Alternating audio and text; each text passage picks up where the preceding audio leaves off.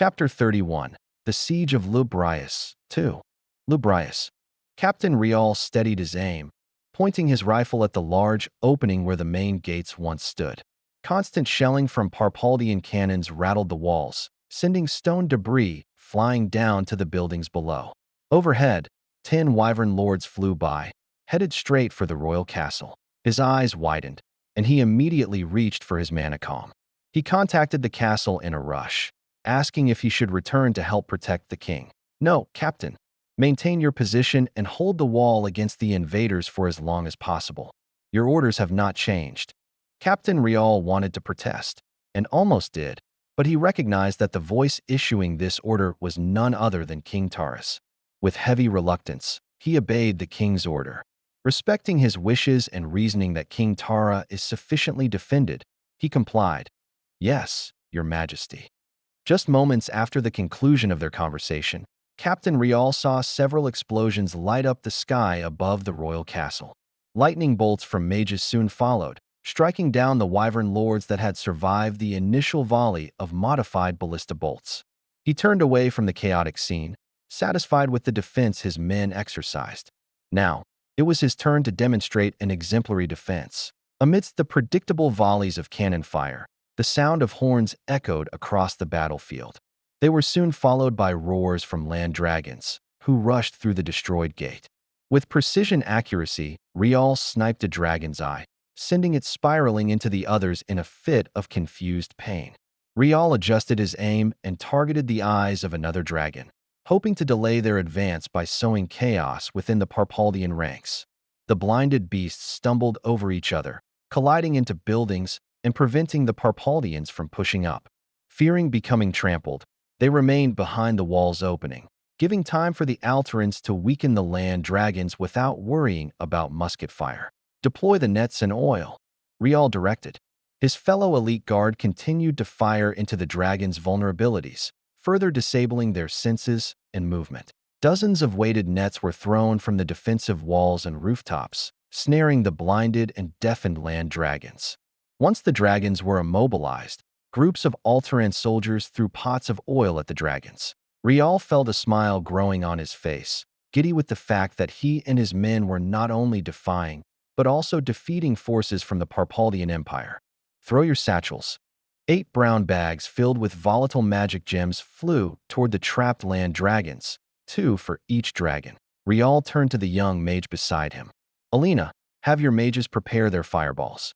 I want them cast upon the trapped dragons on my order." Alina nodded, trembling with nervousness. Using debris from the destroyed gate and wall as cover, Parpaldian musketmen finally pushed through. They had realized that the land dragons were immobilized, but did not recognize the trap that was laying in wait for them. After experiencing heavy Alteran gunfire and arrow fire from the left, they were forced to move to the right, where the land dragons were. Seeing no other cover besides the bodies of the dragons themselves, the Parpaldians made a fatal decision. Alina now. Within seconds, Alina and the other Alteran mages completed their chants and sent 10 fireballs toward the land dragons. The oil around the area was set ablaze, engulfing the dragons in a flame that burned hotter than even their fiery breath. The scorching heat soon reached the numerous satchels strewn about like mines, setting them off with a luminous flash of light. The blast decimated the unfortunate Parpaldian soldiers taking cover behind the dragons. In an instant, almost 100 Parpaldian infantry were annihilated, with no losses on the Alteran side. The land dragons were charred, chunks carved out of their bodies and damaged beyond recognition. However, this still left the thousands waiting outside the walls, ready to flood and overwhelm the Alteran defenders. For now, the explosions and heavy gunfire were enough to force a retreat. Rial thought hopefully, praying that the Parpaldians would see this conflict as too costly and thus pull back. His dreams were shattered when a new priority alert came through the manacom. "Any available units? We require assistance at Zone 4. We are being overwhelmed. The nets didn't work. Please help us." "This is General Love. We have received your request and are dispatching 1 reserve battalion, 12 wyverns, and all elite guard units to your location. Additionally, Zones 1 through 3 are to provide at least half of their forces to assist." Rial was shocked by the number of troops Lav was sending to bolster the defense of only one location. He worried for the defense of the other locations. This risky move could certainly prevent the Parpaldians from breaking through, but was also asking for counterattacks along the lightly defended zones. Unless, he thought, the Parpaldians were focusing all of their troops at Zone 4. He then realized why the Parpaldians would do such a thing. Zone 4 was closest to the harbor and was also the only front where land dragons were still active. Damn it, he said. He looked around as he thought of a plan to deal with the land dragons that were already wreaking havoc on his fellow Alterans. Unfortunately, the only way he could think of slaying one was with explosive magic gem satchels, which could result in unwanted collateral damage. With no other alternatives, he ordered his elite guard to continue toward Zone 4. Instead of going along with them, he made a detour to collect more volatile magic gems. By the time Rial arrived at Zone 4, the Parpaldians had already pushed 2 blocks into the residential districts. All of the civilians in this area were already evacuated in order to utilize the dense urban sprawl for close-quarters combat. However, the fact that a 2-block radius had already been lost to the Parpaldians was unsettling. Groups of demolished and burning buildings signified the Parpaldian Empire's ruthlessness. Bogged down by Alteran guerrilla tactics, the Parpaldians simply decided to lay waste to the buildings around them. Flames from columns of land dragons easily cleared out any Alteran infantry hiding in buildings, causing many to flee to escape the flames. After establishing a defensive perimeter, the Parpaldians cleared out the buildings within their captured territory. Now, an unspoken ceasefire dominated the battlefield. The Parpaldians were too busy consolidating their forces, while the Alterans were too weak to engage the land dragons head-on. The gunfire and sounds of battle simmered down as Rial approached a group of officers crowded around a table. "Who's the commanding officer?" Rial asked, panting heavily from his run. "That would be me, Captain Rial." An upright man raised his hand. His deep voice matched with his burly physique and manly beard, emanating confidence and authority as he spoke. "I am General Lav." "Sir." Captain Rial saluted. "What's that you're carrying, Captain?" "Bomb satchels, sir. I figured we needed a way to deal with the land dragons." Lav nodded in approval. "Excellent forward thinking, Captain. These should be sufficient in keeping them at bay while the ballistae make their way here." "Thank you, sir. You can thank me later, Captain. Unfortunately, I have a new assignment for you." A force of about 50 Parpaldians have been spotted pushing through the shoreline.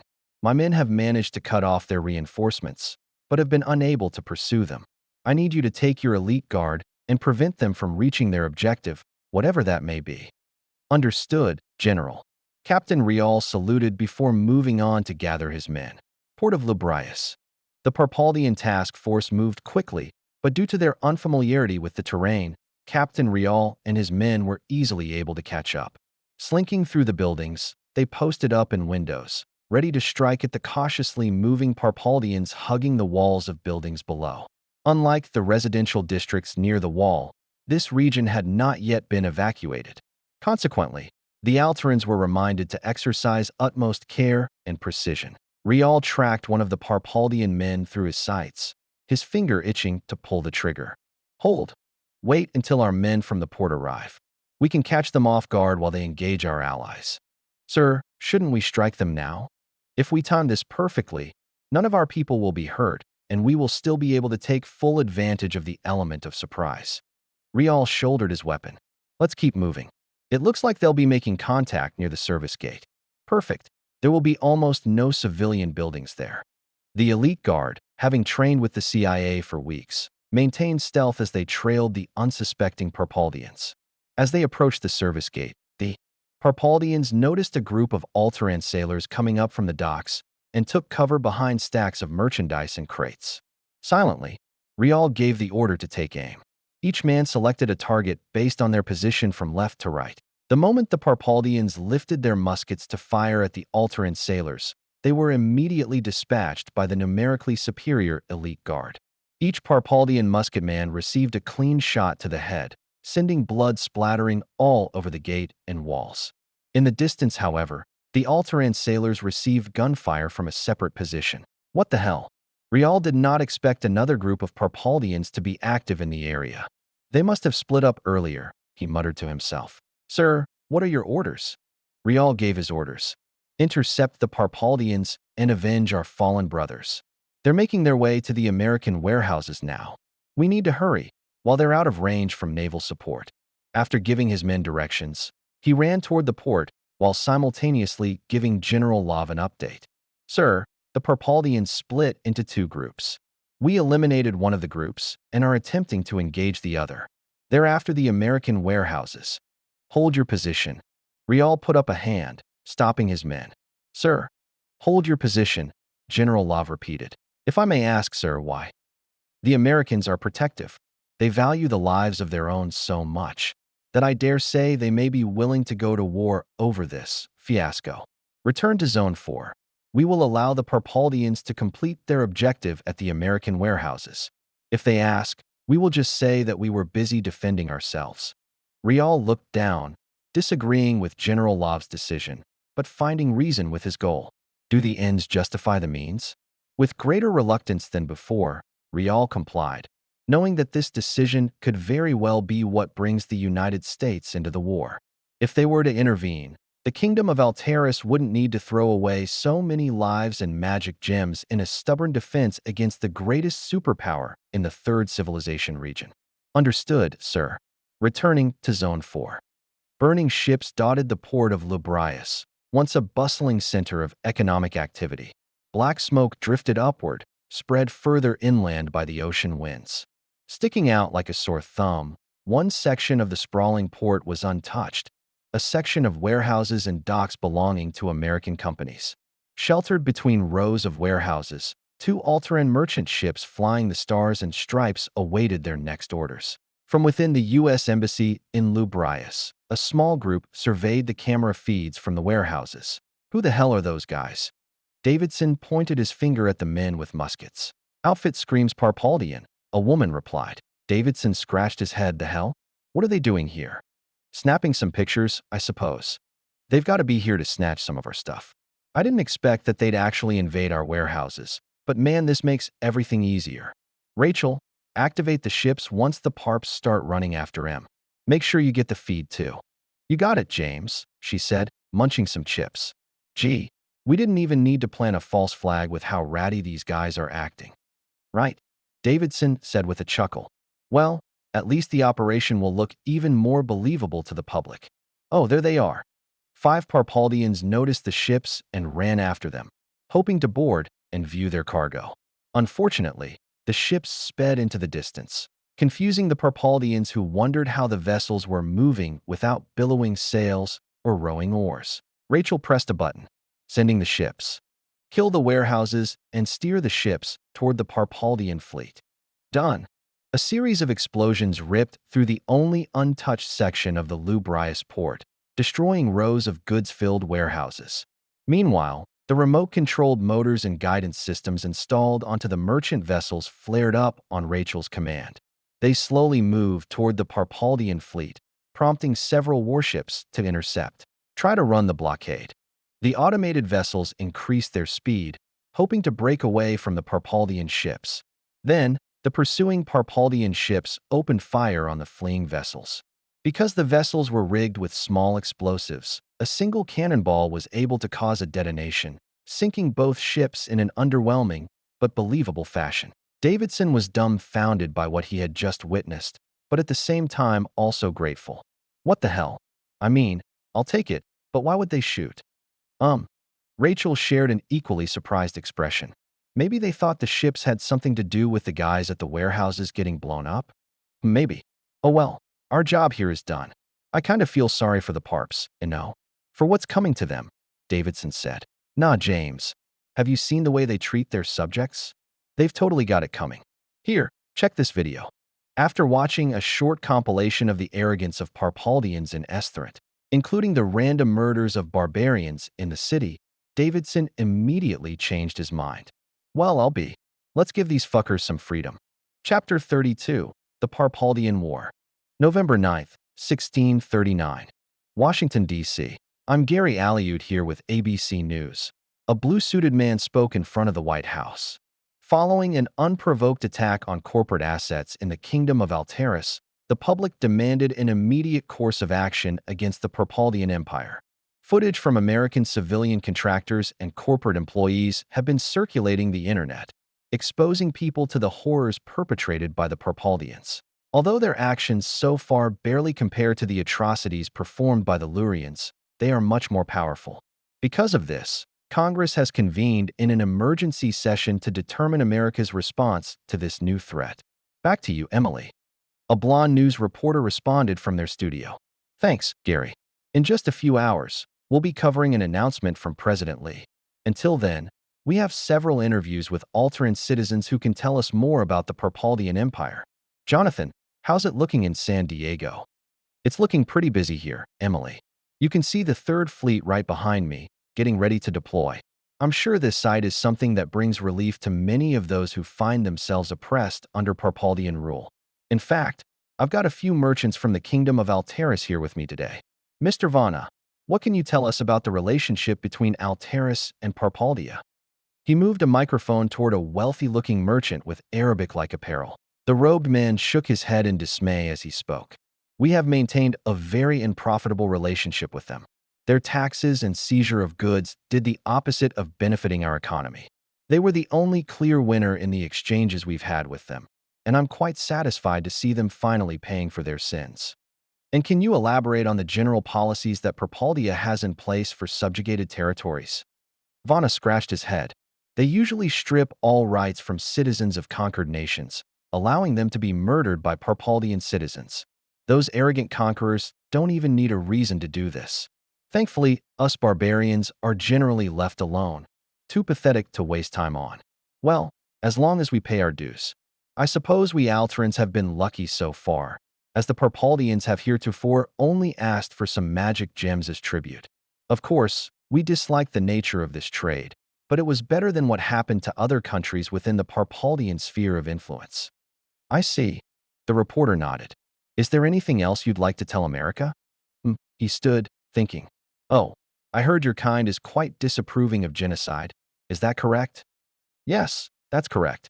Then, you should know that the Perpaldian Empire is no stranger to genocide. The reason why most barbarian countries don't fight back is because of the genocide campaigns that the Perpaldians have enacted in order to strike fear in our hearts. They would prefer not to do this, due to the logistics of such an endeavor, although they will gladly sacrifice resources to accomplish their objectives if they deem that their hold on the third civilized region is at stake. I hope this information is useful to your people.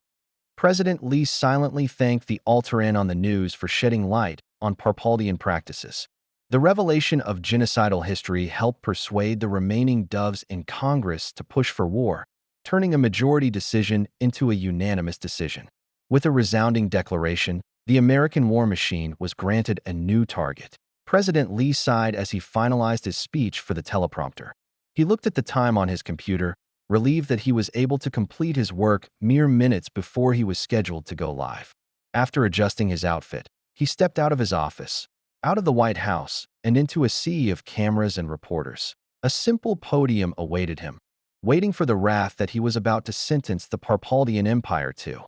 He cleared his throat. My fellow Americans, he began. Yesterday, our citizens received a shock to reality, one that reminds us that we are no longer on Earth. We are no longer surrounded by civility and the safety that Western civilization has given birth to. We found this out the hard way. The Perpaldian invasion force launched an unprovoked attack on not only our warehouses, but also the ships upon which our civilians attempted to flee. The casualties sustained by these barbaric aggressors are minimal thanks to the smart decision to pull out our employees. However, our casualties are not zero. Our eyes have been opened to a new enemy on the doorstep of the free world, a force of evil that seeks to undermine the greatness that we have achieved. Because of the Perpaldian Empire's reckless disregard for not just American, but general human life, your representatives in Congress have heard your calls. As of today, the United States of America is now at war with the Perpaldian Empire. May God bless America. Lubrius, Kingdom of Alteris. Cannonballs punched through the wooden foundation of the residential buildings as if they were paper, trapping garrisoned Alterans under rubble. Another volley of cannon fire shook the ground, pulverizing another street of buildings. Captain Rial grimaced as he watched his men die only for the sake of delaying the Parpaldian advance. Damn it! What sort of cruel nature would allow these men to die like this? If they engage the Parpaldians, they die. If they stay in the buildings, they die. Rial slammed his fist into a wall with such force that debris trickled down from the upper levels. Sir, we should vacate this structure immediately. I don't think it'll be able to hold much longer. Captain Rial nodded, speaking no words due to the anger building up in his chest. He exited the building silently as he thought of a strategy to help push back the Parpaldian forces. Although they had suffered massive casualties due to the guerrilla warfare that his men waged, the Parpaldians were quick learners. Abandoning their standard geometric formations, the Parpaldian infantry began moving tactically, using cover to their advantage. For a time, sending waves of swordsmen to take advantage of their broken formations worked, but new land dragons put a stop to this strategy. Every Parpaldian advance was accompanied by at least one land dragon, and without any more magic gem bombs, killing one was near impossible. Wyvern support was an option, but General Love decided against it due to the urban environment. Any Wyvern airstrikes would likely result in massive collateral damage and the potential loss of units from Parpaldian ambushes. Instead, he took a more conservative route by slowly sacrificing his men in order to buy time for reinforcements and supplies. Captain Rial disapproved of his orders, but realistically he couldn't think of anything else that he could possibly do to fend off the Parpaldian invaders. The only thing he could do was pray, and pray he did. Attention, all units. General Love's voice came through his manacom. We have received word that the United States of America has finally declared war on the Parpaldian Empire. Hold your positions. A small unit of American troops from the embassy is currently on their way to Zone 4 to help repel the invaders. As General Love gave the announcement, explosions sounded off in the distance, toward the direction of the harbor. Captain Rial gave a glance, his eyes widening in relief and a smile growing on his face as he watched dozens of Parpaldian ships burn. Streaks of smoke lingered in the sky, like specters that had marked those ships for death. Soon enough, another volley of the famed American guided light arrows impacted the Parpaldian fleet, sinking multiple ships with each shot due to their tightly packed formation. A new order came through the manacom. The Parpaldian naval bombardment has ceased. Their ships of the line are pulling away to engage the Americans. Battalions 1 to 4 are to reinforce the harbor immediately. The Parpaldians will try to land their forces in order to avoid losing them to explosions.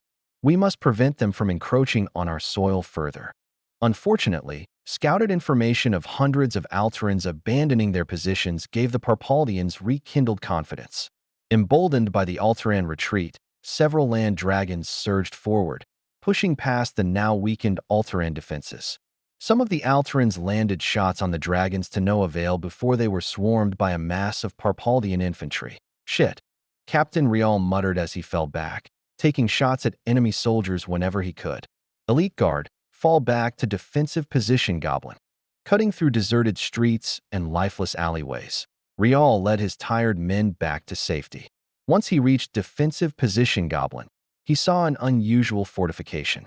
Several bags and crates seemed to be the only thing that stood between the defenders and the incoming Parpaldian horde.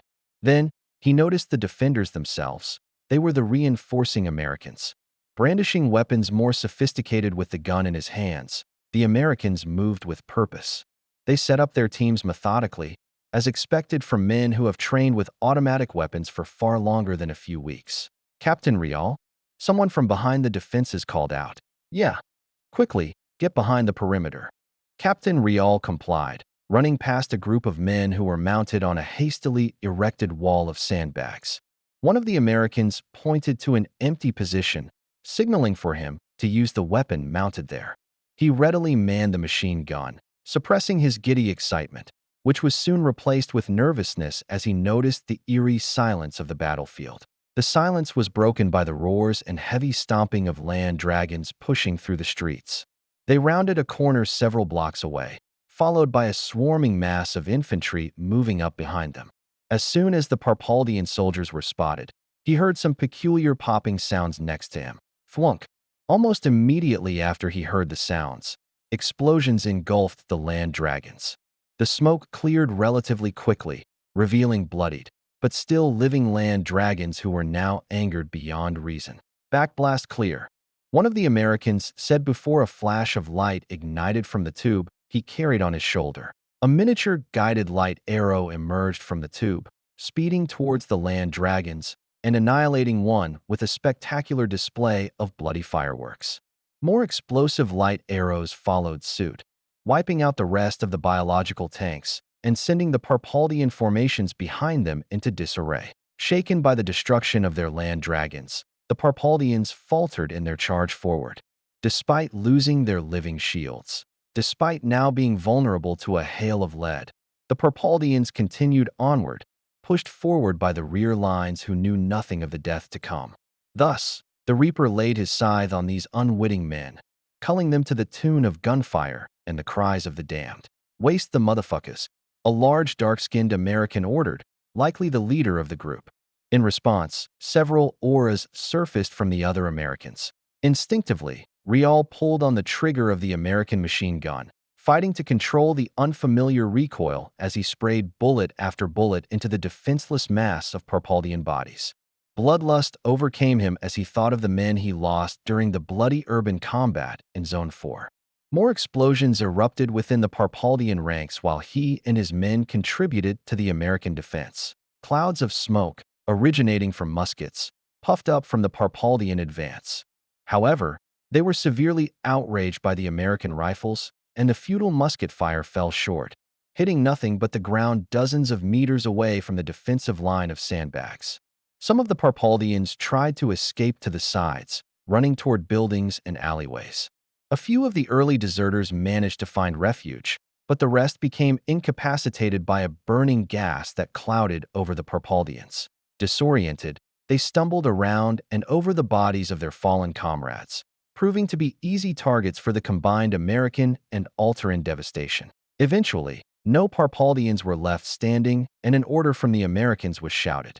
"Cease fire," the large black man said. He then laid his eyes on Captain Rial. "So, you must be Captain Rial. I've heard a lot about you." "I'm Captain Johnson with the United States Marine Corps," he said firmly. Captain Rial offered a handshake while he responded. "I am honored to meet you, fellow captain. Thank you for your assistance here. I'm grateful you think that way, but the job ain't done just yet. We still need to clear out the stragglers and push these motherfuckers out of the city. Check in with General Love, Captain. I've requested for your elite guard to join us in our next operation." Captain Rial blinked, the perfect reply forming in his mind. "Aura, Captain." Johnson smirked. Aura. Chapter 33, Parpaldian Preparations. November 10th, 1639. Esterant, Parpaldian Empire. Mistress Remil. Mistress Remil. A soft voice sounded, slowly growing louder. Remil rolled over in her bed, groaning in annoyance. You must awaken. There is an emergency. The Emperor demands your presence in an emergency meeting." Remil's eyelids flew open, her state of mind immediately switching to alertness as she realized the gravity of the situation. Her maids wouldn't wake her up unless it was a truly dire circumstance. She threw her blanket to the side, getting up with grace and precision. "Jana, bring me my clothes." The blonde maid bowed before exiting Remil's presence. She promptly returned holding Remil's imperial attire, along with a set of magic gems. Using the magic gems, the maid created a small cloud of water to help Remil freshen up before the meeting. Mist swirled around Remil as she was cleaned, her appearance already strikingly different from her prior grogginess. "Thank you. Now do clean my room, Jana." Imperial Palace.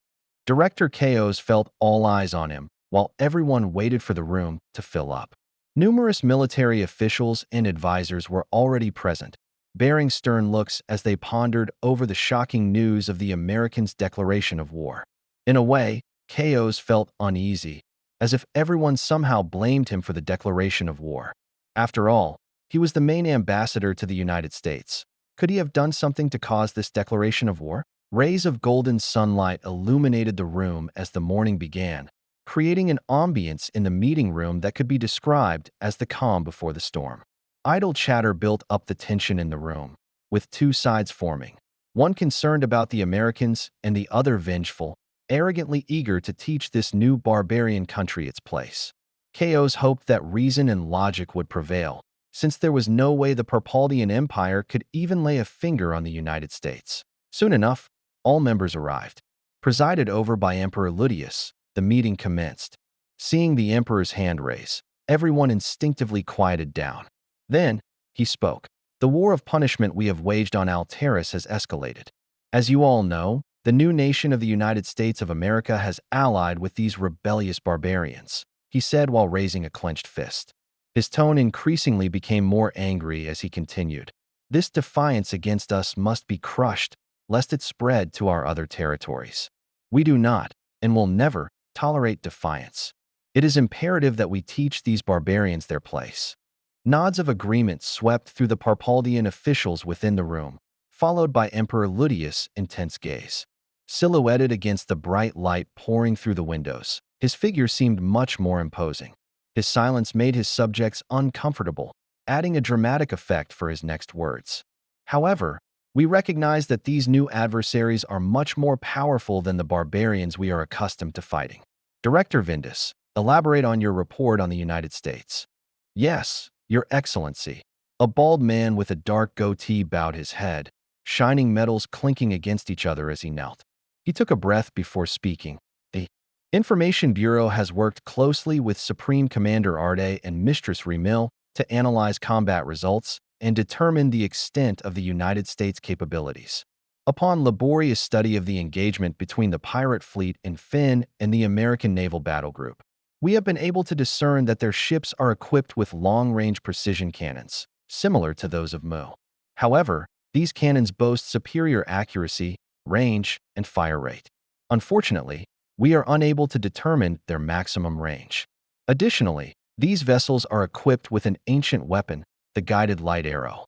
We reason that this weapon is either expensive or low in number due to their reluctance to use them. They seem to prefer using their cannons against our ships. Furthermore, this information is corroborated by our spies in the United States, who are posing as merchants. We have so far yet to learn anything that we can use in combat, but we at least know that these vessels are called destroyers. And we also know that the United States employs carriers, so they understand the significance of air support during maritime operations. What do we know of their aircraft? Vindus continued. Your Excellency, their aircraft bear resemblance to those of Mu.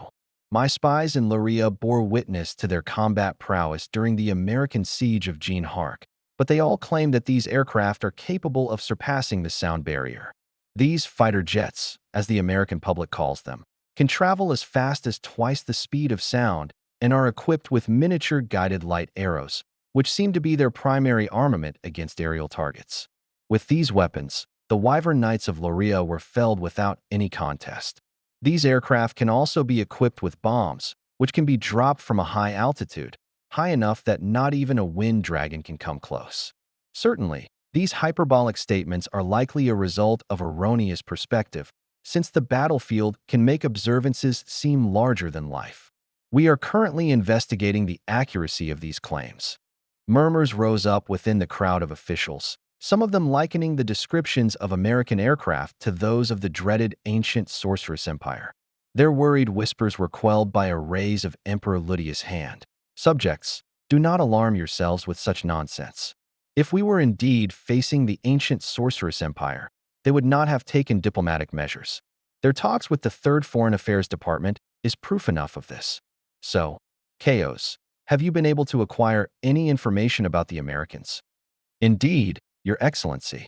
When I received their declaration, my counterpart, Ambassador Anders, made clear the American disapproval of our hegemonic practices.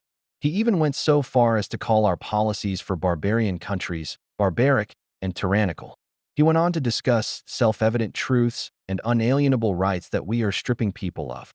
Ludius remained silent, taking in this revelation and allowing the tension in the room to build. Chaos, fearing retribution, kept his head bowed and his gaze on the ground. Cold sweat flowed down his neck, uncomfortably getting stuck in his clothes. Then, Emperor Ludius issued a surprising response. He laughed. Well done, Director Chaos. We now know that the Americans are soft, and we can use this weakness to our advantage. If what Vindus intelligence officers say are true, if what Arde's opinions of the Americans' power are justified, then we shall coordinate our strategy as such. Supreme Commander Arde, you will employ the strategies we've developed against Mu and the Holy Mauritial Empire. Harukas, Ludia's silhouetted figure, turned ever so slightly to face a scholarly-looking individual with flowing blue robes and long brown hair. We shall grant you additional resources to continue your research into the magic anti-aircraft cannon obtained from the Mauritials. Vindus, send your most intelligent agents to the United States immediately to acquire as much information as possible. Although their science is arcane and enigmatic, we may be able to discover some insights that can help improve our own technologies. He clapped his hands. The sound echoed throughout the meeting room several times before Ludius continued. This war will likely be the greatest challenge we have, and ever will, face. There is no doubt that we will suffer greatly, but there is also no doubt that we shall endure and eventually prevail. Victory will be attained through whatever means necessary, and we will punish these Americans for daring to defy us. Moved by the Emperor's speech, his subjects chanted, "Glory to the Parpaldian Empire." Muin Embassy, Estherant. Remil entered the Muin Embassy with Director Elto, immediately setting course for the receptionist. "I need to speak with Ambassador Mugi," she said firmly. The receptionist adjusted his glasses to confirm the identity of the arrogant speaker. "Oh, Miss Remil and Director Elto. I do apologize, but Ambassador Mugi is currently busy with the American ambassador. I'm afraid you'll have to wait in the lobby." The feelings of the Parpaldian duo soured after being told that Mugi and Anders were in a meeting together. Remil maintained her composure, only allowing her expression to sour after she had turned away from the receptionist and walked over to an empty section of the lobby. "Who does that? That barbarian think he is? What sort of important subjects does he need to discuss with Mugi? Unless..." Elto frowned. "Miss Remil, even if the Americans are some sort of proxy state established by Mu, we have no way of proving it. Additionally, I doubt that Mu could have created so many advanced ships, aircraft, and cities in such a short time frame." Remil began to form a retort, ready to reprimand Elto for even suggesting that she was wrong, but she realized the errors of her argument. She sighed. "Yes, I suppose you do have some reasonable points. There's the American ambassador. Let us see if we can get anything useful." Anders recognized the Parpaldians walking up to him. "Miss Remil." "Director Elto." "Ambassador Anders," Remil said, almost hissing. "You know, it's not too late to rescind your declaration of war. There will still be consequences, of course, but none so drastic as those that your citizens might pay for, should you allow this war to continue." Anders raised an eyebrow, scoffing. "Is that a threat, Miss Remil? This is an opportunity to save yourselves from the wrath of the Parpaldian Empire." A few employees stopped their activities, intrigued by the scene unfolding in the lobby. Security guards stood watch, ready to take action, while citizens from both Mu and the Holy Mauritial Empire paid close attention to the tense conversation. Anders gave a cocky smirk. "Is that so? How pitiful. I expected more manners from someone as civilized as you. I've already submitted my country's terms to Director Chaos. I suggest you work something out quickly, while you still have a standing military," he said before turning around and leaving. Remil stood there, speechless. She glared at the retreating back of the American ambassador, insulted and embarrassed by the way he treated her. How dare a barbarian talk to someone from the Third Civilization region's greatest superpower in this way? "Miss Remil," Elto said, placing a hand on her shoulder. "Your face is developing a reddish discoloration." Remil angrily brushed Elto's hand away. "I know," she hissed. "Damn it. Never mind that barbarian. We will have our moment later, when we crush his nation's forces. Let us go see Ambassador Mugi." Elto felt uncomfortable with Remil's stubbornness. He wondered why she kept insisting that the Americans were inferior and easily defeatable like any other barbarian, especially after Emperor Ludia's stark realization of their power. He attributed her erratic, illogical behavior to the sacrifices she would have to potentially make. Understanding her position and how worried she was for the future, Elto sighed and replied, "Yes, let's go see him." They were then led to Mugi's office, where they saw the Muin ambassador holding a strange, tablet-like object that displayed moving pictures. Mugi tapped a symbol on the device's screen, causing the video to pause. Miss Remil and Director Elto, what can I do for you today? Miss Remil looked at Elto, allowing him to speak. Ambassador Mugi, Elto said, we wish to inform you that the Parpaldian Empire is currently in a state of war against the United States of America. We recommend you cease trade with them. Your ships may be caught in the crossfire. I will take that into consideration and send it up to my superiors. Thank you for the notice. Is there anything else? Yes, Remil budged in. I couldn't help but notice many of your citizens preparing to leave. The embassy seems more crowded than usual. We received advance notice of the war from Ambassador Anders' office. He walked up and closed the door to his office. I'll be honest with you. Out of respect for decades of professionalism together, we predict a very high probability of the war coming to your shores, most notably Estherant, since the city is positioned by the coastline. Are you suggesting that our navy cannot defend our capital? No, Mugi said grimly. I'm telling you. I will, however, suggest that you find a peaceful solution to this conflict as soon as possible. Even if we were to face the United States, heavens, even if the Holy Mauritial Empire were to face the United States, it would be a disaster. Their capabilities are more than you can prepare for even with a century's worth of time. Estherant is a beautiful city. I'd hate to see it razed to the ground. So, is this a complete evacuation then? Elto asked. I'm afraid so, Mugi replied. If the Parpaldian Empire still exists after this war, Mu shall return. My entire staff, however, is being reassigned to the United States, so you'll unfortunately have to see new faces. It's been a pleasure working with you, Director. He offered a hand. Elto gave Mugi a firm handshake. You as well, Ambassador. Mugi looked at his wrist, at an intricately crafted watch which was clearly American in design. I truly apologize, but you'll have to excuse me. He grabbed his personal belongings as he spoke. My government wants my people evacuated by the end of today, so I must leave. Miss Remil, it was a pleasure to see you. Mugi gave a quick bow, then left the room with his luggages, leaving the room empty save for furniture. Elto sat back in his chair, looking over at Remil, who seemed to be shaken and deep in thought. Miss Remil, I don't know what to do. If you can't decide now, you'll be left with only one decision later. Time is of the essence, Miss Remil. Chapter 34, The Imperial Army's Defeat. November 12, 1639. Lubrius. Explosions tore through the already ravaged streets of Zone 4 as a firefight between Alteran units and Parpaldian stragglers ensued. The Americans, after helping clear out most of the Imperial Army, returned to their embassy with no losses. Some Alterans noticed this, feeling abandoned and forced to bear the burden of urban combat, but realized it was relatively justified. It was only fair that the Americans leave the dirty infantry combat to the Alterans. After all, they had eliminated the Parpaldian land dragons. After all, this was the Alterans' own city. Captain Rial was among those who felt betrayed by this course of action. Although he recognized the honor in allowing the Alterans to take back their own city after the Americans had done most of the work, this also meant more Alteran casualties. Without American equipment, more soldiers had to be deployed, including magicians. He was assigned to secure a crossroad with a contingent of his elite guard along with a few mages. At first, he was more than eager to demonstrate the abilities of his men and of his proud nation, but all feelings of pride and honor were cast aside when he noticed a familiar green-eyed brunette. Standing tall with her staff, she seemed ready for the upcoming battle, but also nervous. Alina? Captain Rial, she said, her eyes lighting up. Rial gave a comforting smile, although his internal feelings were in turmoil. You ready? Yes, sir. All right.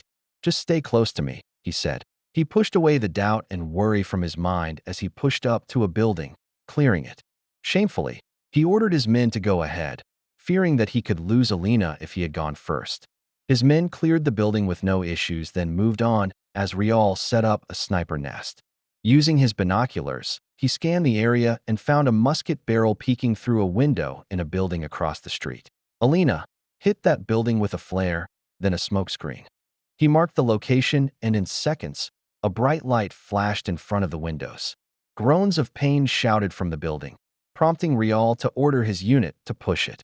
As the Alterans sprinted across the street, a smokescreen enveloped them, obscuring them from any potential gunfire.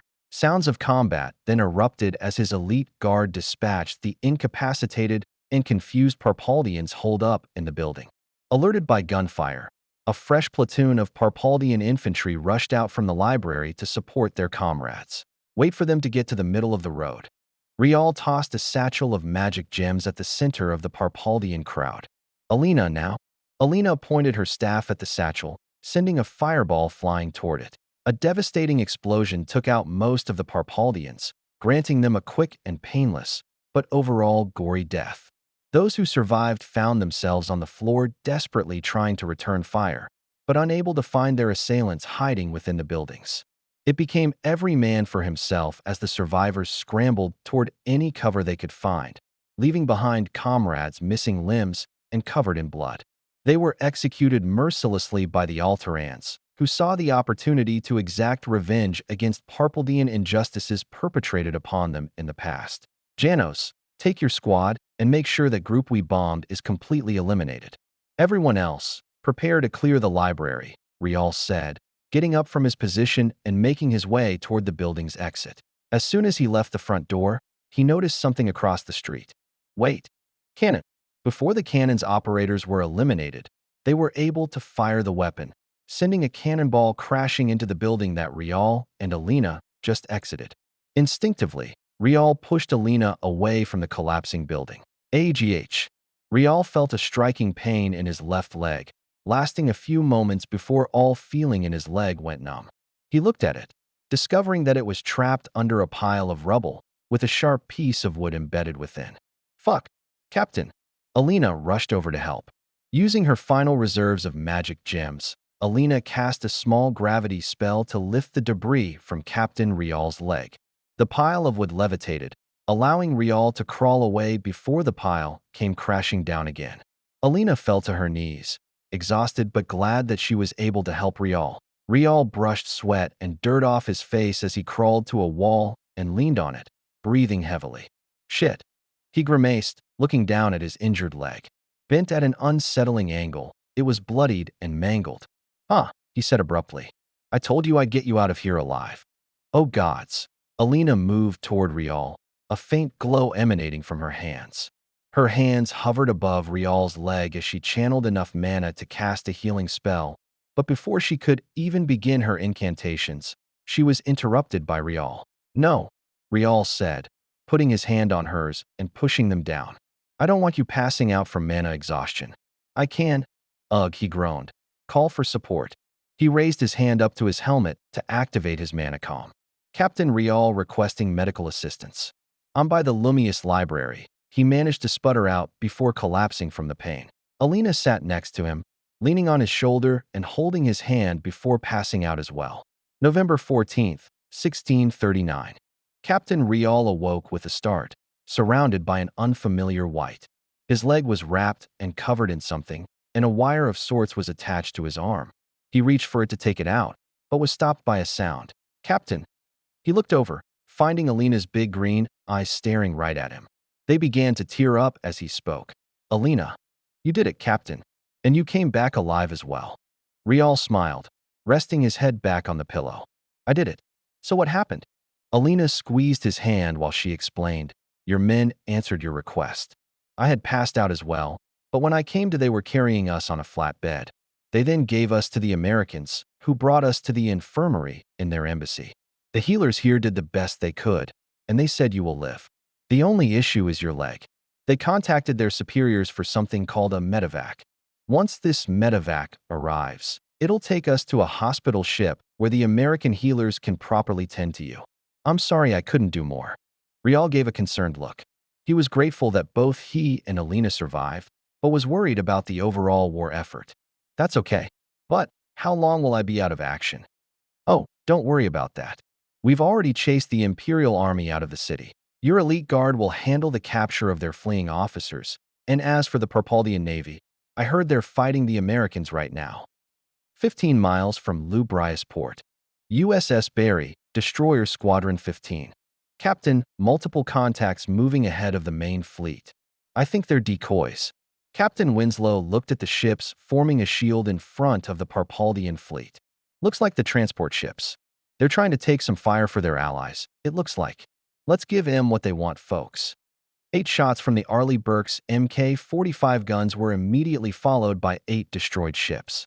Boasting a rate of fire of 20 rounds per minute, the guns were more than enough to eliminate all of the approaching transports and supply ships before they could even get close to the American destroyers. The ships of the line trailing close behind traveled a laughable distance when factoring in the 100 ships that were sacrificed. All right, let's put another mile between us. I don't want to risk any shots from these guys. Those cannonballs are still a threat. The 8 American destroyers backed up toward the open ocean. With a speed faster than anything the Parpaldians could muster outside of a dozen tiers strapped to a small, light ship, the American vessels moved out of range from the Parpaldian fleet.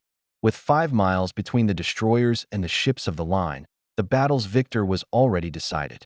The fate of the Parpaldian Imperial Army was sealed once the chorus of precise American cannon fire began. The Mark 45 guns swiveled and danced as they orchestrated the deaths of ship after ship. Cold, calculating shots were coordinated by artificial intelligence, preventing overlap as the American destroyers eliminated 8 ships at a time simultaneously and in quick succession. During the few seconds between each volley, the surviving Parpaldian warships traveled a bit more, getting closer to their targets, but still remaining too far away. Some of the ships were simply disabled, a large hole in their hulls condemning them to a slow death as they sank. A few of the smaller warships were obliterated completely, their ammunition stores ignited. The larger ships fared better, with some of them requiring 2 and, on occasion, 3 shots to take down. Although Parpaldian anti-magic plating wasn't effective against the American rounds, it also wasn't particularly useless. After losing the larger man-o-wars, the Parpaldians fell into disarray. If their capital ships couldn't even reach the Americans, how could the smaller 60-gun warships stand a chance? Much less the 40-gun warships? Trapped in a ruthless cycle and realizing the nightmarish power of the Americans, the Parpaldians finally raised white flags. I'm surprised we didn't have to kill all of them. Took like what, 75% losses just to get them to see reason. Winslow scoffed at the ships off in the distance, floating amongst the debris of their allies. Master Chief Barnes shrugged. Well, at least a lot of them were smart enough to abandon ship. Winslow watched rescue operations through his binoculars. Yeah, sucks to be that guy though. He offered his binoculars to Barnes. Barnes found the scene Winslow referenced, grimacing in pity and disgust. Good God, how's that poor fellow still alive? That piece of wood is just inside of him. Man, I just wish these guys would just give up, you know? It's so crazy how stubborn these guys are. They haven't got a clue who they're messing with. Yeep. Say, want to make a bet? Sure. How long you think it'll be before these folks finally surrender? I'm betting next month, or whenever we reach their capital. With how stubborn these guys are, we could be seeing another Afghanistan or Vietnam. Let's just hope destroying their entire Navy and Air Force will convince them to stop. Winslow shook his head, sighing. Gee, let's hope so. But if you really think about it, the people in this world are very, structured. It's like there are no democracies or anything here. So we could probably take Parpaldia as long as we have nobles or royalty who support our side, right? Kinda similar to Loria. Maybe. But man, this stuff makes my head spin. This is way above our pay grade. Yeah. Say, you hear about that love story going on with the Alteran King's elite guard captain? Pretty heartwarming. Chapter 35, Adapt or Die. November 18th, 1639. Imperial Palace, Estherant. Chief Madel, a slim brunette man, saluted the wizened legend as he entered the room. Admiral Ballas. Madel returned the salute, his actions firm and robotic despite his body's somewhat frail appearance and his old age. He then turned to face the Emperor and the directors of the Parpaldian Empire's various agencies. Your Excellency, he knelt, noticing the relaxing tension of the room. Emperor Ludius spoke with firm authority, forming an interesting dichotomy with his youthful appearance. This time, he was no longer silhouetted against a background, and his concerned demeanor was clear as his face. You may rise. Chief Madel, tell us of this new plan you've devised. Certainly, Your Excellency. Madel produced a large map from his coat, unrolling it on the table. Unlike any map they were accustomed to, this one was incredibly detailed and even provided an inhumanly accurate scale. Excited whispers and amazed looks filled the room as the surprised Parpaldians analyzed the incredible discovery. How devious, Arde commented. How did you come to procure this article? He asked as he brushed his fingers over the fine paper. Madel looked at the dark-coated man, wearing what the Americans called a trench coat. We should thank Director Vindis for this spectacular acquisition. Would you care to elaborate? Vindis folded his hands together as he began. There's not much to it. We sometimes forget that these Americans are just as human as us. And as such, they are prone to the enticement of wealth. What commoner would say no to a bag of gold coins for something as trivial as a map?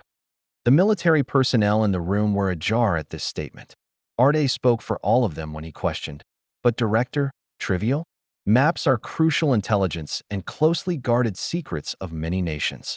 The Holy Mauritial Empire shares maps indeed, but nothing as sophisticated as the one we see before us. Yes, Supreme Commander. Trivial. They bask in technology beyond our comprehension, technology that makes the production and distribution of maps such as this. Vindis lifted a corner of the map, all but a trivial task. Of course, the merchant we purchased this item from was not keen in partaking in what he deemed to be criminal activity. Nonetheless, my agents were able to convince him by playing ignorant and invoking arguments relating to shipping lanes and efficiency. The Americans enjoy freedom and liberty too much to keep track of every person, every conversation, and every product that is sold. You speak as if they are capable of perpetrating this massive surveillance operation in the first place. Emperor Ludius chimed in. Your Excellency, Vindis explained, my agents were able to identify the presence of numerous observational artifacts known as cameras, similar to our crystal balls. These cameras are present everywhere, in their vehicles, buildings, and even on the personal artifacts called phones, which everyone carries. Because of this, my agents have had to move extremely carefully as to not arouse suspicion. We were lucky to get this map. I fear that it will only be more difficult to procure more items from the American homeland. That is understandable, Director. You've already done more than I expected with this map. Have your agents remain inconspicuous for the time being. Chief Madel. He gestured toward the map. Madel pulled out a pencil and ruler, carefully comparing the ruler to the map scale before proceeding. When I first saw this map, I questioned the accuracy of this scale here. To confirm, I spent the past week organizing civilian ships to travel between key locations, such as Estherant and the Sios Kingdom. By monitoring ship speed and time traveled, we calculated the distance between these key locations and then compared our results to the information on the map. This scale turned out to be correct. Now that we know this scale can be relied on, I have devised a plan to set up a communication relay system with ships and manicoms. Madel marked spots on the map and circled them, spacing them evenly. Knowing the range of manicoms, we can position ships in a defensive grid, which will act as an early warning system should the Americans push through. This can buy us several days' worth of preparation. Emperor Ludius hummed in agreement. Fascinating, but how exactly will we fight them? The speed and range of their ships exceeds ours, so they can employ hit-and-run tactics without suffering any losses. Madel nodded. We must avoid a direct confrontation. I believe that we can use magic to our advantage here. By summoning fog and clouds, we can hide our fleets near coves and other natural formations. I've already identified several key locations near islands and ports which we can use. The only issue then would be luring the Americans there. After a moment of silence and thought, a voice spoke. Vindis pointed to one of the marked islands on the map. Holsink Island is perfectly equidistant from Estherant, Duro, and Lubrius. It is also large enough to host a significant base. Could we perhaps establish decoys on this island? My agents could certainly help spread rumors if so. All eyes looked to the Supreme Commander. Arde stared at the map intently for a few seconds before releasing his final decision. Although this tactic is cowardly and not reflective of our proud dominance over the third civilized region, it is necessary. We adapt, or die? Chief Madel, you have my full approval for this endeavor of yours, should His Excellency find it promising. All eyes then looked to Emperor Ludius. This is a sound plan, but we must have a course of action after this ambush has taken place. There is no doubt these Americans will have more ships to fight us with. Arde answered confidently. By studying the American reaction to this ambush, we can enhance the effectiveness of future attacks. I shall also commission the construction of more ships, decoys to be used in order to draw out the enemy's guided light arrows. Eventually, they may vanquish our fleets, but this is to be expected. Once they begin their landings, we will employ the same strategies that General Cu struggled against in Lubrius. And what might these strategies be? Remil asked, breaking her silence. I myself am unsure what he speaks of, but it is evidently highly unorthodox and involves, regretfully and shamefully, a significant amount of hiding. Vindus relaxed back in his chair, thinking of the described tactic. If I recall correctly, my agents did note down a particular topic of interest, something that seems to be a crucial part of American culture. This has only ever surfaced in complaints and references, but by piecing this puzzle together, I believe that something called terrorism is something the Americans fear. It is why their surveillance and security is so complex. This terrorism is also associated with unorthodox strategies. Such tactics fall under an encompassing term, guerrilla warfare. San Diego. A lone mechanical ship belched smoke as it pulled up to the harbor. Escorted by an American frigate, the lone vessel was guided into a docking platform. Parking near the USS Midway and a couple Disney cruise liners, the ship looked tiny in comparison and certainly anachronistic. As if it were a new museum ship to accompany the Midway, many onlookers flocked to visit only to be turned away by agents from the Diplomatic Security Service and local police. With Moo's flag fluttering proudly in the coastal wind, the vessel came to a full stop. While workers secured the ship and anchored it, the combined Muan and American passengers flocked to the upper deck. Both basked in the scenery, the Americans appreciating a safe return home and the Muans gawking at the fabled land they had heard so much about. Ambassador Anders saw Mugi leaning along the ship's bow, clearly awestruck by the downtown skyline and the massive ships anchored nearby. "Welcome to America, Ambassador Mugi," he said, patting the dumbfounded man's shoulder. Snapping out of his childlike wonder, Mugi quickly moved to elaborate. "Thank you, Mr. Anders. Of course, I have seen this many times, but only in the pictures you've sent us. Seeing this in person is truly uplifting. I can even imagine our current cities looking like this within the span of a few decades. And so it can be. The people of Mu are not too far behind us technologically, and I find your integration of magic into machines quite fascinating." Mugi felt a sense of pride swelling up within him, grateful that his people did indeed have something over the Americans. "Thank you. There is much we can learn from each other." Anders gave a slight smile.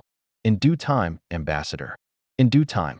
We need to get your staff set up in the new embassy first, and then we'll need to contact your home government for details regarding any agreements or treaties." Of course. So will you be showing us around?" Anders shrugged. "Perhaps. I and my staff will likely be in town for a couple weeks while Washington figures out where to reassign us to.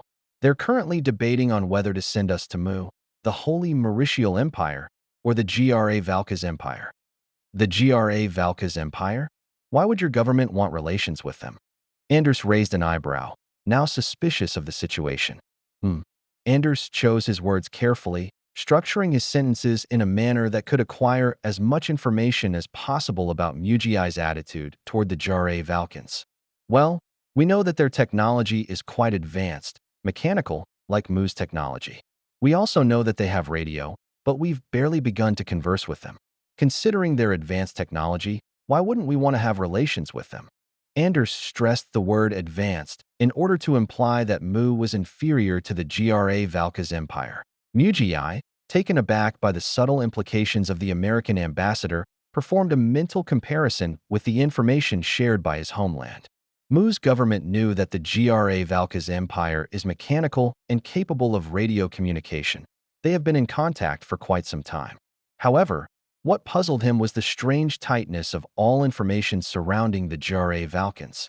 His government only shared their general location and small details regarding their technology, such as their likelihood to have planes and automobiles. Suddenly overcome by fears of a conspiracy perpetrated by his government, Mugi freely discussed all the information that he knew.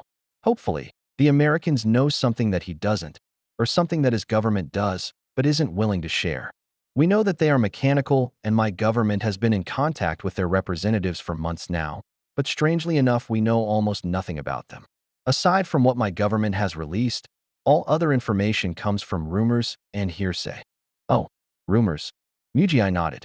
Like both of our nations, the Valka's empire appeared out of nowhere. This fact alone should have been reason enough to reach out, to help each other understand why we've been taken from our home worlds. Soon after their appearance, the rumors started. We heard of small island nations being conquered in under a day, their navies and armies swept aside by a relentless force. Some even surrendered without a fight. Then one day, they encountered the kingdom of Paganda. This rumor comes from a servant who had since escaped from the ruined nation and does seem overly exacerbated, but nonetheless, he is one of the only survivors who has seen the events unfold.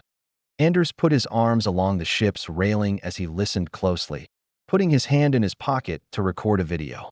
He discreetly unlocked his phone and began recording before placing it back in his pocket and turning back toward Muji. According to him, the Valkans were once peaceful, sending out delegations to establish relations with nearby, civilized countries after they had already conquered all of the uncivilized barbarians. This peaceful approach soon came to an end when one of their diplomats was killed by the Pagandans. Soon after, the kingdom was conquered. Their wyvern knights were slaughtered one-sidedly by mechanical aircraft. In fact, the servant likened their aircraft to our own, except with one set of wings rather than two. He wondered at first if they had accidentally angered Mu, but realized this wasn't the case when the Valkan Navy appeared, flying a flag that certainly wasn't ours and boasting ships that differed greatly in design and overall size from ours. What he described seeing, he described it to be a super dreadnought, with cannon placements similar to those of my country's dreadnoughts, although brandishing much larger caliber weapons. He visibly shuddered while talking about the rumor. Sounds about right, Anders said nonchalantly. What? You know of this? I honestly would have thought that your people knew just how advanced the Valkans are compared to yourselves. Now that I think about it, considering Mu's proximity to the Valka's empire and Lifer, it would be impossible for your people to not know about this. Or at least, your government. His eyes widened in realization. That must be why my government is restricting information. If word got out that our highest officials are concerned about hostilities with a superpower like that, it would be disastrous for our prestige. Goodness, it all makes sense now. Why we're spending more on the military, why we're sending more diplomatic personnel to Runiopolis, and why Lifer surrendered so quickly. That would confirm our worst suspicions. The Valka's empire is a hostile aggressor, a conqueror much like the Parpaldian Empire. Going back to your earlier question, I now believe I might get sent to the Valka's empire because my government deems them an international relations priority. This is likely due to their level of technology, which can pose. Anders looked for a neutral term to describe his fears. Fears that a World War II-era country could certainly be capable of unleashing. Disastrous consequences if diplomacy with them isn't handled correctly. This mission might even take priority over the Holy Mauritial Empire if the worst-case scenario holds true. Muji noticed a slight darkness fall upon Anders, as if the topic he discussed wasn't meant for mortals to hear. If I may, what exactly do you mean by disastrous consequences? It's better that you don't know. But if you really need your curiosity satisfied, I suppose I can compare this to the Ravernal Empire and their most devastating weapons. No, you can't possibly mean core magic, or its scientific counterpart, nuclear weaponry. Chapter 36, Complan PE-002. Arlington, Virginia. President Lee took a deep breath as he walked through the hallways of the Pentagon.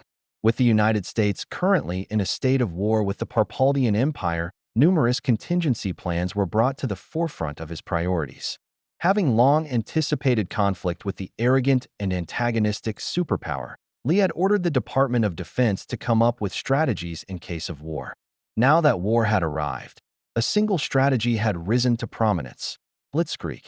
The reasoning behind this derived from the successful defeat of the Kingdom of Luria and the subsequent rumors that spread. By making the most of the United States' technological advantage, they could drastically lower the morale of the enemy, potentially turning the Parpaldian population against their own government. However, Lee wanted to avoid ground combat as much as possible, since urban warfare could lead to significant casualties, both on American troops and on local civilians. Some personnel flowed through the hallways as information circulated the Pentagon. Although most of the Department of Defense staff took this war seriously, there was little tension due to the relatively unthreatening power level of the Parpaldian Empire. At worst, it could become a thorn in the side of the United States, but certainly not as bad as Afghanistan or any other minor conflict within the past few decades. At best, the Parpaldian Empire could turn into a subservient vassal state. As Lee walked into Current Actions Center, he marveled at the scores of screens and other advanced instruments adorning the walls. He continued to observe the sprawling hive of activity as he continued down to the floor below, eventually joining his military leaders and advisors in a secluded meeting room. The room's occupants constituted the various chiefs of staffs, along with some of the highest-ranking officials within the respective branches. Also present were several foreign policy and domestic advisors, there to help guide any strategies away from potential media disasters. No one in the room wanted a crisis that could potentially damage Lee's presidency or any careers. Saluting their commander-in-chief, everyone operated with astonishing synchronicity and rigidity, a testament to their training and experience.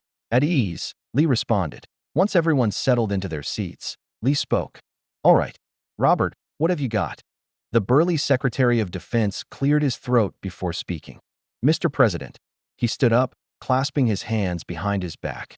"After reviewing the intelligence collected by DIA, Defense Intelligence Agency, we've opted to proceed with Complan designated P002. As he spoke, a large screen displayed the details of the aforementioned plan. A map of the Phalades continent appeared, with black dots signifying major cities and red dots signifying military targets. A few of these dots were more prominent, with a large red dot appearing to the north of the Parpaldian capital of Estherant. Other smaller targets were dispersed throughout the coastline, including the naval base at Estherant, the bases at Duro, and a mysterious unknown located on an island between Loubrias and Estherant. The Parpaldian Empire has most of their forces concentrated in 3 locations: the northern end of the Duro River, the southern end of the Duro River, or essentially next to the city of Duro itself. And finally, there is a base situated to the north of Estherant. The map on the screen zoomed into the region around Estherant, highlighting the enemy fleet and the Estherant base. Satellite imagery depicted the layout and topography of the region in perfect detail. Passive surveillance along with data collected from operators in the field suggests that this base to the north of Estherant is likely composed of the most elite of Parpaldian units. We have already been able to identify a new strain of bioform alpha, better known as wyvern. In comparison to the wyverns employed by the other Phaladian countries we've come into contact with, the Parpaldian Empire primarily employs a slightly stronger version, the Wyvern Lord. According to new intelligence, they've upgraded their arsenal and are now producing what we are designating to be Wyvern Overlords, as evidenced with these aerial photographs. So far, this world's threats have proven to be meager in comparison to those we've faced back home. However, we are maintaining caution, and as such, Complan P002 calls for the immediate destruction of this base. The screen's images dissolved, allowing visibility of the map in the background once more. The map then zoomed out and zipped toward the kingdom of Alteris. Thanks to the efforts of Ambassador Anders, we've been able to secure a Muin airfield in the kingdom of Alteris, which we can and are currently in the process of modifying. After the modifications complete in a week, we will be bombing these targeted bases. The map highlighted numerous spots within the Parpaldian Empire. At the same time, we'll be launching an offensive against the Parpaldian Navy, with the 7th Fleet positioned to split and eliminate the Estherant and Duro fleets simultaneously. The 3rd Fleet will maintain security of our allies and of our shores, covering the eastern part of the Parpaldian Empire and stretching up toward the Kingdom of Reem. A simulation of fleet movements accompanied Robert's description, with lightly colored blue vessels moving in and surrounding the Parpaldian coastlines. In contrast, enemy ships designated in red consolidated within the ports. In the meantime, however, we're going to be investigating this anomaly, an island located between Loubrias and Estherant. Satellite imagery reveals nothing but clouds and heavy fog over this particular island, which is leaving our meteorologists stumped. Radar scans, however, have detected a large number of contacts. We believe that the enemy is attempting to amass a fleet here, likely for a counterattack. Carrier Strike Group 5 has been dispatched to investigate. The screen promptly shut off as the presentation concluded. President Lee pondered over the information.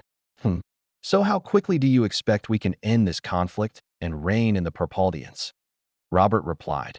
If the Parpaldians become demoralized enough by the immediate destruction of their most powerful forces and most well-defended bases, then I anticipate a quick surrender. If, on the other hand, their leadership prove to be stubborn, then we may see an extended conflict involving guerrilla warfare. I see. Then I suppose we should hope that Director Chaos makes up his mind and develops a plan. Chaos estate.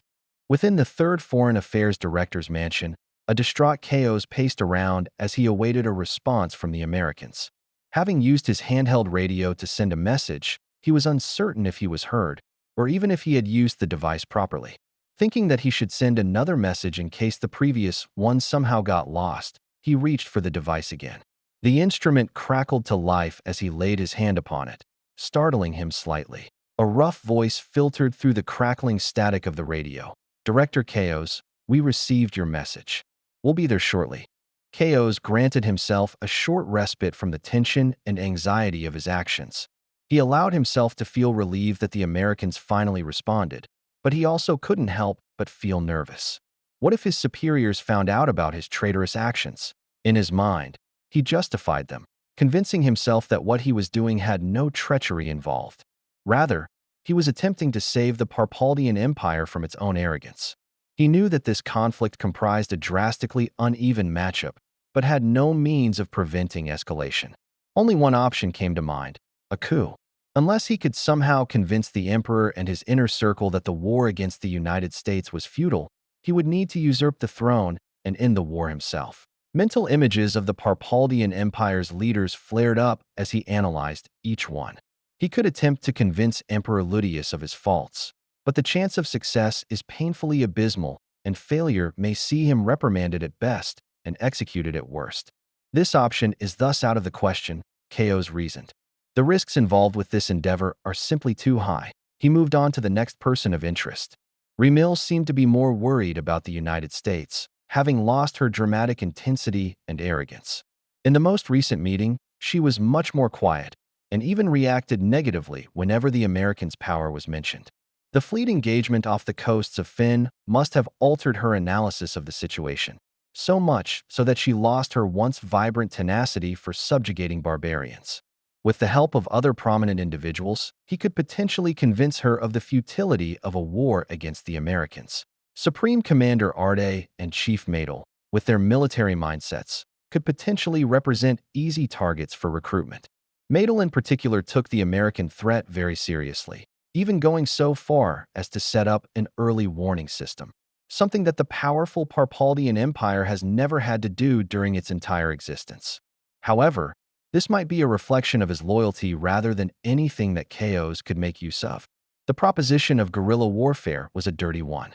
If these military leaders had been pushed far enough to even consider such cowardly tactics, then it certainly proves their unwavering loyalty to Ludius and his empire. However, Chaos could tell that they know that defeat is inevitable. Is the suggestion about guerrilla warfare then a bargaining chip to help bog down the Americans in a painfully long war? If this was the case, then a peace treaty could likely be reached.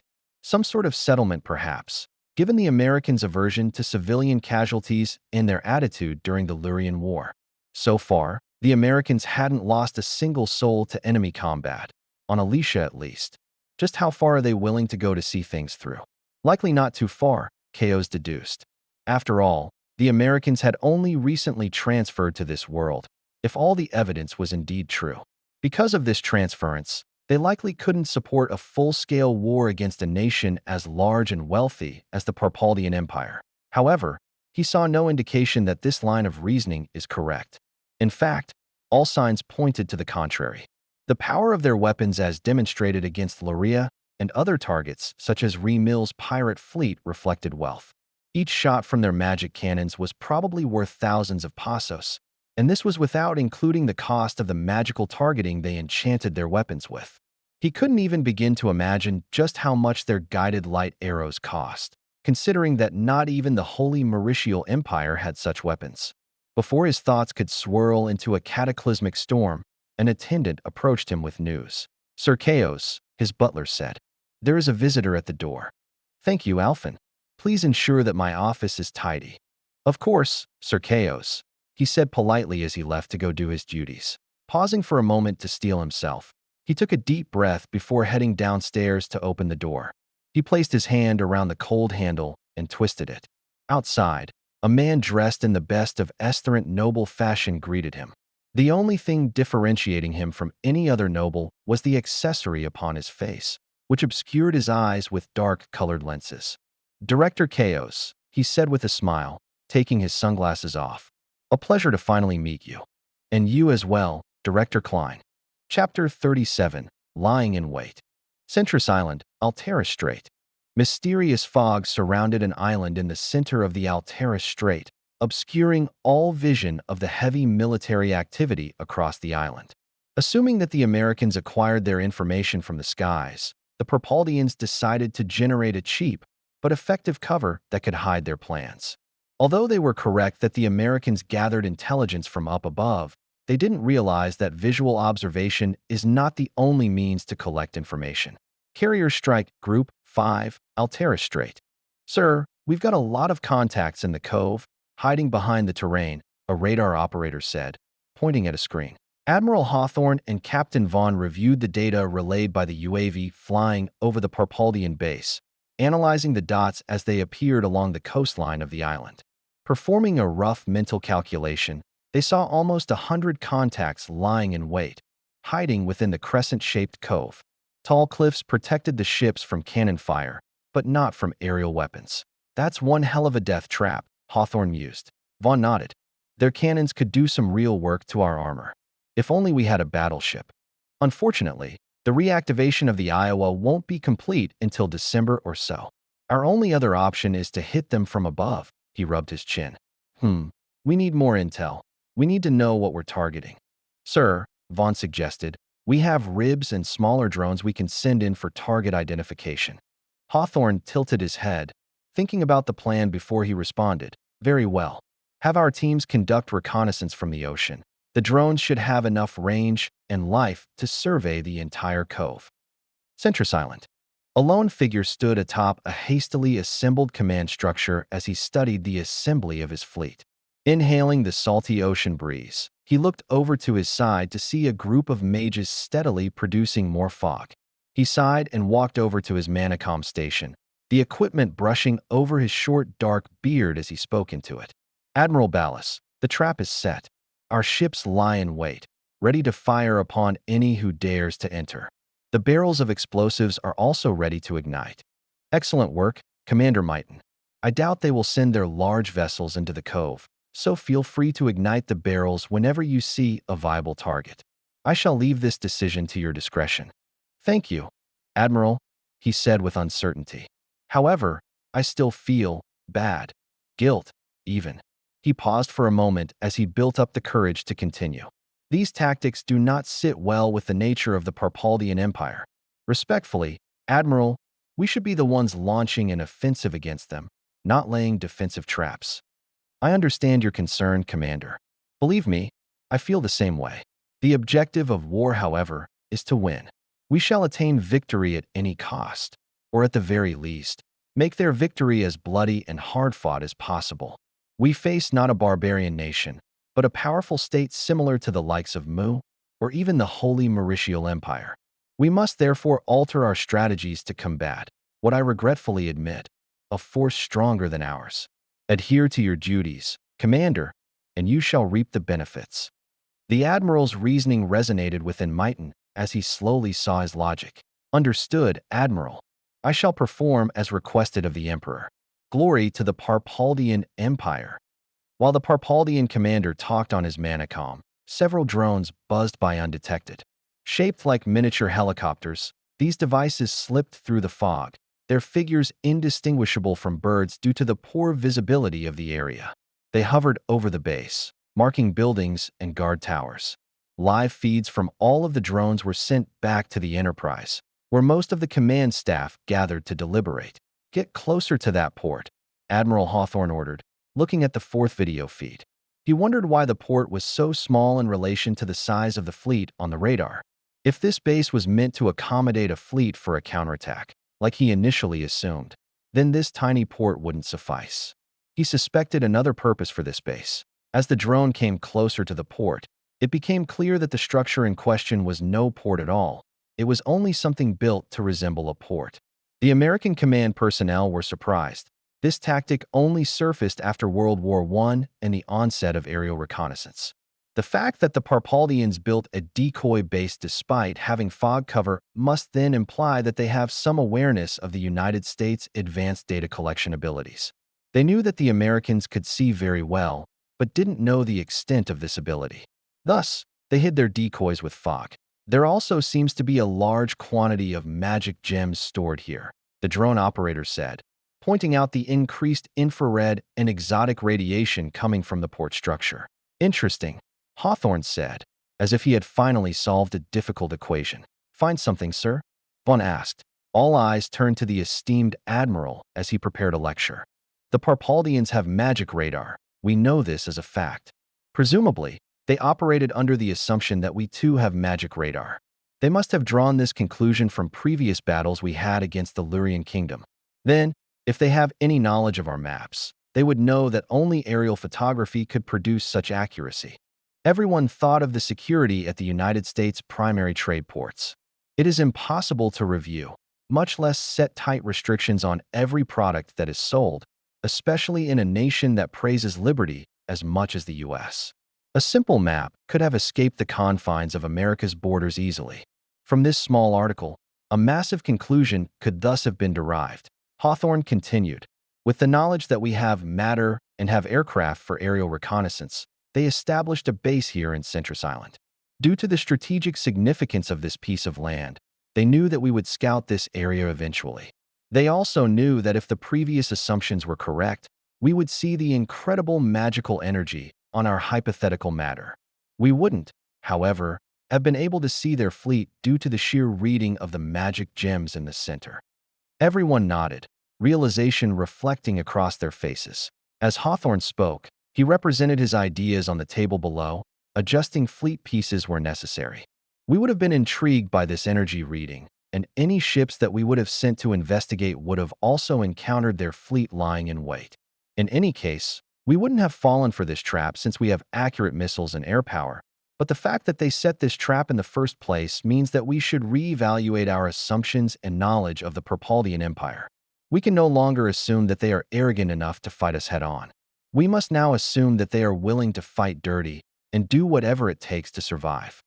An unreasonable nervousness struck Commander Mighton as he waited for reports from his scouts and the fishing vessels he had placed around the island. An hour before his conversation with Admiral Ballas, he had received an alert that an American fleet was headed toward the island. Based on their trajectory and speed at the time, they should have already arrived. Where were they? With 100 ships of the line and even a couple Wyvern Lord carriers at his disposal, he felt confident in his ability to take out at least a few enemy ships. However, a voice of doubt infested his mind. What if they never enter the cove? Premonitions of death continued to fester and grow like a cancerous tumor. Eventually, he became completely engulfed by these unreasonable and unwarranted fears, as if his gut was screaming at him to escape. With his heart beating like a drum, he surrendered to fear and established his command post deep in the island's forest. Only then could he calm down and perform his duties as commander. He found it quite interesting how his relief came almost immediately, wondering why this was the case. His question was answered as soon as it was asked. Streaks of light appeared in the sky, shining brightly through the fog. At first, he recognized them as signal flares from his mages, but then he realized that this didn't make sense. His units were ordered to use manicoms. The lights soon became brighter, arcing downward like arrows. The sudden realization caused his heart to drop. He felt the anguish and pain of knowing his men were about to die, without even having a chance to fight back. Yet, a selfish part of him caused these feelings to subside, replacing them with relief. Relief that he and his command staff were out of harm's way. He could only watch with helpless pity as the light arrows slammed down onto his ships, first targeting the Wyvern carriers and man-o-wars. With explosive force akin to a meteor strike, the targeted vessels were vaporized while nearby ships were sunk by the force of the resulting shockwaves. His ships tried to move away from the oncoming light arrows, but the projectiles struck too quickly. Even if they had enough time to react, the compact formation of the ships had already sentenced them to certain death. They all expected quick, easy kills as the enemy fleet funneled into the cove. They didn't expect this. They didn't expect an attack from the skies. With panic-induced hysteria and dying breaths, the Parpaldians wondered how the light arrows could have possibly penetrated the thick cover of fog and found their targets. The stunning revelation of the uselessness of their defenses was recorded by the Parpaldian tacticians and relayed back to Estherant. "Admiral, please send us new orders," Myton pleaded, not knowing what to do in this situation. Unfortunately, it appeared as if even the great Admiral Ballas had no clue what to do. "Just ensure that you lure the Americans into the cove. I shall leave the details to you," he said before cutting the connection completely. "Admiral? Hello." Myton fiddled with the Manacom desperately, hoping to contact Naval HQ once more. To his dismay, nothing happened. Damn it! He slammed his fists onto the table beside him, startling his subordinates. "What do I do?" The first 2 volleys of light arrows already destroyed most of his heavy vessels and damaged a significant portion of the survivors. Without the firepower of the larger ships, he doubted that he could even manage to sink a single ship. He was thus left with 2 options. He could have his ships maintain their positions, hoping that the enemy no longer had light arrows to fire, or he could exit the cove and charge at the enemy in a last-ditch effort to get some damage done. While he weighed his options, he realized that no further detonations occurred. He spoke to himself quietly. Have they truly expended all of their light arrows? No. Based on the battle report from Loria, they should have many more of these weapons. Then, that must mean they're waiting for our next move. "What command shall I issue, sir?" A Manacom technician spoke. He paused, taking new factors into consideration. Admiral Ballas and Naval HQ likely abandoned his unit already, so he couldn't count on reinforcements. Knowing the cautiousness of the Americans, they wouldn't enter the cove to finish the job, perhaps even opting to starve out his unit if they didn't plan on using more light arrows. Clearly, Myton found himself in a hopeless situation, one in which there was no correct move. No correct move, he thought, except for one. Sighing deeply, he made his decision. At the very least, some of his men might be able to see their families again. With an intrigued expression, Hawthorne eyed the lone contact on the radar as it left the confines of the island. "Hold fire," he said. "Let's get a visual on this ship." A drone flew toward the now stationary vessel, which had stopped right in front of the entrance to the cove. Within a couple minutes, the drone got close enough for visual confirmation. "A white flag?" Vaughn asked with a hint of surprise in his voice. "Sure looks like it," Hawthorne said, crossing his arms. He then turned toward the drone operator. "The drone's got a speaker system, right?" The operator nodded. "It does, sir." He handed over a headset, which Hawthorne promptly took. Adjusting the mic, he waited for the drone to get within an audible distance. "Attention, Parpaldian vessel. Your flag of surrender has been verified. Please direct the remainder of your fleet out of the cove and prepare for boarding." A few minutes later, the conglomeration of radar signatures began to exit in an orderly fashion.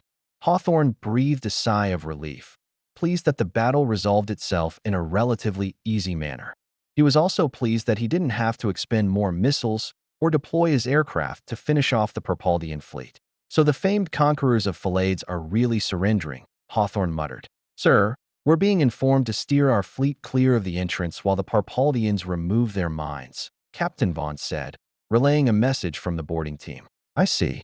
Lieutenant Jameson," he nodded in the young officer's direction, signaling to send the order to the rest of the fleet. After seeing the lieutenant reach for his equipment, he turned away to look toward the sea. "Mines, huh?" "That's right, sir," Vaughn said, standing by his side. "Humph. I just hope these Parpaldians don't get too desperate. Desperation will make things messy. Messy situations might push us too far. And who knows just how hard we'll snap, especially now that there ain't any other countries holding us back." Chapter 38, Realization. November 20th, 1639. Estherant. Vice Admiral Ballas felt the critical eyes of Chief Madel piercing through his skull, judging his failure to give adequate orders to the panicking Centris Island commander. Two Manicom devices stood on the desk, unmoving statues reminding Ballas of his actions. Silence permeated the room as the two men reviewed the results of the battle, one seemingly calm and collected, and the other struggling to maintain composure. No longer able to bear the guilt and disappointment, he apologized to Madel. "Sir." He strained his courage in an attempt to look the wise man in the eyes. "Forgive what I have done. I failed in my duty as Vice Admiral. I did not know enough about the enemy to give appropriate orders, and I feared giving a fatal order." Madel's expression remained as neutral as possible, unchanging, creating an atmosphere of anxious suspense for Ballas. "That was my intention all along," Madel finally spoke. "Sir." Ballas shook his head slightly, confused by the statement.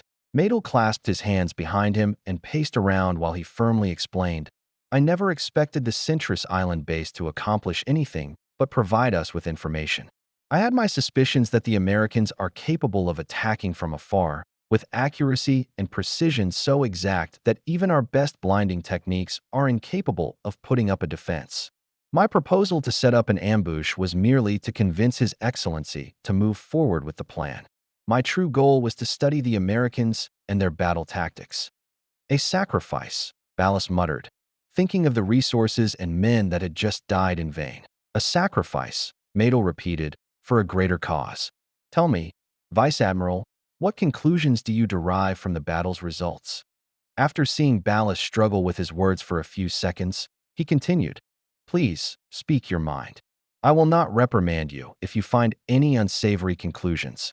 Emboldened by Madel's words, Ballas summarized his thoughts. "Sir, we now know that the Americans can bypass our magical shrouds.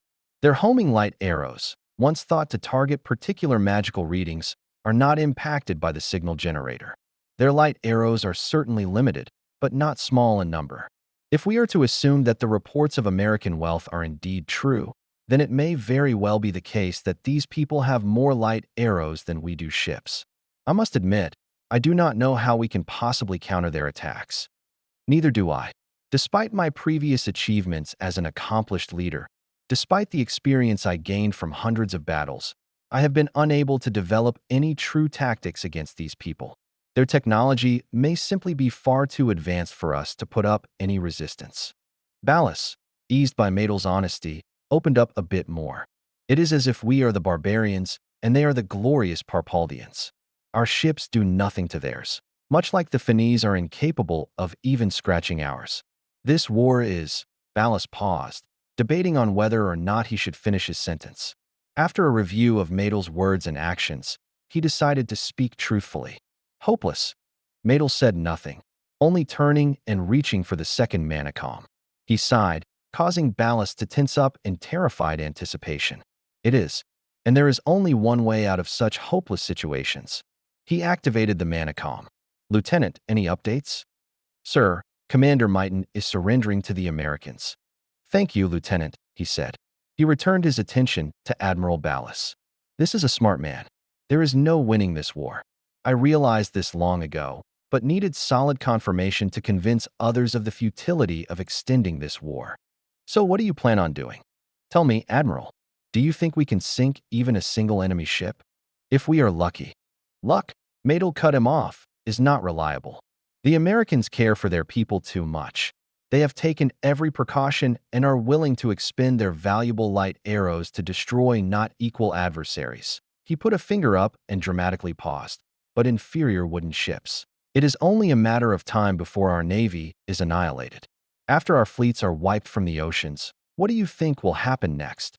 I suppose the proposed guerrilla warfare plans shall come into effect." "Precisely. These strategies are meant only for the desperate, those who have nothing left to lose. This does not apply to us. The Emperor may not realize the possible losses that extended conflict might result in. His plans gamble on the slim hope that the Americans will cease their assault after becoming exhausted by guerrilla strategies. This certainly is a possibility, but imagine for a moment that the Americans do not become exhausted. What then? They shall be angered by such actions, and our people, more so than the Emperor himself, will will suffer dearly. Place yourself in the position of Kuz, Marta, or Uruk. If you led their armies, you certainly would have surrendered to the Parpaldian Empire. There simply is no contest. Ballas reflected over Madel's words in silence. He set aside his blinding pride in order to remain as objective as possible. Pride brought down many of these former countries. Pride caused these once lavish societies to degenerate into nothing more than a source of slaves for Estherant. Humbleness and acceptance, on the other hand, would have granted them beneficial deals with the Parpaldian Empire. Could surrendering to the United States prove similarly beneficial? Admiral, who do you serve? I don't understand, sir. Do you serve the Emperor? Or do you serve the Parpaldian Empire? Ballas gave a firm answer, knowing exactly where he stood. Sir, I serve the Parpaldian Empire. Good. Our empire is more than simply our emperor. We must act for the good of our citizens, even if this objective goes against His Excellency's will. Madel spoke with an almost treasonous undertone, though being careful to maintain a neutral expression. It is for this reason that I am inviting you to a meeting with Director Chaos. Director Chaos. Ballas began to connect the dots in his mind. He rolled the name slowly around his tongue as he thought of the warnings the director had given. He had numerous close shaves with reprimands and other punishments due to his outspoken opinions regarding the Americans. His cautious approach with diplomacy, an astonishing divergence from his general policy regarding barbarian countries, spoke volumes about the power and influence these newcomers exerted. Madel noticed the light bulb forming over Ballas' head as he slowly came to understand Director Chaos' actions. Admiral, there is no turning back if you agree to this. The only other option you have now is to quit and flee Estherant for informational reasons. I'm certain you understand. Silence followed, only interrupted by the daily sounds of Estherant life outside the window and the shuffling of fabric within the room as the two men moved around. With a heavy sigh, Ballas got up from his chair and surveyed the cityscape outside. Beautiful spires and towers dotted the background, an attempt to replicate the skyscrapers of Mu and the Holy Mauritial Empire. A breathtaking view, is it not? Madel joined him. It is, Ballas replied. Perhaps it may provide you with the answers you need. This is a heavy decision. Take your time. Ballas thought of the potential of the Parpaldian Empire. Estherant is a center of wealth and innovation, propped up by ruthless exploitation of conquered nations. If they surrendered to the Americans, this exploitation would likely cease. How then could the Parpaldian Empire maintain its economy? The answer lay within demilitarization, which would likely happen anyway after a surrender. The alternative would be to combat the Americans to maintain the Parpaldian way of life, but after such heavy fighting, the Parpaldian way of life would have been reduced to mere ashes. The best path was now obvious to Ballas. I accept your offer. I swear secrecy and loyalty to your and Director Chaos' cause, he saluted. Good. Then let us journey to Chaos' estate at once. Chaos' estate. A soft hum from a magical device droned constantly as it emitted cool air in a similar manner to its mechanical counterpart. The only difference was that this magical air conditioner operated outside the boundaries of thermodynamics and the laws of physics in general, producing no heat as it cooled the room down dramatically. As a token of friendship, the Americans gifted an enhanced design of Parpaldian coolers, allowing them to work much more effectively by implementing liquid nitrogen as a source substance for the magic runes, rather than simple ice. Changing the source substance extended the lifespan of the device's blue magic gems by hundreds of times. Having seen the ingenuity of their scientists and engineers, he had to second-guess whether or not they were truly a magicless society.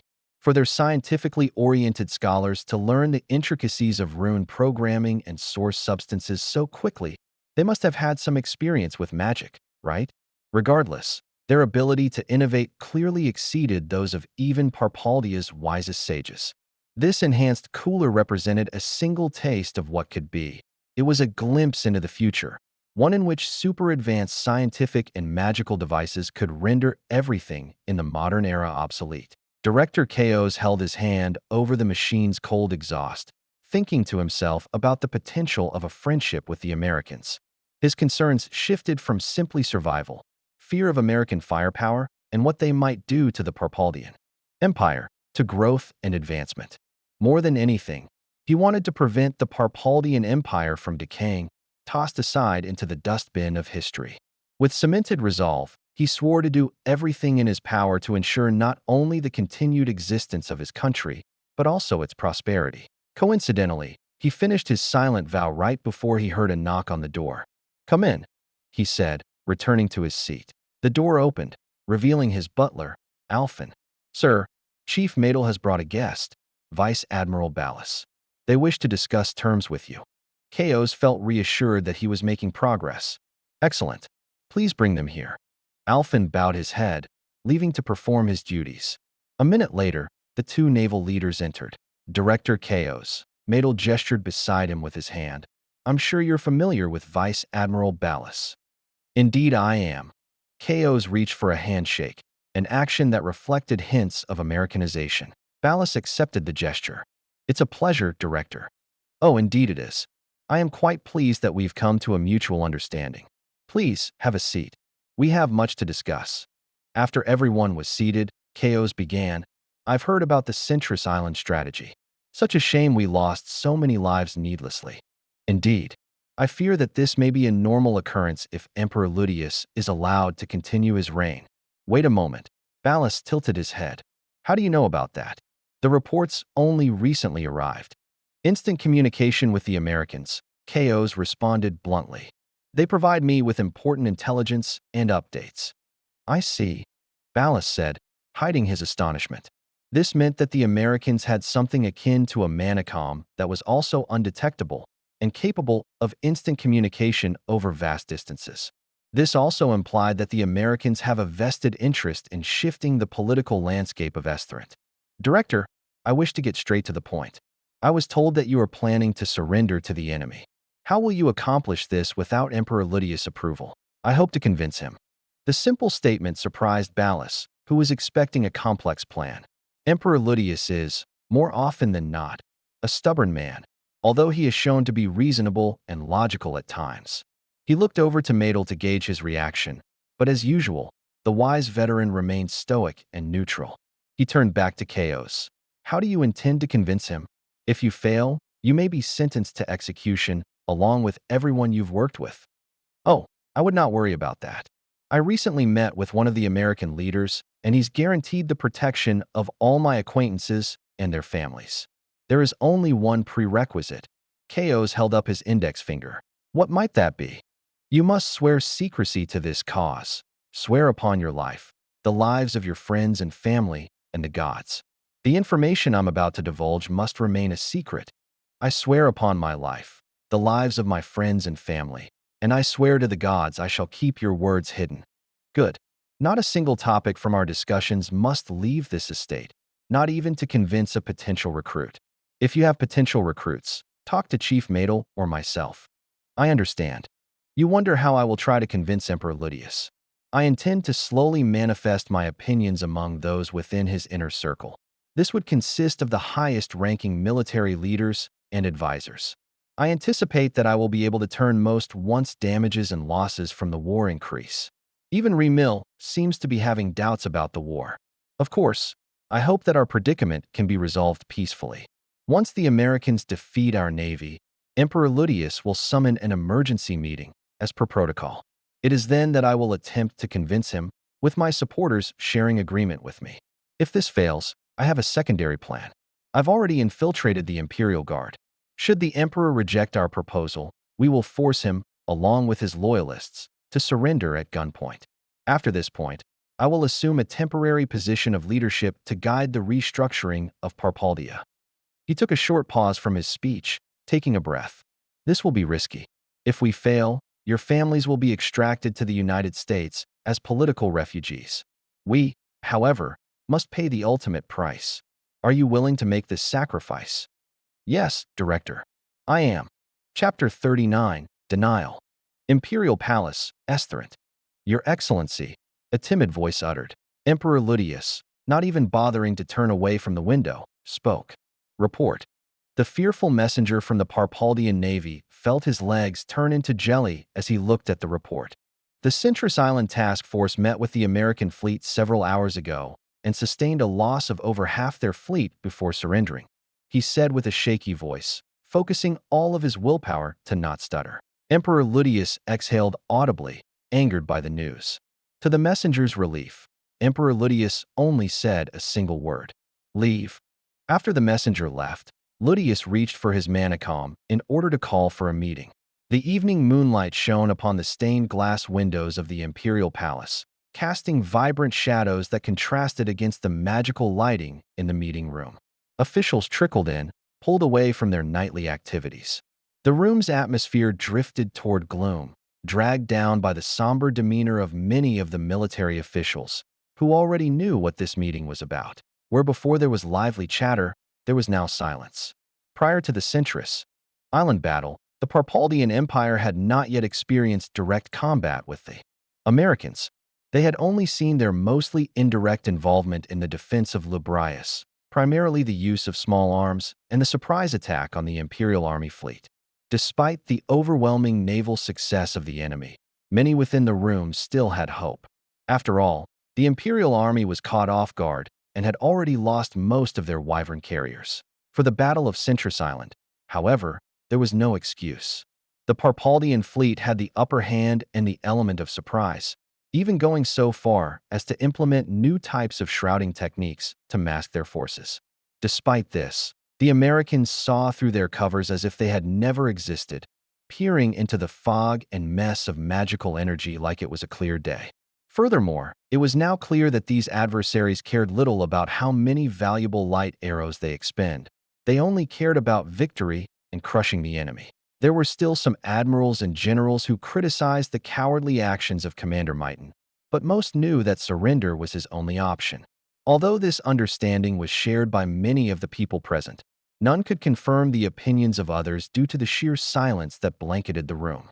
The tension and fear created by Emperor Ludius' change in posture was well reflected in his subjects, who dared not speak before His Excellency spoke. Staring straight ahead, seemingly into nothingness, Emperor Ludius leaned forward on this throne, resting his chin upon his clasped hands. Due to the positioning of his throne behind the room's primary lighting, it was difficult to see his expression. It didn't take a genius, though, to figure out that he was fuming. The disappointment radiated from him, afflicting the earliest arriving officials and making them wish they had arrived later. Eventually, the last person arrived. Remil walked through the door, taking her seat in silence. Like everyone else, she kept her head slightly angled downward, following the trend of fear. No one wanted to be seen by the enraged emperor, thinking that he might randomly pick someone to blame for the failures that occurred today. To everyone's surprise, Ludius began with logic. "Chief Madel and Admiral Ballas," he said, causing the acknowledged people to stiffen up. The Centris Island task force proved to be a disaster. However, it was a disaster that could not have been averted, regardless of our degree of preparation. The local commander, most of all, could not lift a finger against the Americans, let alone scratch the paint on their vessels. He scoffed. "It is honestly pathetic that even the Lurians were able to accomplish more than us. At least they landed an arrow on one of their ships. Our fleet was not even able to visibly identify an enemy ship until after they surrendered." Everyone's mood dropped severely, to the point that some began to sweat profusely out of anxiety. Despite the best efforts of our brightest tacticians, we suffered the most devastating defeat in our history. This only proves one thing: that our Navy is no longer an effective tool. It is clear that no amount of strategizing can bring our ships to the level of the American ships. Instead, we shall have the ships stripped of their sailors, weapons, and equipment. Supreme Commander Arde, you will oversee the distribution of materials among your men. Arde showed his acknowledgement before shrinking back, relieved that Ludius was giving orders for wartime strategy rather than orders for execution. "Understood, Your Excellency." Ludius, deeming the ships useless against the American Navy, planned to use the armor, weapons, and men to bolster ground-based defenses. All members from the Department of the Navy will assist in logistics and defense construction. Chief Madel, you will work with the Navy to set aside 200 ships for storage. These will be used to replenish our fleets once our defense repels the Americans or after they agree to a beneficial peace treaty. We shall continue to use your idea of an early warning system, but this mission will be contracted to fishing and merchant vessels instead. Yes, Your Excellency. Director Vindus, do you have any new information on the enemy? Yes, Your Excellency. Ludius gave a subtle nod, urging Vindus to continue. Our surviving spy networks in the Kingdom of Alteris are being hunted down by King Tara's forces and teams of silent killers, likely American in origin. Some of my men have managed to avoid detection, masquerading as common citizens. From these men, I have received reports of heavy American activity around the Mu airfield in the Kingdom of Alteris. They have not been able to get close to the base itself, but have witnessed the arrival of their heavy aircraft from afar, the same described by the Lurians during the defense of Fort Ajay. These bombers are likely preparing for a direct assault on our defenses. Arde, what do you know of the specifications of these crafts? Supreme Commander Arde jogged his memory in a desperate effort to recite every single detail provided in the reports from the American-Lurian War. Your Excellency, the bombers flew at an altitude of at least 10,000 feet during their missions against the Lurian military. This is out of the operational range of wyverns and barely in the range of wyvern lords, but I believe they can be intercepted by our new wyvern overlords. The estimated top speed of most of these bombers is no higher than 400 miles per hour. Our wyvern overlords can easily catch up to these monstrosities. Yes, perhaps, but what of their escorts? Their escorts likely cannot be dealt with. We will need to time our interception perfectly, launching our forces alongside wyvern and wyvern lord decoys. Some of our units will certainly be able to breach their defenses and strike the bombers. I suggest garrisoning our squadron south of our Estherant base, along the direct flight path between the Mu airfield and our base. I shall leave the preparations to you. Thank you, Your Excellency. Ludius turned his attention to his governmental staff. As for our internal affairs, we must prepare our economy and infrastructure for an extended conflict. This means maintaining control over Kuz and other subjugated territories. However, in the event that Estherant requires more defenses, we may sacrifice the governing boards and recall their troops. To continue the war effort, I am authorizing extra funding for Wyvern Overlord production and the Magic Weapons Research Department. The faster we discover the secrets of the Mauritial anti-aircraft weapon, the better we can defend ourselves. A chorus of replies came from the various staff members of the Perpaldian Internal Affairs Departments.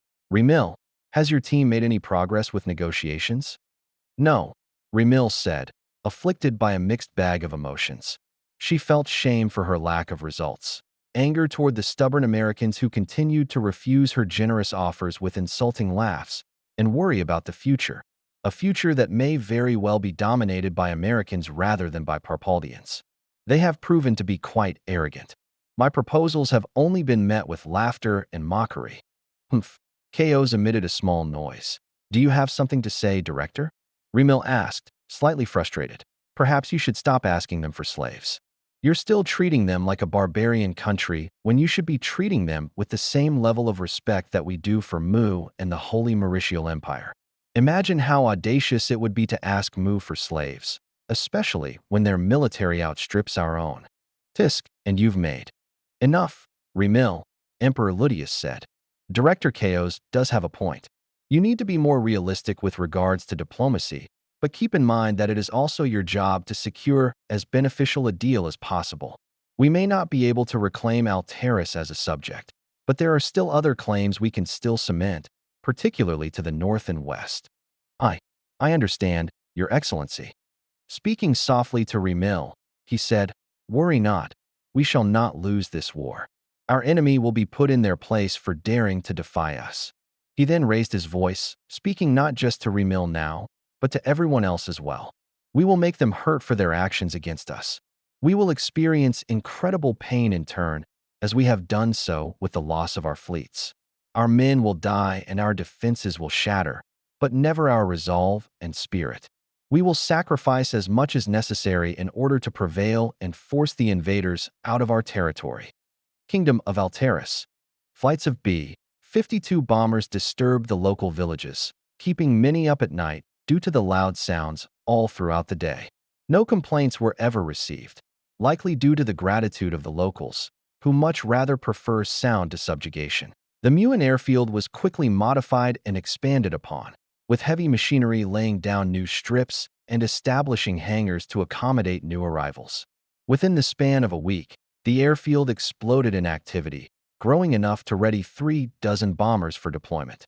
General Hammond sat by a restaurant near the local pier, chatting with Admiral Hawthorne about chain of command. It's a shame we can't spend more time on the airfield.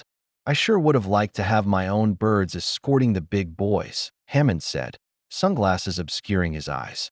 Well, rest assured, General, my pilots are more than enough to cover your bombers. I highly doubt the Parpies will be able to even reach them. Hammond joked with light banter. Haha, you know damn well it ain't about cover. You're just glad to be getting even more action. Shrugging, Hawthorne responded, what can I say? I'm a sucker for explosions. Heh, you know, I am wondering though why the president wants the bombers to fly so low. 10,000 feet is cutting it a bit close, don't you think? I mean, the average wyvern lord can get close to 9,000. And with that new strain, 10,000 doesn't seem like too far away of a throw. Yeah, that is a bit close. I guess President Lee just wants the bombers to be visible enough to make an impact, psychological warfare and intimidation. I do see the value in that, but I want to ask a favor. I've already sent a few complaints up the chain. Do you think you can add your voice? Could use a bit of help with making sure we don't get caught off guard. Of course.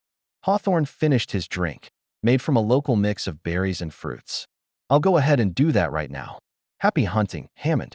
You're the one with the missiles. True, but you've got more explosives. Put on a show, will ya?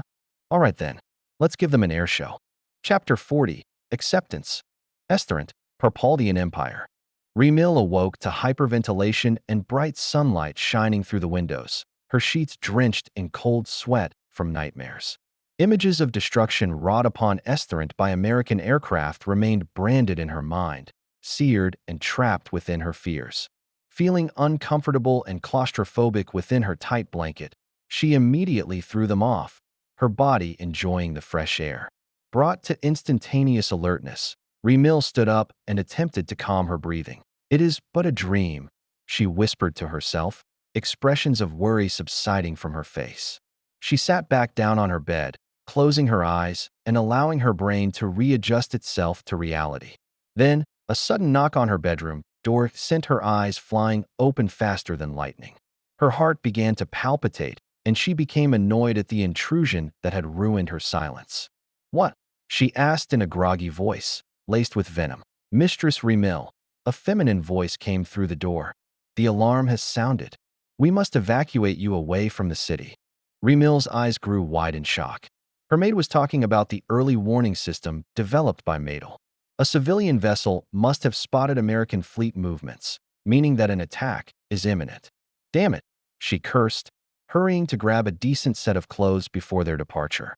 Her worst fears, her literal nightmares, turned true. Hoping that this was a continuation of her dreams, she analyzed her surroundings, desperately trying to find anything that might seem off. Mistress Remil, please hurry. It dawned upon her that this certainly wasn't a dream, and that the Americans were indeed attacking. I'll be there in a few seconds, she said, her voice now stricken with panic. With quickness and precision found within the Imperial Guard themselves, Remil donned an outfit she randomly selected from her wardrobe. As he put on her boots, she opened her door, startling the maid on the other side. Mistress Remil, this way. She extended her hand, guiding Remil toward her carriage as they descended a massive spiral staircase. Have the servants secured my valuables? Remil asked. The maid responded, Yes, mistress. They're loading the carriages as we speak. Remil released a sigh of relief. In a world that was falling apart, it was pleasing to know that at least one thing was going as expected. As they got closer to the front doors, the sound of horns grew. The volume culminated as they opened the doors, blaring from defensive units rushing to their posts. Covering her ears, Remil entered her carriage with her maid and a small retinue of guards. With an order from the driver, the horses moved, quickly passing a regiment of soldiers as they headed toward a bunker near the Imperial Palace. Along the way, the soundscape of soldiers clamoring and horns blaring became drowned out by a constant, droning rumble. Curious about the noise, Remil ordered the driver to stop in the middle of an open road. But, Mistress Remil, we must arrive at our destination post-haste. We are not safe here. Look around. There are no military targets here. Stop the carriage. I need to see. A sensation overcame her, a desire to know the outcome of this battle. Would the scenes from her nightmare come to fruition, or could their wyvern lords and overlords repel the invaders? The massive objects in the sky provided her with an expedient answer as they ignored the city, continuing past the imperial palace as they set their sights on the base to the north. Recalling the reports from the American-Lurian conflict, Remil made the sudden connection between the flying behemoths and the bombing campaigns that decimated the Lurian Eastern Subjugation Army. No, she muttered in disbelief, eyes wide and glued to the plains as they neared the outskirts of Estherant. One glimmer of hope remained. The wyvern overlords who were waiting to pounce on the unsuspecting aircraft. Remil caught them ascending from the corner of her eye, rapidly moving to intercept the bombers. However, the bombers had already prepared for this and climbed higher at a rate unmatched by the wyvern overlords. The great machines grew smaller as they retreated into the skies above, far outside of Parpaldian combat range. Gasps arose from the stunned Parpaldians, quickly transforming into silent, dropped jaws as streaks of light raced from the bombers' escorts toward the wyvern overlords below. Barely bothering to shift course, the silvery escorts maintained their positions near the bombers while the infamous light arrows twisted downward, tracking their targets. Remil and her companions wanted to hope for the best, but realized what they were up against. The light arrows have never failed thus far, from Loria to Alteris. On the contrary, the wyvern overlords were untested in true combat until now. A few civilian bystanders cheered as they saw the glorious reptiles, wings unfurled and bodies angled upward. Their cheers were muted by the deafening explosions that engulfed the erratically moving wyvern overlords. Some tried to speed away to the sides, only to get chased by an unrelenting speed demon whose speed dwarfed that of the champion bioweapons. Others tried to slow down in order to perform rapid, evasive maneuvers, but physics was cruel to them. Unfamiliar with the agility of the wyvern overlords and reacting too slowly, the esteemed knights were unable to channel their imagined actions into their steeds. The wyvern overlords were simply moving too fast to decelerate in such a short period of time. They, too, were caught up in the blast that decimated their comrades. From the majestic flight of 24 wyvern overlords, none survived. Given no chance to fight back, it was crushing to see that the best Parpaldian weapons could do no better than the primitive barbarians of Loria. Fading hope and diminishing pride were soon followed by horror and acceptance. All that remained of the once lively and intimidating wyverns included clouds of smoke and red mist lingering in the air. Shock prevailed as Parpaldians on the ground stood motionless, their sheltered eyes for the first time seeing their invulnerable military shattered. After tales upon tales and reports upon reports of unquestionable and overwhelming victories, it was nightmarish to see a defeat with their own eyes. It was even worse seeing it happen over the skies of Estherant. It was heart-dropping to know that despite their military's best efforts at defense, defeat was inevitable. The bombers, satisfied with the eliminated threats, descended slightly as they angled themselves toward the base below. Representing angels of death, the fleet of aircraft opened their bellies, releasing objects that from a distance looked like rain. Indeed, it was raining bombs. Remil turned away as flashes ignited in the distance, followed by the rumbling exhibited by a massive carpet bombing campaign. I should have listened to Director Chaos, she muttered, regret driving sharp pains within her. She turned to the driver. I've seen enough of this. Let's not make His Excellency wait any longer. She boarded her carriage as more aircraft flew overhead, more of the silvery escorts that she witnessed in action earlier. This time, however, they were flying much faster and lower, sending sonic shockwaves rippling throughout the air as they passed by. With ear-shattering booms, they flew in an organized manner, leaving behind single, precise explosions.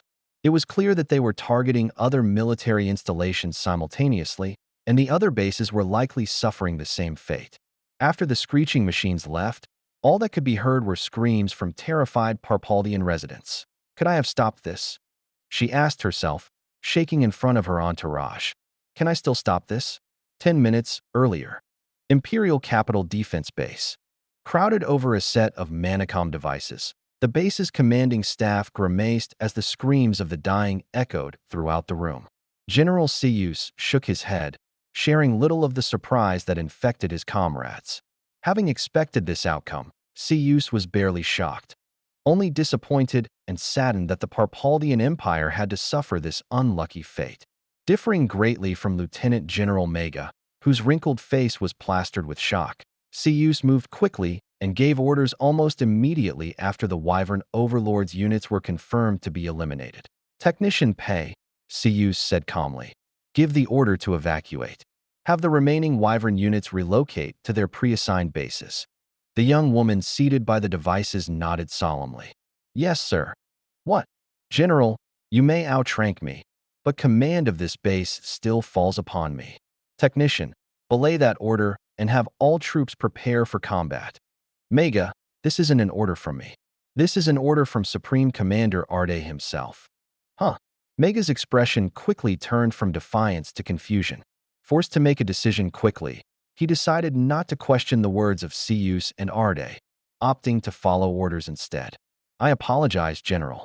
Technician Pei, Siyus nodded, giving her permission to continue. Be quick. We have but a few minutes to evacuate.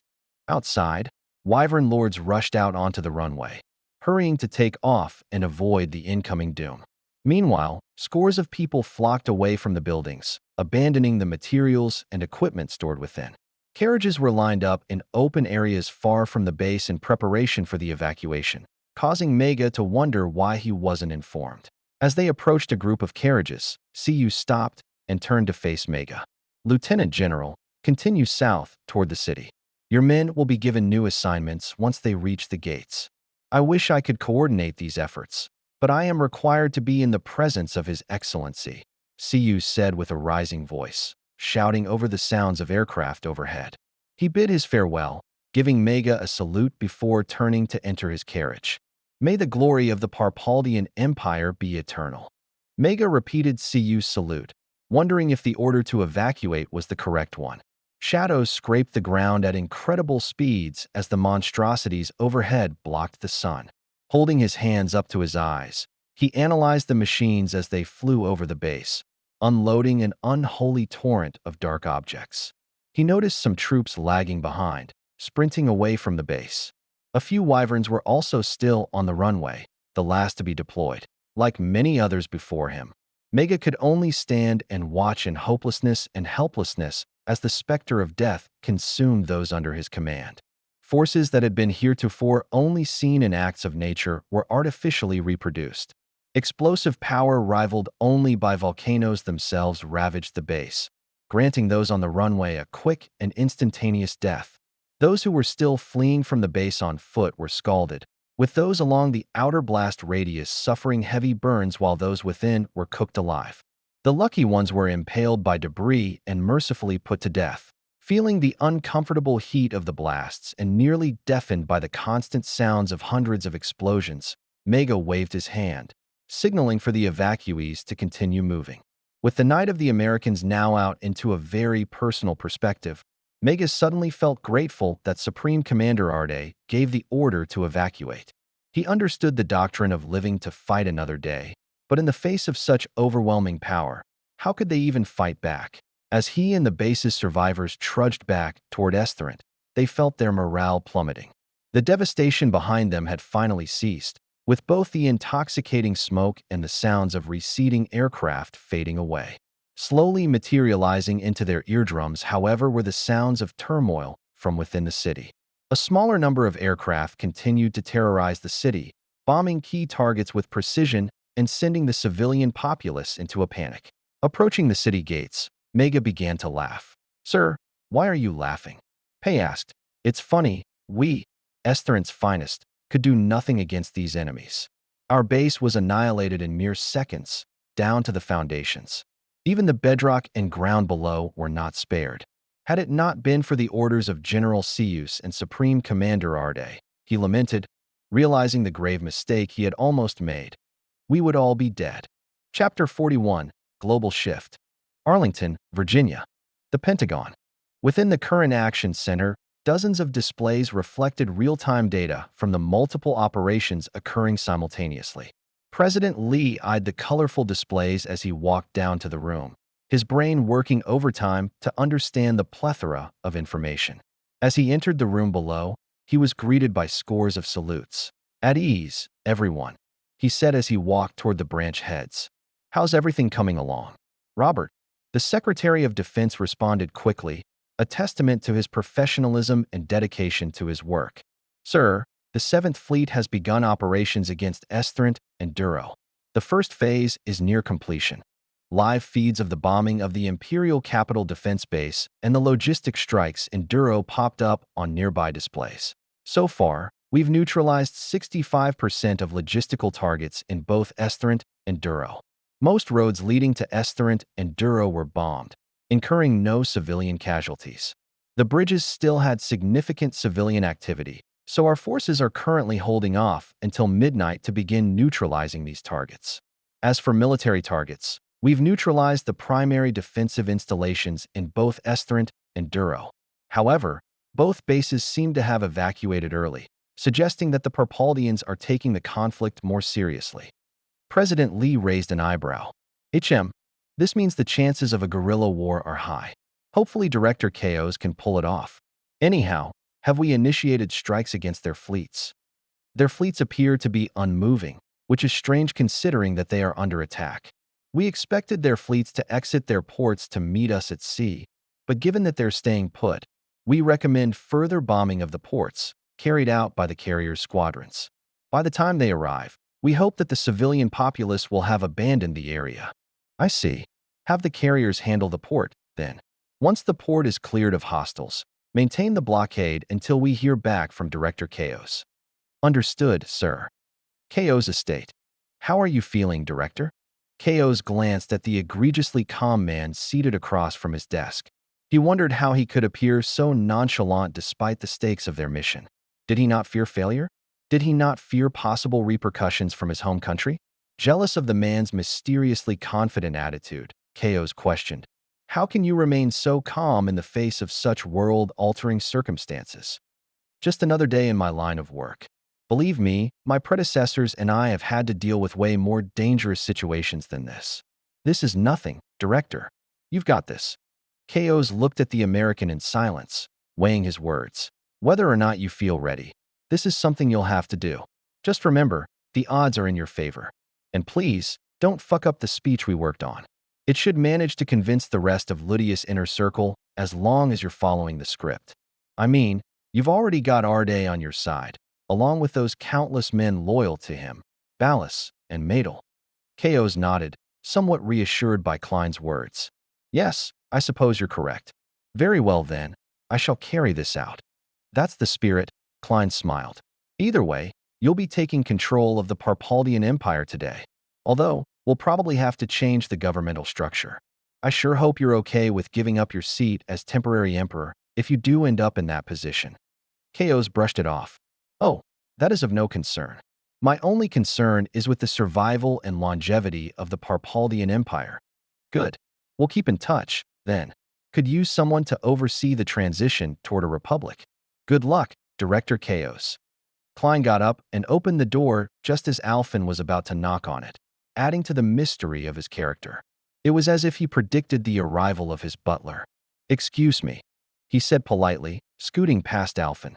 "Lord Chaos, Emperor Ludius has summoned you." The emergency meeting was about to begin, as expected. Calming his nervously beating heart, Chaos took a deep breath. "Okay, let's go." Cartalpa's Holy Mauritial Empire. Located between the Central World's primary trade routes, Cartalpa's rose to prominence as a hub for commerce and information. Business deals were worked out not only in the city's numerous offices and financial spaces, but also in its bars. One bar in particular was known for such dealings, and was also frequented by the most effective information brokers of the Central World. Renowned merchants and corporate executives found themselves at the center of trade, and often at the center of news as well. Lively music and drunken laughter filled the atmosphere of the bar almost as much as the smell of alcohol. The ceaseless chatter made it hard to distinguish from the plethora of voices, but one eventually boomed over the rest. A rough, dwarven voice echoed throughout the room. "Oi, everyone! Hush up!" He pointed at the colored screens mounted on the walls, technological gems of the magically superior Holy Mauritial Empire. Everyone quieted down as they quickly took notice of the program running on the screen. A beautiful elf wearing a red American-made dress introduced herself in front of a large, mostly empty airfield. Welcome back to the Mauritial News Network, where we pride ourselves at providing you news almost as fast as news happens. I'm Alana Ferlin, here in the Kingdom of Alteris. Today, we have an incredible special interview with Ambassador Anders. The field of view zoomed out to include the American, who shook Alana's hand. "Pleasure to be here, Miss Ferlin," he said. "Oh, please, it is our pleasure. We were quite surprised that you allowed us to conduct this special during wartime. Would this not affect your strategy? Our broadcast can be received by devices in the Parpaldian Empire as well." "Oh, it's not a problem. Our analysts have taken this into consideration and determined that if anything, this could help our political standing with the greater Elysian community. Any Parpaldians seeing this will only know that we simply wish for liberty and justice for all, particularly for those that they've oppressed," Anders answered smoothly. "That's quite an endeavor, Ambassador. I'm not the most knowledgeable of Philidian politics, but I do know that a lot of Parpaldia's territories will be clamoring for independence. How will you manage that?" "We plan on allowing gradual separation from the Parpaldian government and economy. It's been a while since these guys have had control of a country, so we'll be sending teams to help assist with regaining independence and setting up governments. The only immediate change will be the atrocious deals between these vassals and Parpaldia, namely the demands for slaves. Speaking of which, we heard that you will be outlawing slavery in its entirety. Is this true?" Anders nodded. "Oh, absolutely. This will be part of our demands for surrender, and we won't accept anything less. Everyone affected by this will be reimbursed by the Parpaldian treasury, with each freed slave receiving at least several thousand pesos. Details are, of course, not finalized yet." "Fascinating. It's nice to see that the third civilized region is finally coming around to civility and disposing of this outdated practice, like the other regions had. I noticed that you speak of the Parpaldian Empire's surrender with much certainty. Would you like to elaborate on that?" A soft humming permeated the air, slowly growing louder as their interview dragged on. Specks began to form in the distance, slowly materializing into planes as they got closer. "Well, let's think about it this way. If the Holy Mauritial Empire were to wage war against the Parpaldian Empire, how certain would you be of victory?" "Completely certain," Alana answered honestly. Anders nodded, continuing, "The technological disparity between your two nations is simply too vast. The Parpaldians could never make up for it, no matter what strategies they implement." "That's correct. And we feel the same way." Anders pointed to the figures in the sky. "See those?" The camera panned upward, zooming in on the aircraft returning from Estherent. "Yes, I do. Are those heavenly flying ships?" Anders paused, curious about their terminology. Yes. However, we refer to them as planes."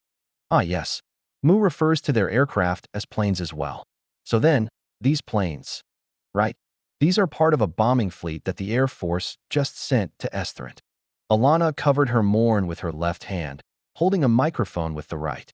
"Oh goodness. Did you destroy the city?" she asked, her mind drifting off to reports of the Gra Valka's empire conducting large-scale bombing raids against cities. "No. The bombers only targeted military installations. This fleet in particular was sent to destroy the Imperial Capital Defense Base, north of Estherent. Another fleet will be returning shortly from Duro." "Wow." Alana gasped as the first set of bombers landed. "They're quite large." "Indeed. Size matters a lot." He smirked at his own joke, especially when it comes to the amount of bombs and fuel you can carry. Alana laughed. "I wouldn't doubt that. I see now why you and the Muans are so confident in an American victory. After you've won, how will you participate in the global scene? I remember you said something about the greater Elysian community." "Ah, about that. We want to make ourselves known to the world, and what better way to do it than to proclaim victory over a supposed superpower? Obviously, this isn't our original intention, but we certainly can't pass up this opportunity.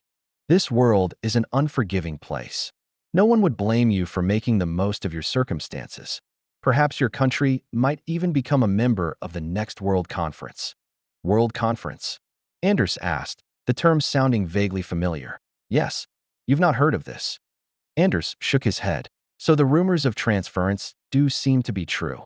Anyway, the World Conference is an event in which 11 of the world's greatest powers are invited to discuss international politics. Seeing as your nation is poised to replace the Parpaldian Empire, is there anything you'd like to say to those watching this interview? Anders thought, his interactions seeming natural despite the answer immediately forming in his mind. He held his index finger out, designating one idea. First, I'd say that we're very welcoming of trade and learning about this world. Our main ports are in San Diego, Los Angeles, San Francisco, and Honolulu, but we're currently developing new, more accessible trading regions in Finn, the Sios Kingdom, the Topa Kingdom, and the Kingdom of Alteris, along with established ports in Myhark, Quatoin, and the Lurian Republic's capital, Gene-Hark. The latter facilities already have nearby airports for easy shipping to the States, although you'll have to pay a bit more. Oh, that's quite a rapid expansion. Would you care to tell us about the goods that your nation is offering? Anders scratched his head. I think we're actually offering a lot of things, including phones, although you'd need to secure a license to visit our main ports first. We have a strict technological outflow policy, but can make exceptions for countries with value to offer, such as magic. Our high-end products, from phones to computers, are available for Elysians to purchase in the continental United States or our main ports. The products we have already exported to the Pallades continent and Mu include vehicles and watches, along with industrials, food, and consumer goods. Off the top of my head, we have toys, stationery, furniture, apparel, and canned goods for sale. The two continued to speak loudly, lest their voices be drowned out by the sound of B-52's landing. Could you show us some of these items, perhaps? Haha, Anders smiled. Well, the first would definitely be that dress you've got. How do you like the texture? I love the texture. The fabric is quite smooth, even when compared to our own clothing products. Glad to hear that. I also have a selection of items here. He waved his hand, beckoning Alana and her camera crew to follow him toward a building. Two automatic sliding glass doors greeted them, catching their attention. As they entered, they were blasted with cool air, a refresher from the warm Alteran fall. Aside from the air conditioning and lighting here, we've got some nice items on this table you can try out. Alana started testing items from left to right, beginning with a pen and paper. The ink flowed from the pen smoothly as she wrote her name in Elysian.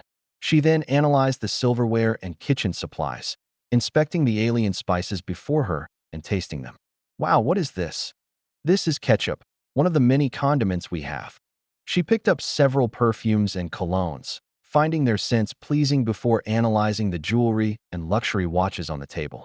Satisfied by the quality of precision craftsmanship, she held the items up to the camera for a closer view. Anders explained what he could about the items to the best of his ability, while Alana continued to show off the goods. At last, they completed the short tour of American products.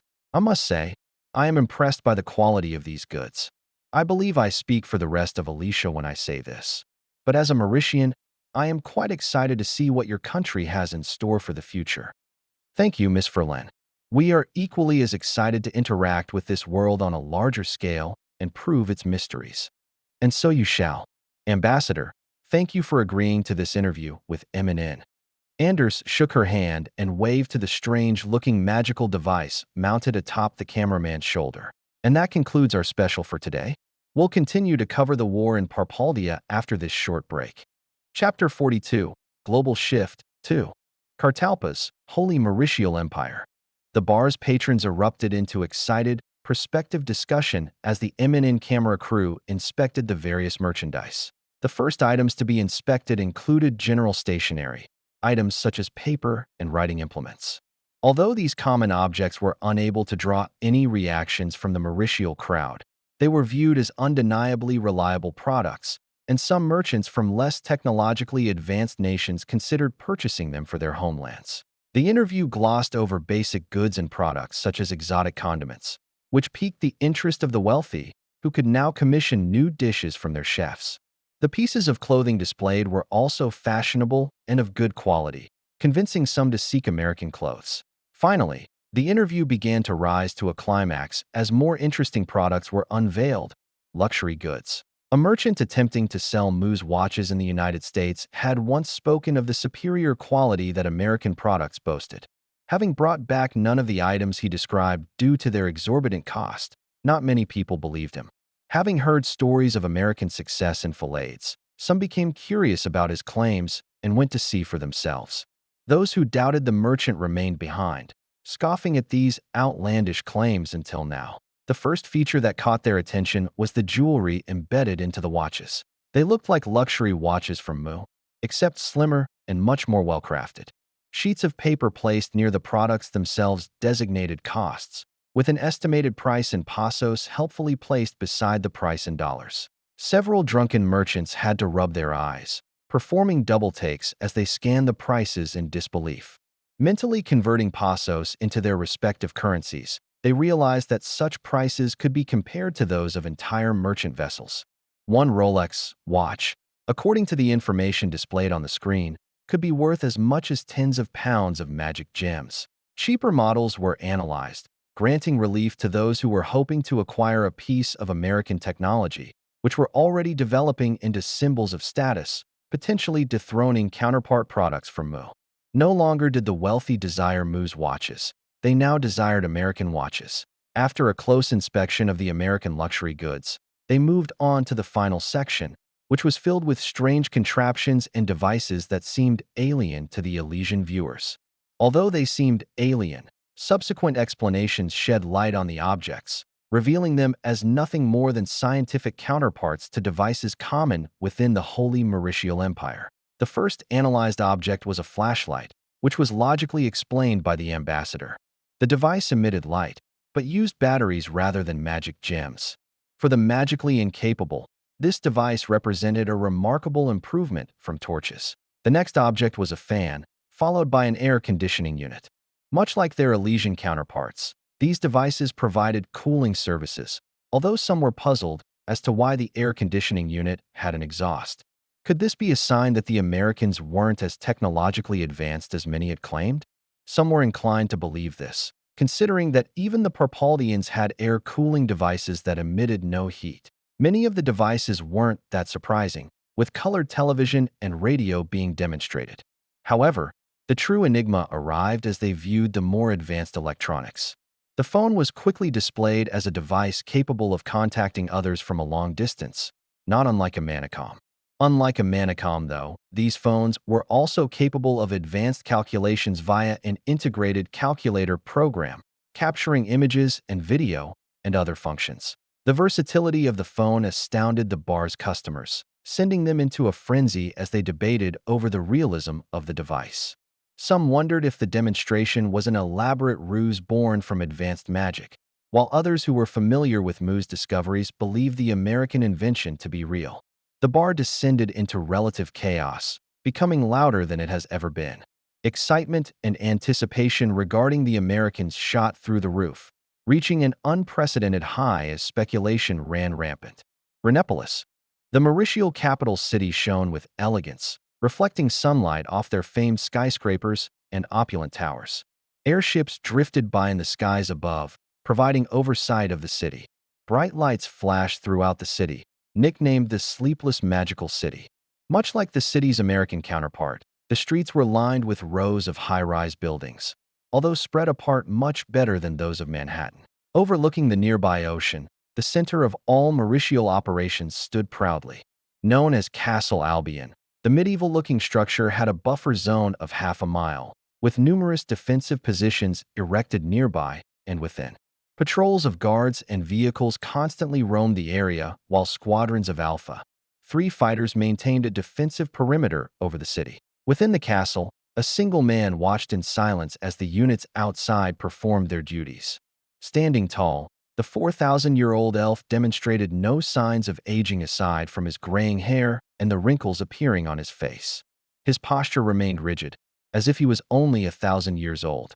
Behind him, his top officials gathered around a table to discuss developing events throughout the world. Hearing the chairs shuffle behind him, Emperor Mauritial VIII turned his attention away from the guards outside. Burkburn, a dark-haired man of muscular build, stood up, addressing the emperor with his deep voice. "Your Excellency, We have upgraded the readiness level of our forces and have secured additional funding from the Department of the Treasury for military expansion. The patrols around Renepolis have been doubled, and we are in the midst of deploying magical technicians to establish magic detectors and relay stations. Good. Hurricane. A masked official rose from his seat. Even amongst his peers, his identity was hidden. Only the Emperor truly knew the identity behind the mask. My Emperor, research projects for the PAL Chimera and PAL Count are progressing as planned. To accelerate these endeavors, I've partitioned more of the budget for recruitment purposes. I have a list of professors at the Magic Academy and the Valletta Academy who may prove useful to us. Emperor Mauritial thought deeply about the proposal. Recruiting more researchers might draw unwanted attention to their current projects, but sacrificing secrecy could be necessary depending on how fast the ancient sorceress empire is returning. He folded his hands together on the table while he weighed the benefits and negatives of the plan. You may proceed. Secrecy will be useless once the ancient sorceress empire makes their presence known. Their arrival is imminent. So too must our technological advancement. We must unlock the mysteries of their war machines if we are to ensure the safety of our subjects and of the world. Understood, my Emperor. Hurricane bowed. I will make the arrangements for recruitment. Emperor Mauritial's eyes shifted to a different person.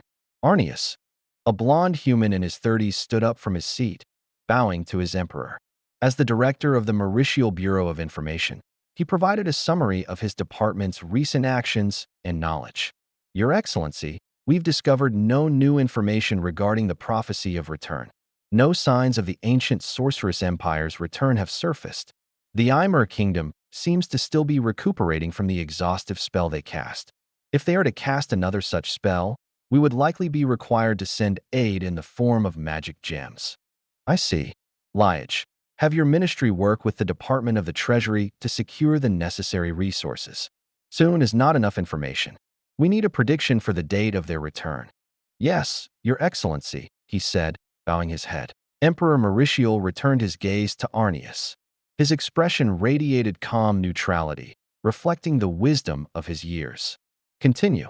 Arrhenius nodded and continued.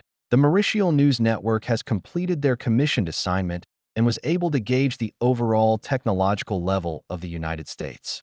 Recorded footage from the interview in the Kingdom of Alteris played on a thin screen that looked similar to modern-day flat-screen TVs. As the interview progressed from footage of American bombers to US-made products, the Mauritials slowly became more captivated, now taking this emerging country seriously. Like many others, they had heard of the rumors about homing light arrows and aircraft that traveled faster than the speed of sound. Naturally, their thoughts gravitated toward the Ravernal Empire, as only they were capable of such feats.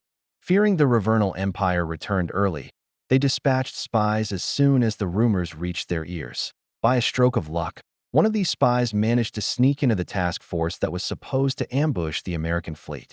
With confirmation of American capabilities from this spy, Arrhenius tasked the MNN to investigate, having heard that these Americans were relatively friendly. After all, if they were truly the Ravernal Empire, then why have the neighboring civilizations continued to exist? After the videos concluded, the Mauritial audience was left speechless. The first words came from the Emperor himself, who had already deduced the best possible move. These Americans could prove useful in our mission against the ancient sorceress empire. The Emperor's advisors nodded in agreement. Liage, once you're done with the next shipment of magic gems, you must reach out to these Americans and establish relations with them. Time is of the essence. It shall be done by tonight, Your Excellency. Arlington, Virginia. President Lee continued to watch his men at work, leaning on a rail and holding a cup of coffee in one hand. Mr. President, Stephen's voice came out from behind him. Lee turned around. Something new pop up? Stephen nodded. In his usual professionalism, he described the recent news with a monotone voice. The Berry has finally reached the shores of Mu for the scheduled diplomatic visit. The Wilton will remain with the Berry for their journey back. After their arrival, the Wilton reported a concern regarding fuel supplies for Elysian activities. We may need to increase production of supply ships or look into alternatives. I see. Well, it's a good thing our subs and carriers are already nuclear-powered. I must say, I still can't get over the sheer size of this world. Anyway, How did first contact go? The initial reception went well, and Ambassador Riker will be participating in discussions with the Mu government starting tomorrow. Oh, that's wonderful. I can't believe it's taken this long, but I'm glad we're officially in talks with Mu's government. Do we have footage from Riker's diplomatic staff? Lee was curious about the environment of Mu itself. Satellite imagery could only show so much, and was lifeless compared to the vibrance that a video on the ground could offer. They'll be sending a data package to our satellites shortly. It will take several hours before the next satellite is within range. Lee nodded, slightly disappointed that he couldn't satiate his curiosity just yet. So, he said, changing the subject, when will Riker be able to figure out more about these Valkans? Talks with Mu's officials should be complete by the end of next week.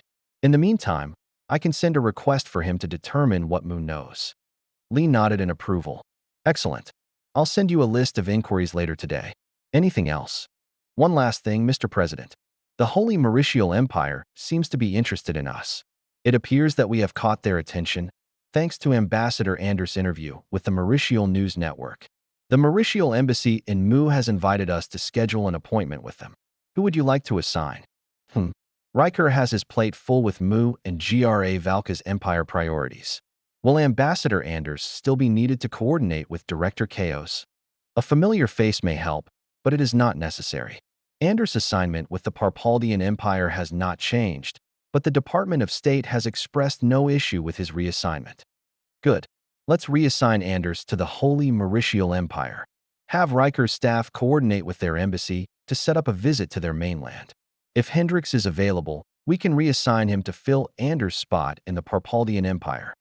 I'll get right on it, Mr. President, Stevens said. Lee turned his attention back to the activities in the current action center. Bombing of the Estherant port had just finished, and Hawthorne's fleet awaited new orders. They blockaded the city, new targets already selected, and transports ready to land if KO's planned coup did not come to fruition. Lee muttered to himself in a state of near prayer. Everything now falls upon you, Director Chaos. Chapter 43, The Fall of Estherant. Estherant, Parpaldian Empire. A stoic darkness befell Emperor Ludius' young face, his eyes radiating uncertainty for the first time since his childhood. His worries gradually faded when he took the throne, but now resurfaced as he found himself faced with a problem he couldn't solve. Born into power, he always had things his way. This facet of his life was not only maintained, but also amplified by the fact that the Parpaldian Empire was the most powerful entity in Phalades. A cultivated sense of superiority led Ludius to desire more, and he expanded his goals from the domination of the third civilized region to the entire world. His ambitions attracted the attention of Remil, a beautiful noble from a prominent imperial family. Together, they developed a close friendship, causing Ludius to grant Remil a top position in his empire. As they shared the same ambition, Ludius found her to be best suited to handle international relations. The longer the two worked in tandem, the closer their relationship grew, or so Remil thought. Now, as she looked into Ludius' eyes, she wondered if he cared more about her, or about his power. The only concern reflected on his face continued to be that of Parpaldia's dwindling strength and probability of victory.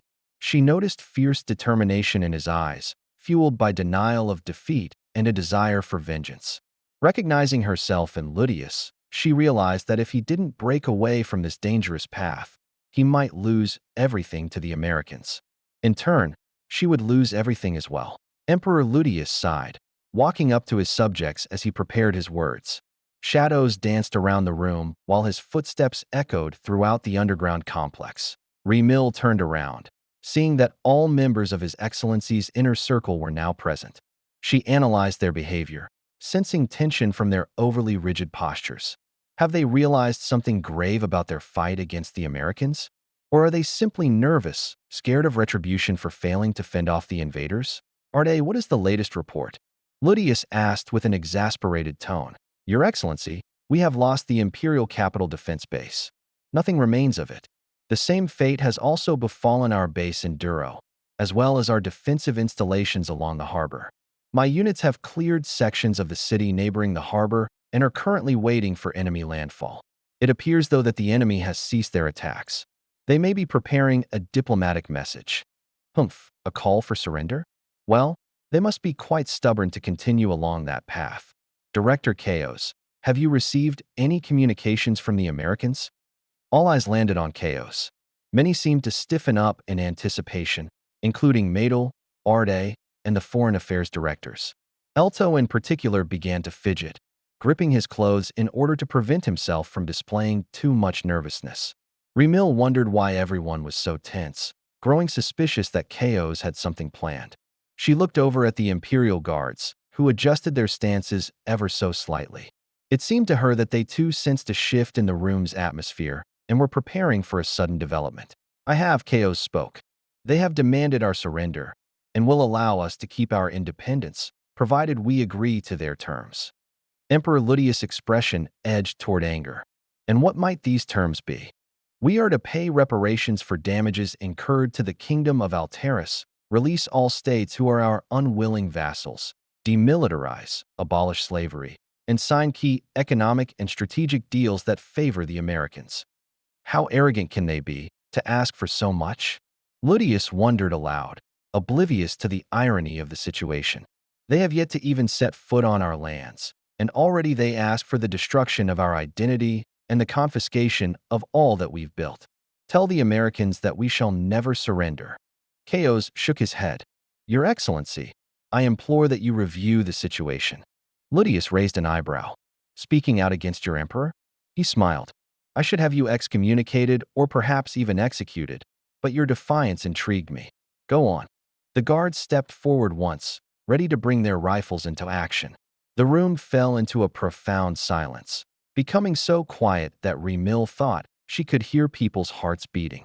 Time slowed down, seeming as if the fate of the Parpaldian Empire was about to be decided at this very moment. They have yet to even set foot on our lands, Chaos began. But already they have rendered our entire navy useless, grounded our surviving Wyvern units, and destroyed our most fortified bases. They accomplished all this without losing a single life. How then, Your Excellency, can we expect to win? We are at a consensus here regarding the futility of this conflict. He gestured around him, referring to the other people in the meeting. Ludius' anger subsided, replaced with confusion. Supreme Commander Arde? Chaos speaks the truth, Your Excellency. As much as I hate to admit, our forces do not compare to those of the Americans. I doubt that even the Holy Mauritial Empire's forces can compare. Ludius meditated on Arde's confident reply. So, who is in league with Chaos? In response, people slowly started to gravitate toward Chaos' side, lining up next to him. First, it was Arde and Madel. They were closely followed by directors Elto and Rias, then the other administrative personnel present in the room. Only Remil was left standing beside Emperor Ludius. Remil was the only person who Chaos hasn't spoken to. Despite this, he could see the indecision plastered across her face. His influence, combined with the pressure of making a decision, was clearly affecting her. Remil, Chaos said, beckoning her to make a choice. Estherant still remains unravaged by war. Let us keep it this way. Remil looked at Ludius, her eyes begging for an answer. Whatever choice you make here will be yours alone. I will not interfere with your decision-making. The stakes were made even higher for Remil. Thinking logically, she wanted to side with Chaos in order to save the Parpaldian Empire from destruction.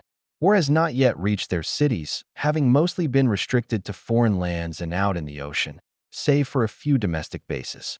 Chaos Group also had a convincing argument with regards to the power discrepancy between the Parpaldian Empire and the United States. For someone as esteemed as Supreme Commander Arde to go as far as saying that even the Mauritials couldn't compete spoke volumes about American military strength. A man of his caliber wouldn't say such hyperbolic language unless he was completely sure of his analysis. Then, she recalled the pictures of American cities and the magic broadcast from the Mauritial News Network. The pieces aligned. No longer could she live in denial. It was clear to her that if she wanted to save the Parpaldian Empire, then she should side with Chaos. On the other hand, doing so might cause her to fall apart with Emperor Ludius. His actions made it hard to discern which answer he preferred, so Remil couldn't pick one based on favor. Forced to pick objectively, she reluctantly went with the most logical decision. She joined Chaos' camp. She walked over, turning her head as she approached the other side of the table. Ludius barely reacted, merely sighing moments later. Remil began to regret her decision, her mind fighting with her heart. Ludius stared in silence for several lengthy seconds, neither side able to utter a word. Deep in contemplation, Emperor Ludius spoke. "You have no faith in the strength of the Parpaldian Empire." He lifted a finger and pointed at everyone standing beside Chaos. "I can see why. We have experienced loss after loss, without even being able to strike back at the enemy. However, we have something greater than their military might. Resolve. Their weapons are not cheap.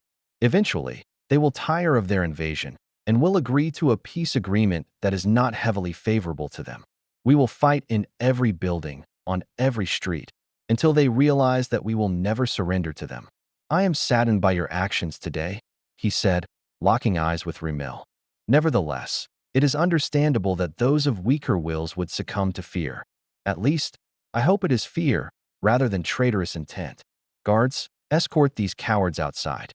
They are hereby stripped of their ranks, but are free to leave otherwise." The guards moved forward, weapons ready. It seemed as if they were carrying out Ludius' orders until they stopped beside Chaos' group. Like statues, they stood still. Emperor Ludius grew suspicious. "What is the meaning of this? Will you not carry out your emperor's orders?" His eyes darted around as fear crept up within him. He hoped that this wasn't part of Chaos' plan. "I'm afraid not, Your Excellency." Chaos made a fist and held it up, signaling for the guards to raise their weapons. "I was optimistic, hoping that you could be reasoned with. That was unfortunately not the case." Ludius scoffed, leaning forward on the table as he faced Chaos. "And so your secondary plan, if you failed to convince me, was to stage a coup?" "Yes. I intend to end this war between us and the Americans. Continued fighting will only see the Parpaldian Empire lose its prestige and power." Ludius remained silent as he thought of a way out of the coup. Chaos noticed Ludius plotting and recognized that he wasn't convinced enough to surrender peacefully. He bargained. "You know, the Americans once fought and defeated a great empire in their world, the Empire of Japan. Despite this empire's atrocities during their war, the Americans allowed the emperor to maintain his title. Your Excellency, you will be allowed to keep your position as emperor, although it may hold little influence in the coming years." Ludius hung his head downward. "I see. I suspect that this entire complex is full of men loyal to you." "That assumption would be correct, Your Excellency." Ludius laughed. "So you've thought this through. Well done, Director Chaos. I hope you know what you're doing." "Worry not, Your Excellency. The Parpaldian Empire will continue to be as glorious as ever, if not more." Arlington, Virginia. "Mr. President." A voice called out from the hallways of the Pentagon. President Lee turned around, his hand on a fridge handle as he searched for the source of the voice. He located Stephen running toward him, waving. "Good news?" Lee asked as he pulled a can of Coca-Cola from the fridge. "Sir, Chaos' coup was successful.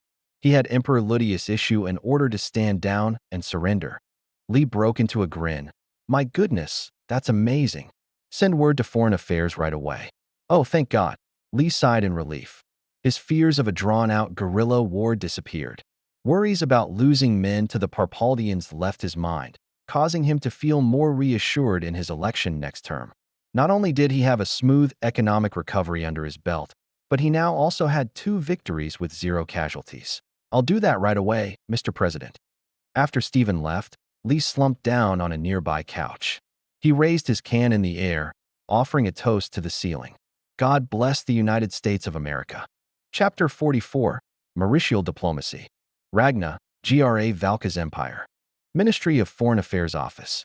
Illuminated by rows of incandescent light fixtures, several people crowded around an electrical recorder. All had intrigue and confusion plastered across their faces, except for an unkempt-looking man with lengthy black hair and a rough beard. He leaned against the wall, seeming uninterested in the stunning discovery that his workmates were excited about. "Dallas." An exhausted, patronizing voice came from a young blonde woman, her glasses softening her strict expression. "You ought to take your job seriously. There are still many unknowns in this world, and we need to treat each new discovery with respect." Dallas straightened up from his position on the wall, only out of respect for the woman's rank. "Madam Udwin, with all due respect, Every single obstacle we've encountered in this new world, we have easily trampled. I've seen pictures from the ruins of Leophoria. You have too. Yes, she gave an exasperated sigh, tired of Dallas' attitude. I have. However, we must also consider the possibility that these newcomers come from outside the central world. All of the natives so far know nothing about what lies across the vast oceans. What if these people are just as advanced as us, or perhaps even more advanced? Then they would have conquered these continents already. Dallas spoke matter-of-factly. Neglecting to tread with caution, he drew the ire of his superior. This is the second civilization with radio that we've discovered, and they reside on the other side of the central world. Do you know what this implies? What? Dallas asked, not following where she was going with this. This implies that they developed their technology authentically, without the help of others. We can thus conclude that they are intelligent and capable of adapting. Furthermore, if we are to believe the rumors that they are also a transferred nation, just like us, then we have even more reason to remain cautious. She was about to continue berating Dallas, but a large man wearing a dark trench coat walked in. Mr. Jesta. She turned around to curtsy. Sir, Dallas said, bowing slightly. Celia, Dallas, Jesta acknowledged them. Any updates on these Americans? Not yet, Celia replied. We're still sorting through the data given to us by the Information Bureau. So far, all we know about the Americans are the rumors from Mu and the televised newscast from the Holy Ravernal Empire. I suggest we move carefully until we know more. Jesta nodded at her advice, thinking about his reply before responding. Well then notify me if there are any changes. If the Americans are proven to have a level of technology similar to or higher than ours, then we must readjust our plans for conquest. Celia tilted her head in slight disagreement. Voicing her concern, she pointed out, what if they don't approve of your hegemonic ways? We could get locked into a cold war like with the Kingdom of Cain, or worse. Jesta waved off the concern. If this becomes an issue in the future, then it is up to the Emperor to decide. For now, we simply play as the messengers of the Jare Valkas. Empire, don't diverge from our standard protocol. You're in this position for a reason, Celia. Not many women achieve such high ranks, much less those without connections. Don't let me down. He walked out of the room in silence after Celia nodded. After hearing the door shut, Celia took a deep breath, nervous now that Jesta had brought attention to her work. Returning to our discussion, she said, rallying her subordinates back to work. Do we know where the Americans are contacting us from? A radio technician raised his hand to speak. Yes, ma'am. The signal appears to be originating from. He squinted at a report, eyes widening in shock. It's right on top of us. Celia raised an eyebrow. Well, wouldn't that mean they're in Ragna? How could this possibly be? We've restricted immigration from all native countries, and we would have detected any American ships on radar. She paced around, trying to figure out this puzzling development. The technician scratched his head, his other hand holding the report. Well, ma'am, the only other possibility I could think of, besides them sending the transmission from within Ragna, is if they were above us. It's possible they could be sending the message from a high-flying spy plane. Dallas straightened up, crossing his arms as he began to pay more attention. Wouldn't our radar installations be able to detect this if that were the case? The technicians shrugged. I've only heard rumors about stealth technology and radar avoidance from my buddies. It's possible these Americans have already completed, implemented, and integrated such technologies into their arsenals. That, or their plane is just flying ridiculously high, too far away, and with too small of a radar profile for our machines to detect. And these are the only other possibilities? Celia asked. The technician nodded. Either way, we're faced with a potentially powerful outside force. Celia held a pinky up, counting the scenarios that were possible. First, we assumed that the transmission originated from within our borders. We assumed that whoever sent the message is somewhere in Ragna. This means that the transmission is a farce, created by some prankster who somehow has access to a powerful radio system. None of the registered broadcasting companies have reported any such utilization of their assets, so we can rule this out. Her audience nodded. Dallas returned to his nonchalant position along the wall. Then, we must assume that the transmission is real. We are left with two other possible means by which this was accomplished. The Americans are either located within this city, suggesting they have superior spying capabilities, able to slip through all defenses and checkpoints undetected. Or, the Americans have access to stealth technology and super high-altitude planes. Dallas' face twisted in denial. Are you suggesting that these outsiders are more capable and advanced than our own people? Our own people, who were the most dominant in Yggdra and now on Alicia. Celia countered. So, you won't admit that the natives of this world are superior to us in terms of magic? Dallas was caught off guard. At a loss for words, he stumbled around. Well, Okay, I see your point. Still, there has to be some logical explanation, something reasonable that will shine some light on this.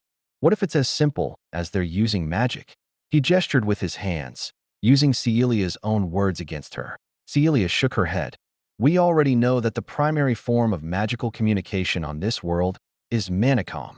They don't emit radio waves, so this possibility can be ruled out. Unless you can think of a logical explanation aside from the ones already presented, I suggest you humble yourself. The Ravernal Empire did not dominate Yggdra by underestimating others.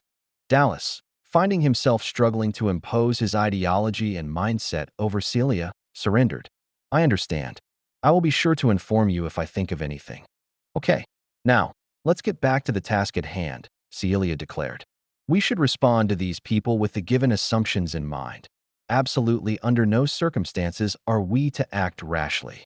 She glanced at Dallas, her statement primarily directed toward him. Our primary objective, as per standard protocol, is to find out more about these Americans and establish a foundation upon which peaceful diplomatic relations can proceed. If we find no way to exploit them, then we must instead focus on neutrality and ensuring they stay out of our way when it comes to conquest. Torman, prepare to reply to the Americans. My department will be relocated to Leifer in under a week's time, so we should be able to have a physical conversation with these Americans within 2 weeks. Invite them to our embassy in Leifer. In the meantime, we can continue to monitor their messages and exchange general information. Understood, Director Celia, her subordinates said in unison. Dallas replied in a rebellious tone as he began to walk toward the exit. Yes, ma'am. Renepolis, Holy Mauritial Empire. The sounds of pages flipping and occasional sighs reached Liage's pointy ears as he entered one of the Foreign Affairs Ministry's largest private offices. Golden drapes shaded the room, providing an opulent glow as sunlight was diffused through the expensive fabric. Magical lighting added to the room's brightness, causing Liage to shelter his eyes with his right hand as he walked in. Director, another elf excused himself from the analysis of documents, approaching Liage with an extended hand. Liage shook the man's hand, his grip firm. Director Arrhenius, how goes the research? Arrhenius led Liage to the tables, where staffers from the Information Bureau and the Ministry of Foreign Affairs worked in tandem to sift through reported information on the United States and the Ravernal Empire. He picked up 2 folders, each containing dossiers on the newly appeared nations. He offered the folder on his right hand to Liage. We've finally completed our cross-referencing with Mo.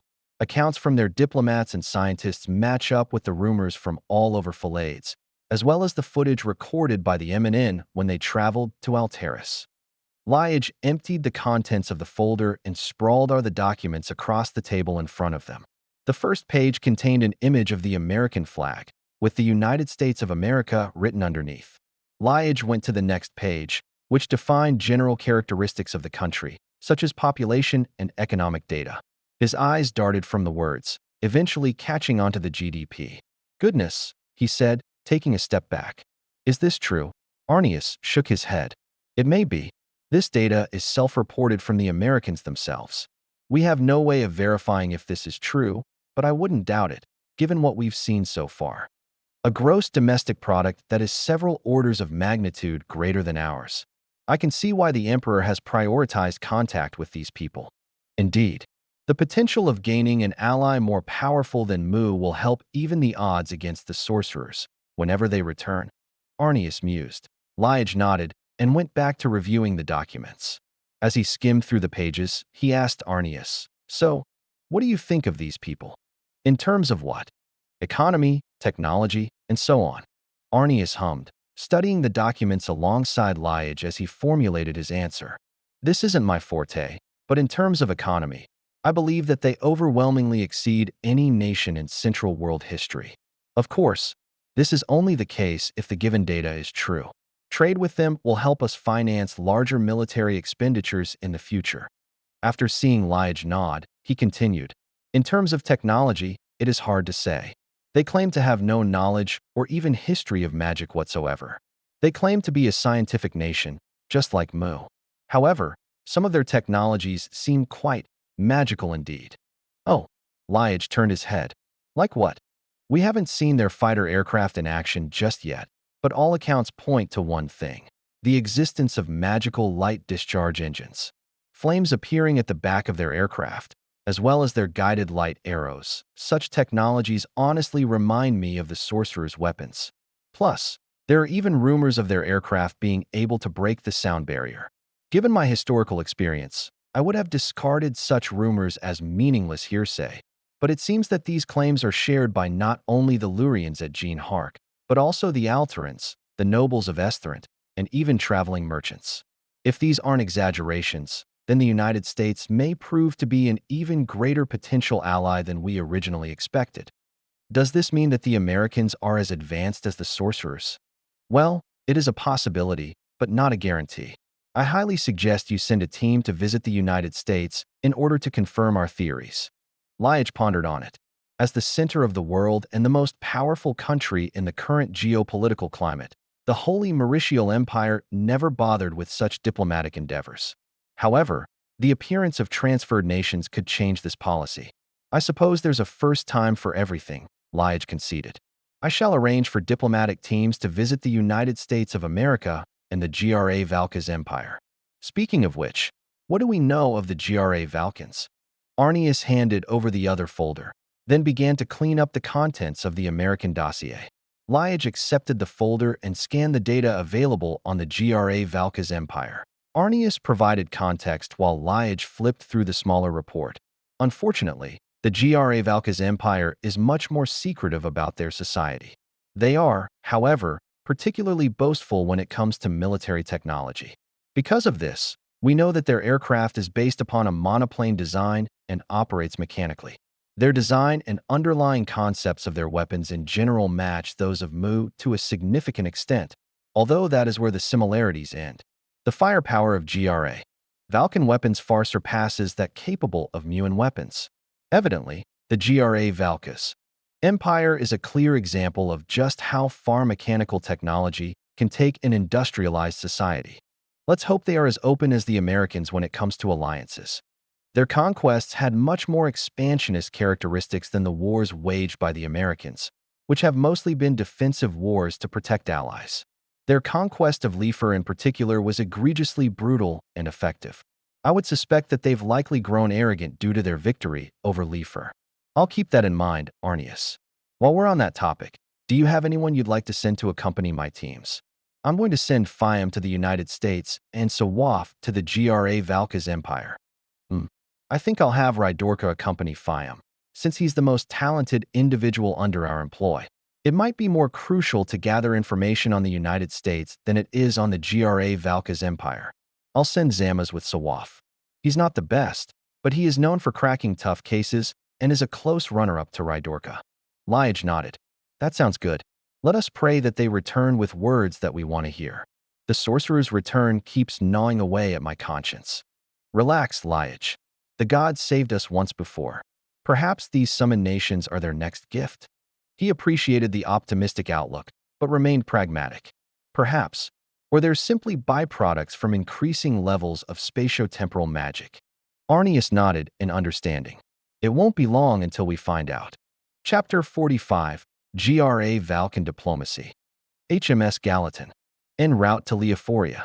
Embarking on a naval voyage from the Holy Mauritial Empire to Michael, a port city in Mu, Minister Sawaf watched the light above swing around as he reviewed documents pertaining to the GRA Valkas Empire. Seated across from him was Zamas, an intelligence officer from the Mauritial Bureau of Information. He shook his head in disbelief as he continued to read the documents. "Heavens," he said with a tired voice.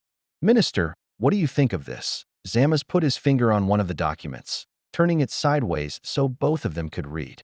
"It says here, under military capability, that the GRA Valka's empire is known to have ships similar to Holy Mauritial Empire mithril-class battleships.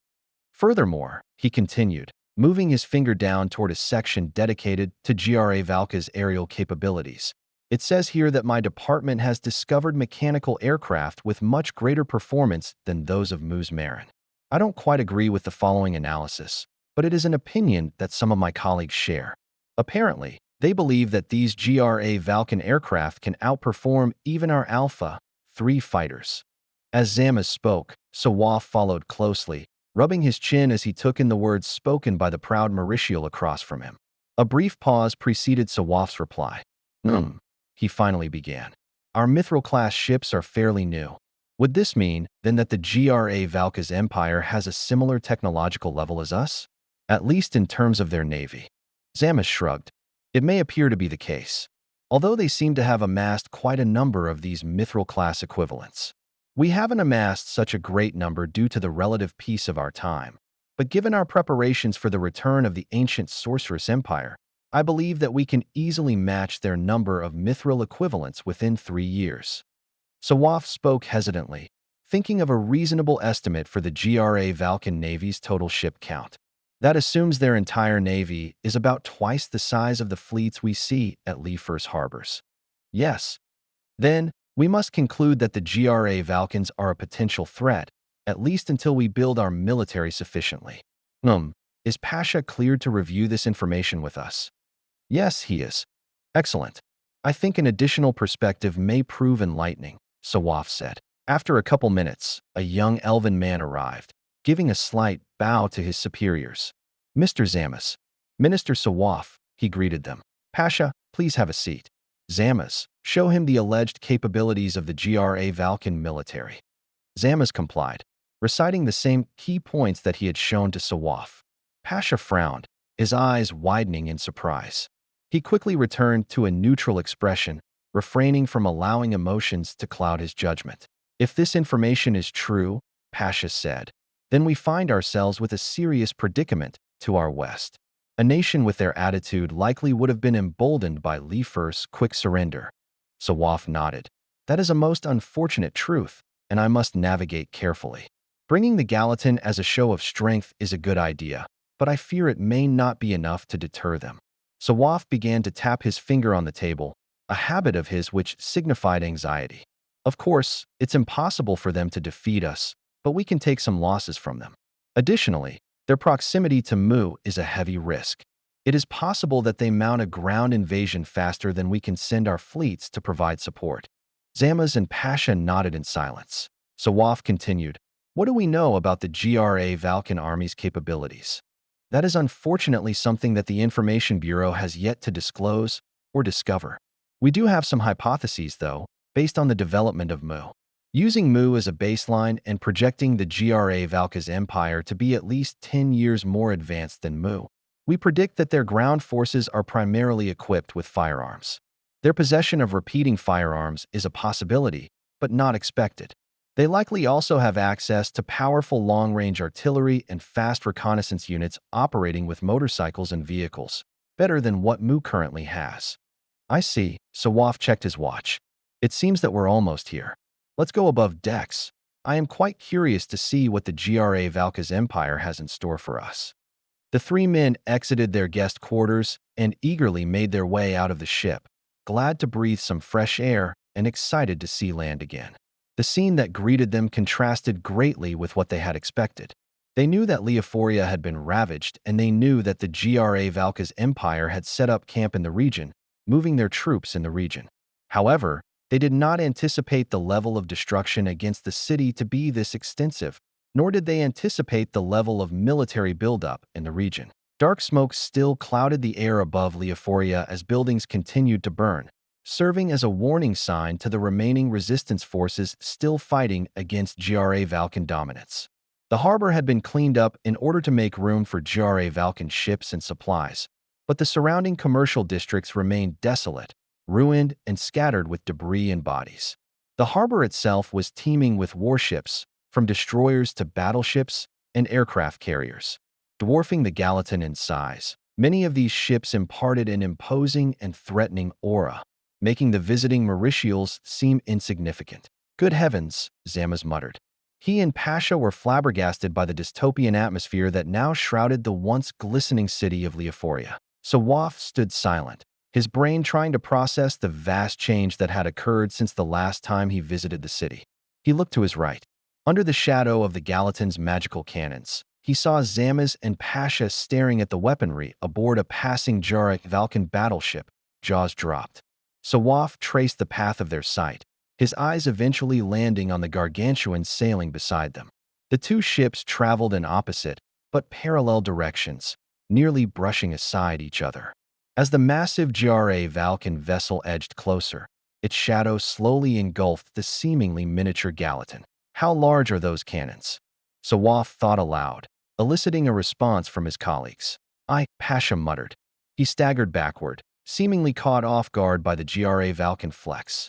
Initial fear and shock quickly subsided as he regained composure, determination now filling his demeanor. This ship and its weaponry is beyond our expectations, but that should only serve as a sign for us to pick up the pace. Zamas, he said. Zamas looked over. Quickly, we need to document what we see here. Anything that can help our artificers improve our weapons, from barrel design to materials.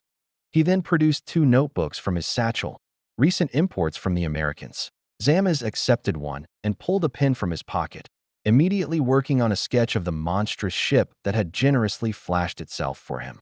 His mind glossed over the fact that the ship boasted cannons with larger caliber than any Mauritial artificer had even considered, focusing on the task at hand. Not even the sheer size of the ship fazed him, although he made sure to document estimates for its tonnage and the amount of power required to move such a large vessel. Pasha performed a similar analysis, focusing instead on specific design components of the ship, from angle of the ship's hull and armor to the placement of weapons. He specifically took note of the excessive number of anti-aircraft systems on the ship. At least, he assumed they were anti-air weapons based on how the guns were angled toward the sky and were of lower caliber. Adding the fact that numerous aircraft carriers were scattered throughout the Gra Valkan fleet formations, he deduced that air power was of significant importance to these strange otherworlders. He spent extra care with identifying any and all peculiarities, most particularly the grated metal construct mounted atop the ship. While the 2 military information officers worked on analyzing the behemoth beside them, Sawaf pondered on the words that he can bring to the Gra Valkan embassy later. His mind ran wild through simulated conversations as he leaned on the railing of the Gallatin, staring at the fleet of hundreds of steel fortresses swarming the Leophorian harbor. At the top of his priority list was confidence. Above all, he couldn't falter in the face of his diplomatic counterpart, even if images of their naval firepower plagued his mind. Eventually, the monstrous dreadnought left the vicinity of the Gallatin, and his eyes were opened to the totality of Gra Valkan might. He sighed as his eyes surveyed the scene before him. I suppose I'll settle with our standard greetings, he said, watching monoplanes fly over him. The 3 men waited for their ship to dock, with a 4th man eventually joining them. Technical Officer Gorms, Zamas greeted him. Officers, he replied, I would have called for you to view the harbor, but I got caught up with the massive ship. Oh, yes, I've heard about it. I hurried to the upper decks as soon as word reached my ear, he nodded. I took as many notes as I could before it departed, then I worked on analysis of their aircraft. Zamas nodded. Pasha chimed in. The Gra Valkans are shaping up to be a potential threat. Indeed, Sawaf replied, which is why I intend on caution during our proceedings. I am not certain if it is customary to take notes during such meetings, for the Gra Valkans at least, so be sure to remember any information you hear, so you may write it down later. The 4 men departed from their ship, entering a dark-colored vehicle. Attentive to any piece of information that came across them, the men noted the design of the car and the overall performance of the machine in comparison to the vehicles present within the Holy Mauritial Empire. Although relatively the same in all aspects, the Gra Valkan vehicle appeared to be more reliable in terms of range and speed. Predictions of a speedy scout or cavalry unit came to mind, striking fears of superior maneuverability on the side of this hegemonic mechanical civilization. The speed at which they arrived at the embassy was surprising, adding to prior fears. The Mauritial envoys exited their vehicle, analyzing their surroundings for a quick moment before entering the blocky-looking structure. A receptionist led them to a small meeting room, which looked more acceptable in terms of aesthetics, especially in comparison to the harsh edges that dominated the building's exterior. With hushed voices, they discussed trivial matters amongst themselves, stopping when the door opened. A disorderly-looking man with unkempt hair strolled into the room casually, bearing no semblance of proper diplomatic etiquette. The only thing upright about him was his posture, but even then it was only out of a sense of superiority rather than proper manners. Despite the man's unprofessional character, Sawaf greeted him like he would any other respectable diplomat. "It is a pleasure to meet you," he said, offering his hand. The Valkan diplomat stared at the open hand and crossed his arms before looking right back at Sawaf with a somewhat annoyed expression. Sawaf felt slightly offended by this action, but calmed himself down by reasoning that perhaps these otherworlders were unfamiliar with the gesture. He withdrew his hand and continued, "I am Minister Sawaf of the Holy Mauritial Empire's Ministry of Foreign Affairs. I personally oversee all relations of countries to our relative west. We have learned of your exploits against Lifer and have come from the Central World to both establish relations and to formally invite you to the World Leadership Conference, which consists of the 11 most important countries in the world. You can refer to me as Lord Dallas or Sir Dallas," he said with a mischievous smile. Sawaf gave the man the benefit of the doubt, despite his awful attitude. "Very well, Sir Dallas." Dallas nodded patronizingly before continuing, "That's right." Sawaf felt his face twitch, but held his tongue and maintained a neutral expression. "So then," Dallas said, plopping down on a chair and putting his legs up on a nearby table. "It must have been quite the hassle to come here, huh?" "Pardon? I don't quite understand what you mean," Sawaf said. "Humph. Of course, I am referring to your technology. It must have been such a tedious journey at sea just to get here. I'll be honest, I can respect your efforts, going out of the way, understandably, for us." Sawaf stared Dallas in the eyes, wondering if this is all he had to say. "Traveled all the way from the Central World, huh? I wonder how that name came about." "Arrogance." Sawaf was baffled and infuriated by Dallas' disrespect. The irony of his statement served as salt in the wound, but Sawaf continued to remain professional. "No, it simply came about due to its geographical location in relation to the other continents, which are surrounded by endless oceans. This is a topic you may review from the libraries of Lifer. What I hope to discuss today is a communications channel between our nations and to invite you to the World Leadership Conference.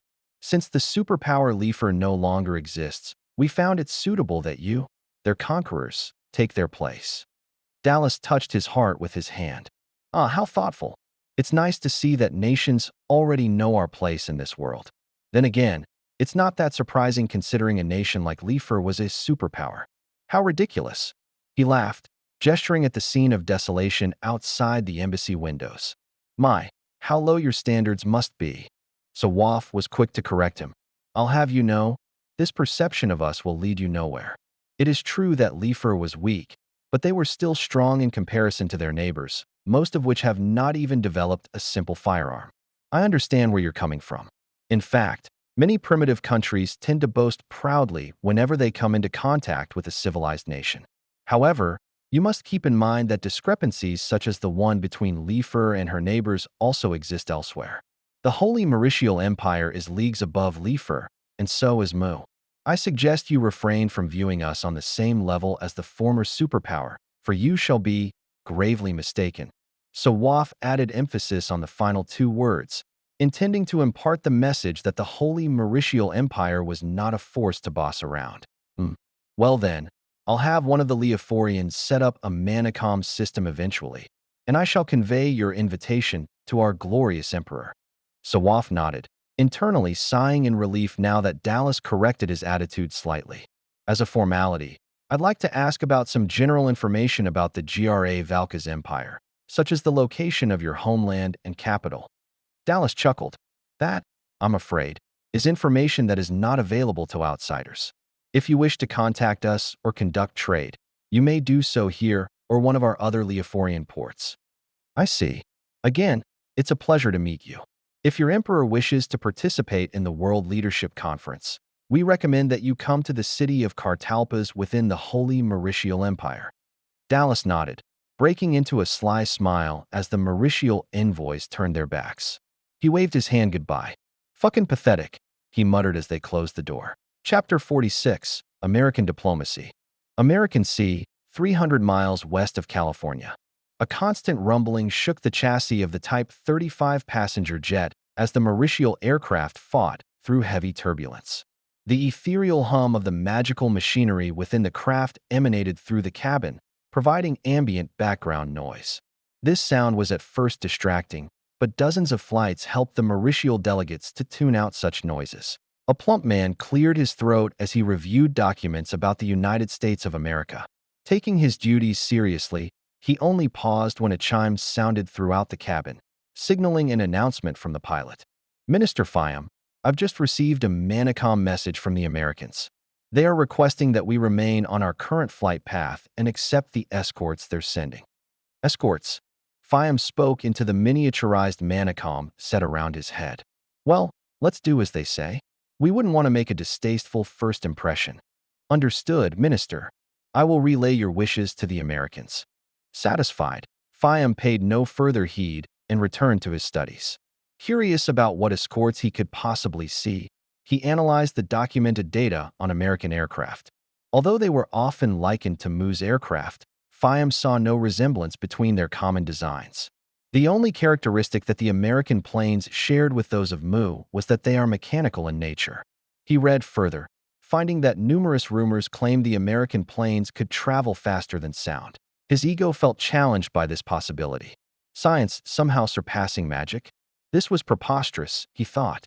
Despite that, Mu's rapid innovations and the Parpaldian Empire's quick dissolution suggested otherwise. He looked up from his papers, finding Rydorka seated across from him.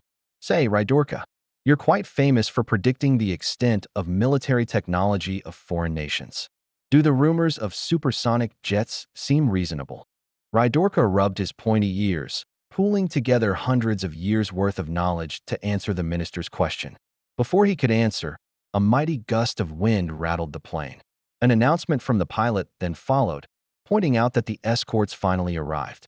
In silence, they watched as two sleek silver machines soared upward, disappearing out of view before returning to the Type 35 sides.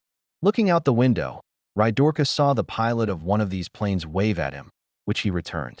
I suppose that should answer your question, Minister. Fiam nodded slowly, his mind still coming to the realization that the rumors are indeed true. I suppose it does. Well then, it seems that I need to reevaluate my strategy, now that they've proven themselves to be advanced. Had they not done so during the interview with MNN? Rydorka asked. Their goods were of high quality, but did not reflect much about the extent of their technology. I was impressed by their bombers, but I suspect that even Mu could develop such weapons, given a few years. Overall, I gleaned no surprises from that interview. Only a few slightly impressive notes. I see, Rydorka said. He looked out the window as their craft descended, intrigued by the overwhelming diversity of ships below. Separated by lighted buoys, the ships adhered to lanes corresponding to their level of technology. Organized lines of sailing ships, steamships, and American cargo vessels cluttered up the harbor, demonstrating the quick revitalization of the American economy. We're about to land soon, Rydorka pointed out, his gaze catching the large field of immense airliners below. Fiam stated in crushing shock. These otherworlders continued to surprise him with their technology, each time chipping away at his fragile ego. Even we haven't expanded our airline infrastructure to this extent. Just how much money do these people have? Washington, D.C. Not enough, an exasperated voice sighed. We need to expedite our infrastructure development in Quila. We've already shaved off 5 years from our fossil fuel deposits, and the new mines in the Midwest simply aren't enough. All the FANG companies are complaining about the shortage of chips, and the consumer price index is starting to get out of hand. The Quillans are starting to become wary of our aggressive expansion. We can't push too hard, or else we might break the trust we've forged with them. A calm voice spoke. Lee reclined in his seat, thinking of alternatives. Secretary Hayden, would it be more prudent to remind the Quillans of our generosity, or would it be better to bribe them with technology? I know they've gotten curious about the radio towers, Maybe we should offer them some communication technology. I would suggest the latter, sir. I can get right on it and send you a list of materials and technologies we could bribe the Quillans with. Okay.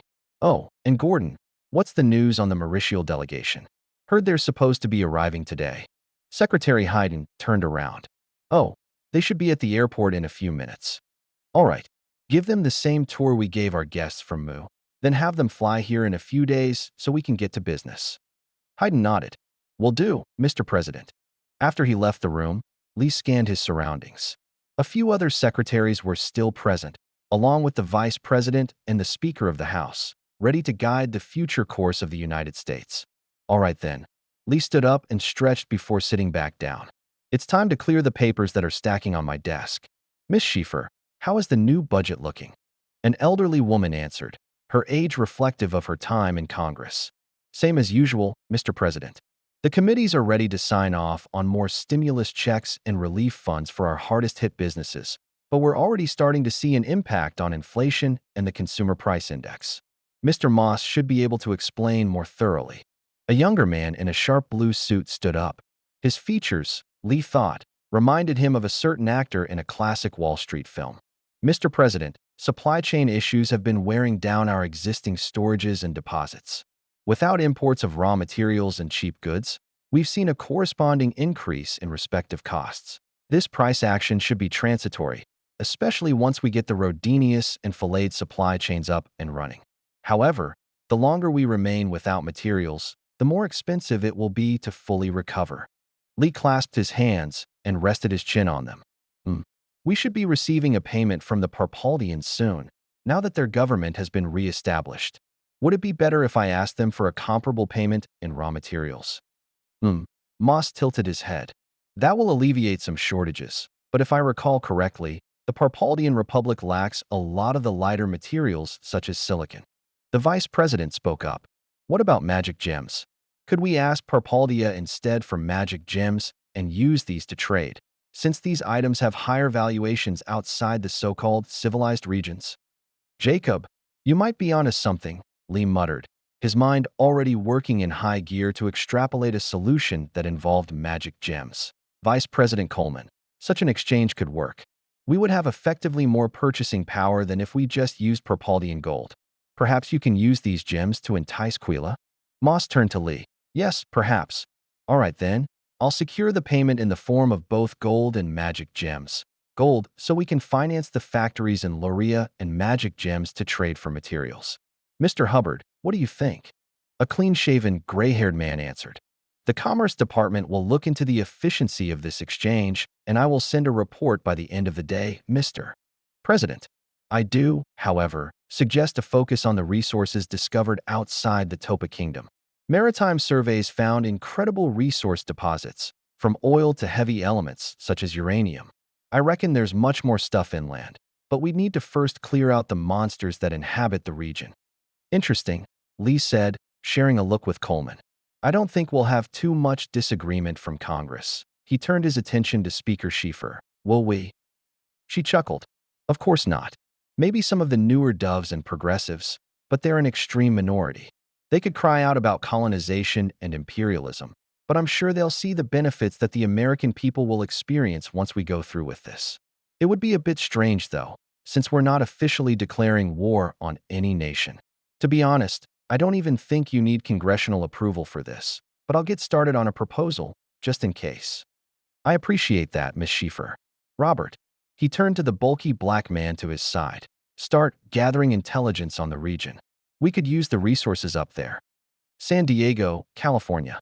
Their resourcefulness and wealth never ceases to astonish me, Fiam said dejectedly. He looked outside his hotel window, seeing brightly lit skyscrapers towering like beacons in the night's darkness. I am on the verge of finally admitting that these Americans are superior to the Holy Mauritial in all accounts except for magic, but even in that regard they're catching up rapidly. They may be magically inept, but they seem to already know how to use rudimentary magic gem devices. It's been mere months, and they've come up with Manicom boosters and modified magic coolers. Imagine what they could do in a year. Imagine what we could do in a year, Rydorka said. The details regarding their new creations are foggy, but I do know that they used scientific principles to enhance existing magical technologies. Perhaps we can try this and empower our technologies by making them more efficient. Fiam's defeated appearance faded as his proud spirit found the kindling necessary to reignite. That's an incredible insight. Rydorka, you're phenomenal. Once we arrive at their nation's capital, I can begin negotiating for their knowledge. He rose up with a grin and his fist in the air, then lost his bravado. However, he said, sitting back down, I will need to discuss with His Excellency. I will need to be vague, to allow for American interest to build while we work on viable trades. Rydorka continued to watch Fiam monologue and explain his plan, nodding every so often. And that reminds me, the Americans have been kind enough to allow us to view an airshow and visit one of their museums. I have hopes that Technical Officer Bolino will be able to glean some information from these activities. I'll be sure to remind him once he returns from the library. Fiam hummed in curiosity. He's gotten quite the hang of navigation here, it seems. He's told me that he knows how to use one of their phones. I can only count a handful of times when I've seen learners as quick as him.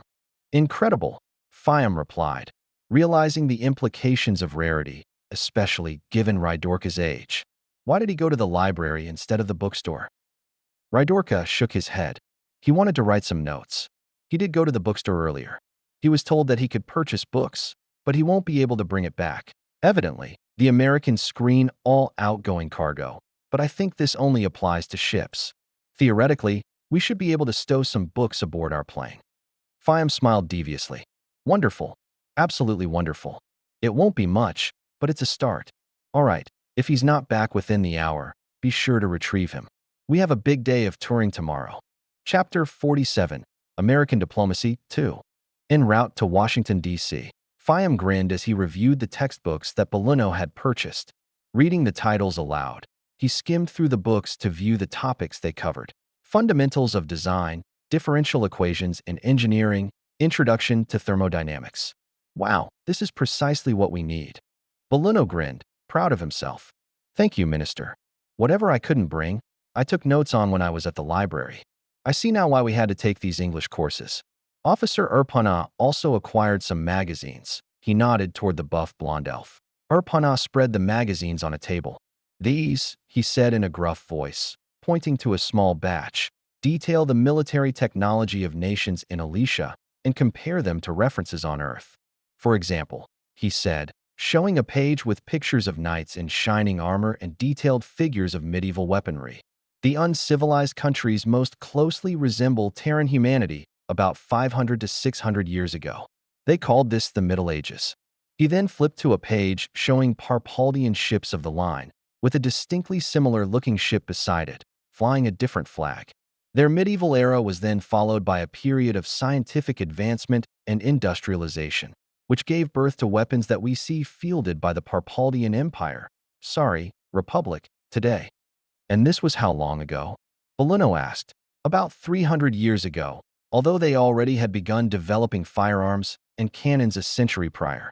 After this period, it seemed that their rate of technological advancement grew exponentially. He flipped the pages again, now analyzing Mu. They compared Mu to their interwar period, which saw the development of mechanized units for warfare. Their analysis on Mu's aircraft appears to be similar to what we have, but their analysis on Mu's ground forces are interesting. The four men crowded around the magazine to see what Urpana was talking about. Rydorka pointed at an image of a tank. I don't recall Mu having armored vehicles such as this. Fiam voiced his concern. They shouldn't. At least, as far as Sawaf knows. According to him, Mu's ground vehicles are generally light and used primarily for transportation. An armored fortress like this could represent a significant threat to infantry, Bolino said. With all that armor, it must be power-hungry. I couldn't imagine how many magic gems we would need to operate such a beast, nor how large of an engine we would need to use. Looking at the picture, it seems there is a way around it. Maybe we can learn it from those books. Urpana pointed his thumb at the stack of textbooks behind him. Maybe, Bolino said, his mind already pondering. Urpana returned to the pictures. It also seems that repeating firearms started to become more widespread. This could be something Sawaf might want to look into, he said, referencing pictures of machine guns. I'll send him a note once we get back to Renepolis, Fiam nodded. Arpana, noticing that the magazine wasn't even halfway done, flipped to the next section. The Gra Valka's Empire? He raised an eyebrow. The Gra Valka's Empire? Fiam repeated, curious about how the Americans were able to acquire information on this faraway Western nation and why. The distance between the Americans and the Gra Valkans is… Oh my, he cut himself off after seeing the pictures of Yamato-class battleships and monoplanes. This can't be right, 46-centimeter main guns. Minister, did you say 46? Bolino rushed to scan the text for the exact number. Are you certain?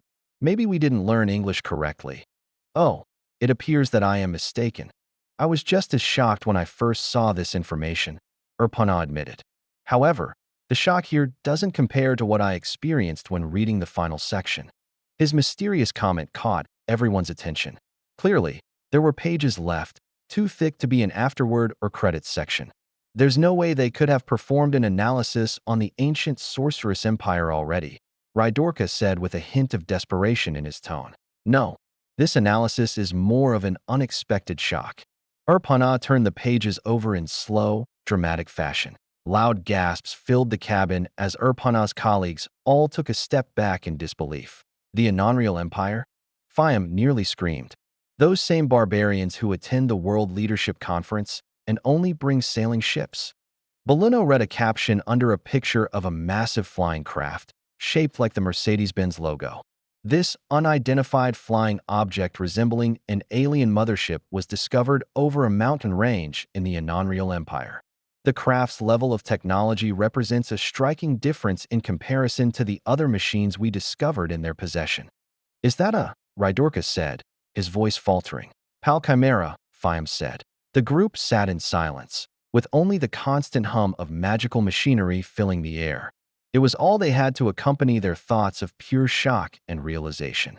These emotions then evolved into a defensive curiosity, as they became suspicious of the Ravernal Empire's intentions. Why would they hide such technology? Eventually, Fiam broke the silence. Ensure that this magazine is our first priority for analysis when we get back home. Urpana, what are the other booklets about? These other magazines seem to analyze the species of animalia and vegetation present on Alicia. I know not what a Mordor dragon is, but it seems like they are somewhat familiar with the magical creatures we have here. He flipped through the pages of a species catalog, stopping when he reached orcs and goblins. It looks like their understanding of orcs and goblins are somewhat different, with their depiction of orcs tending to have green skin. They know even less about demons such as Nosgarath, however. He gestured toward a page that described hellish Christian demons, the most common perception amongst Americans, and demons in other references, including various fantasy worlds. Fascinating, Rydorka muttered. It's quite interesting how effective their weapons are against such creatures, despite having little knowledge of them. Arpana shrugged. They needed something to kill battleships. Unsurprisingly, the same weapons that can kill battleships and armored constructs are also very lethal against monsters. The Mauritials nodded in consensus. Arpana continued. This other magazine gives U.S. insight on their view of magic. These people are magically inept, but somehow have entire civilizations' worth of documentation on the subject. Fiam sifted through the references on magic throughout each historical Terran culture. How is this possible? Magic has been documented for thousands of years, even leading up to their current state, yet none of them have displayed magical sensitivity. This is odd. He scratched his head while flipping back and forth between the magazine's pages. Rydorka offered a suggestion. It is possible that their people were once capable of magic, but some sort of event stripped them from their abilities. Their lack of magic gems seems to suggest that they came from a world without such materials. Without magic gems, this branch of humanity likely lost their attunement to the arcane. They accepted Rydorka's reasoning, humming in agreement before returning to study the magazines in silence. First the Gra Valkans, and now the Americans. And even the Anonreals. What has this world come to? Fiam despaired. Rydorka analyzed the circumstances. The appearance of the two summoned nations must be related to the return of the ancient sorceress empire. As for the Anonreals, I do not know why they have kept their identities hidden for so long. Perhaps you can ask the Americans about the Anonreals once we arrive at their capital city. That is a sound idea. Fiam said, slightly relieved now that he had some course of action. Washington, D.C. The Mauritials stared outside a window of the White House as they waited for the American president to meet them. The expansive scenery was different from the crowded urban environment they had seen in San Diego. Here, nature mingled with classic architecture to create a beautiful preserve, one fit for a man as powerful as the president. Beautiful, isn't it? A voice appeared behind them.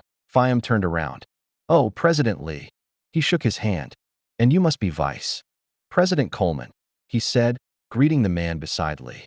I'm Minister Fiam from the Holy Mauritial Empire. It's a pleasure to meet you. The pleasure's all mine, Lee said. Let's get seated somewhere comfortable, shall we? The men walked to the Oval Office, exchanging greetings and light flattery as they walked. You know, Minister, I've been looking forward to this moment for a while. You're heralded by every nation as the strongest in the world.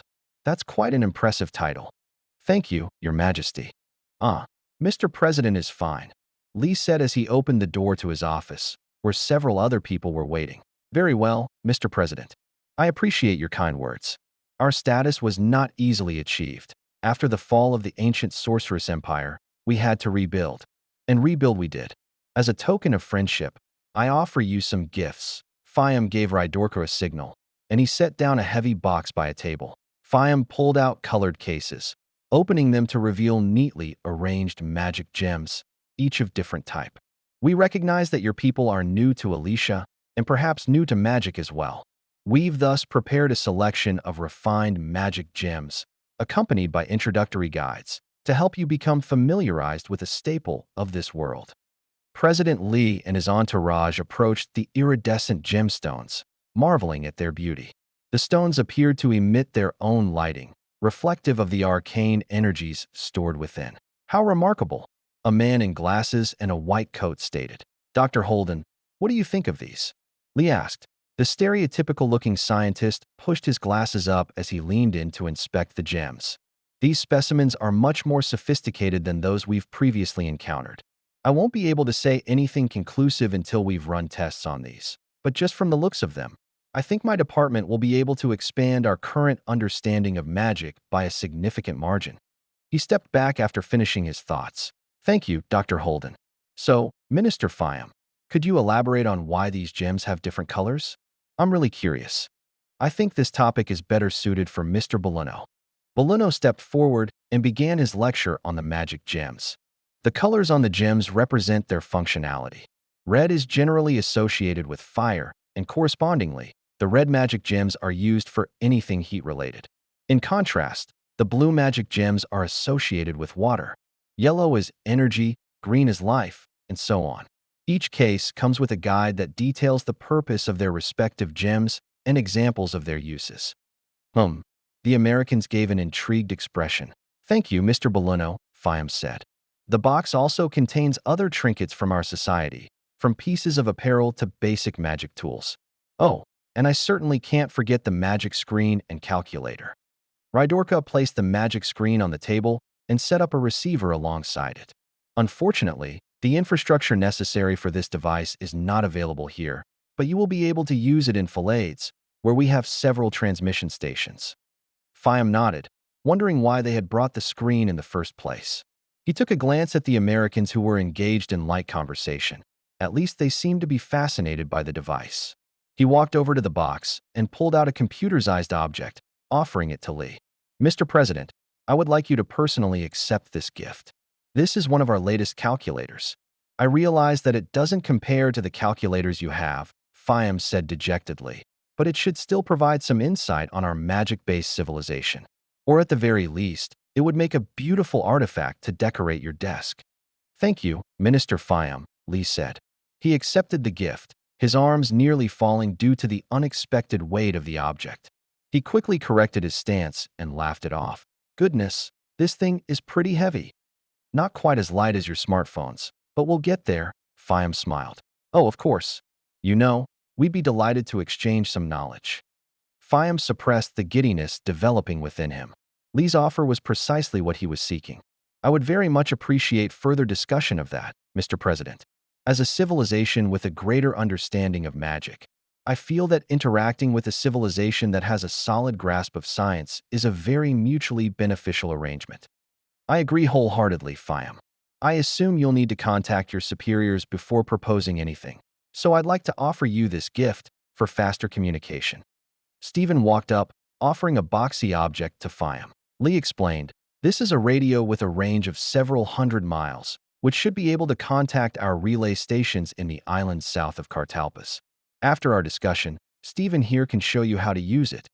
After finalizing gift exchanges, the two groups moved to discuss the World Leadership Conference. Fiam began. "The second reason we are here is to formally invite the United States of America to the World Leadership Conference." He handed out papers that described the event in detail.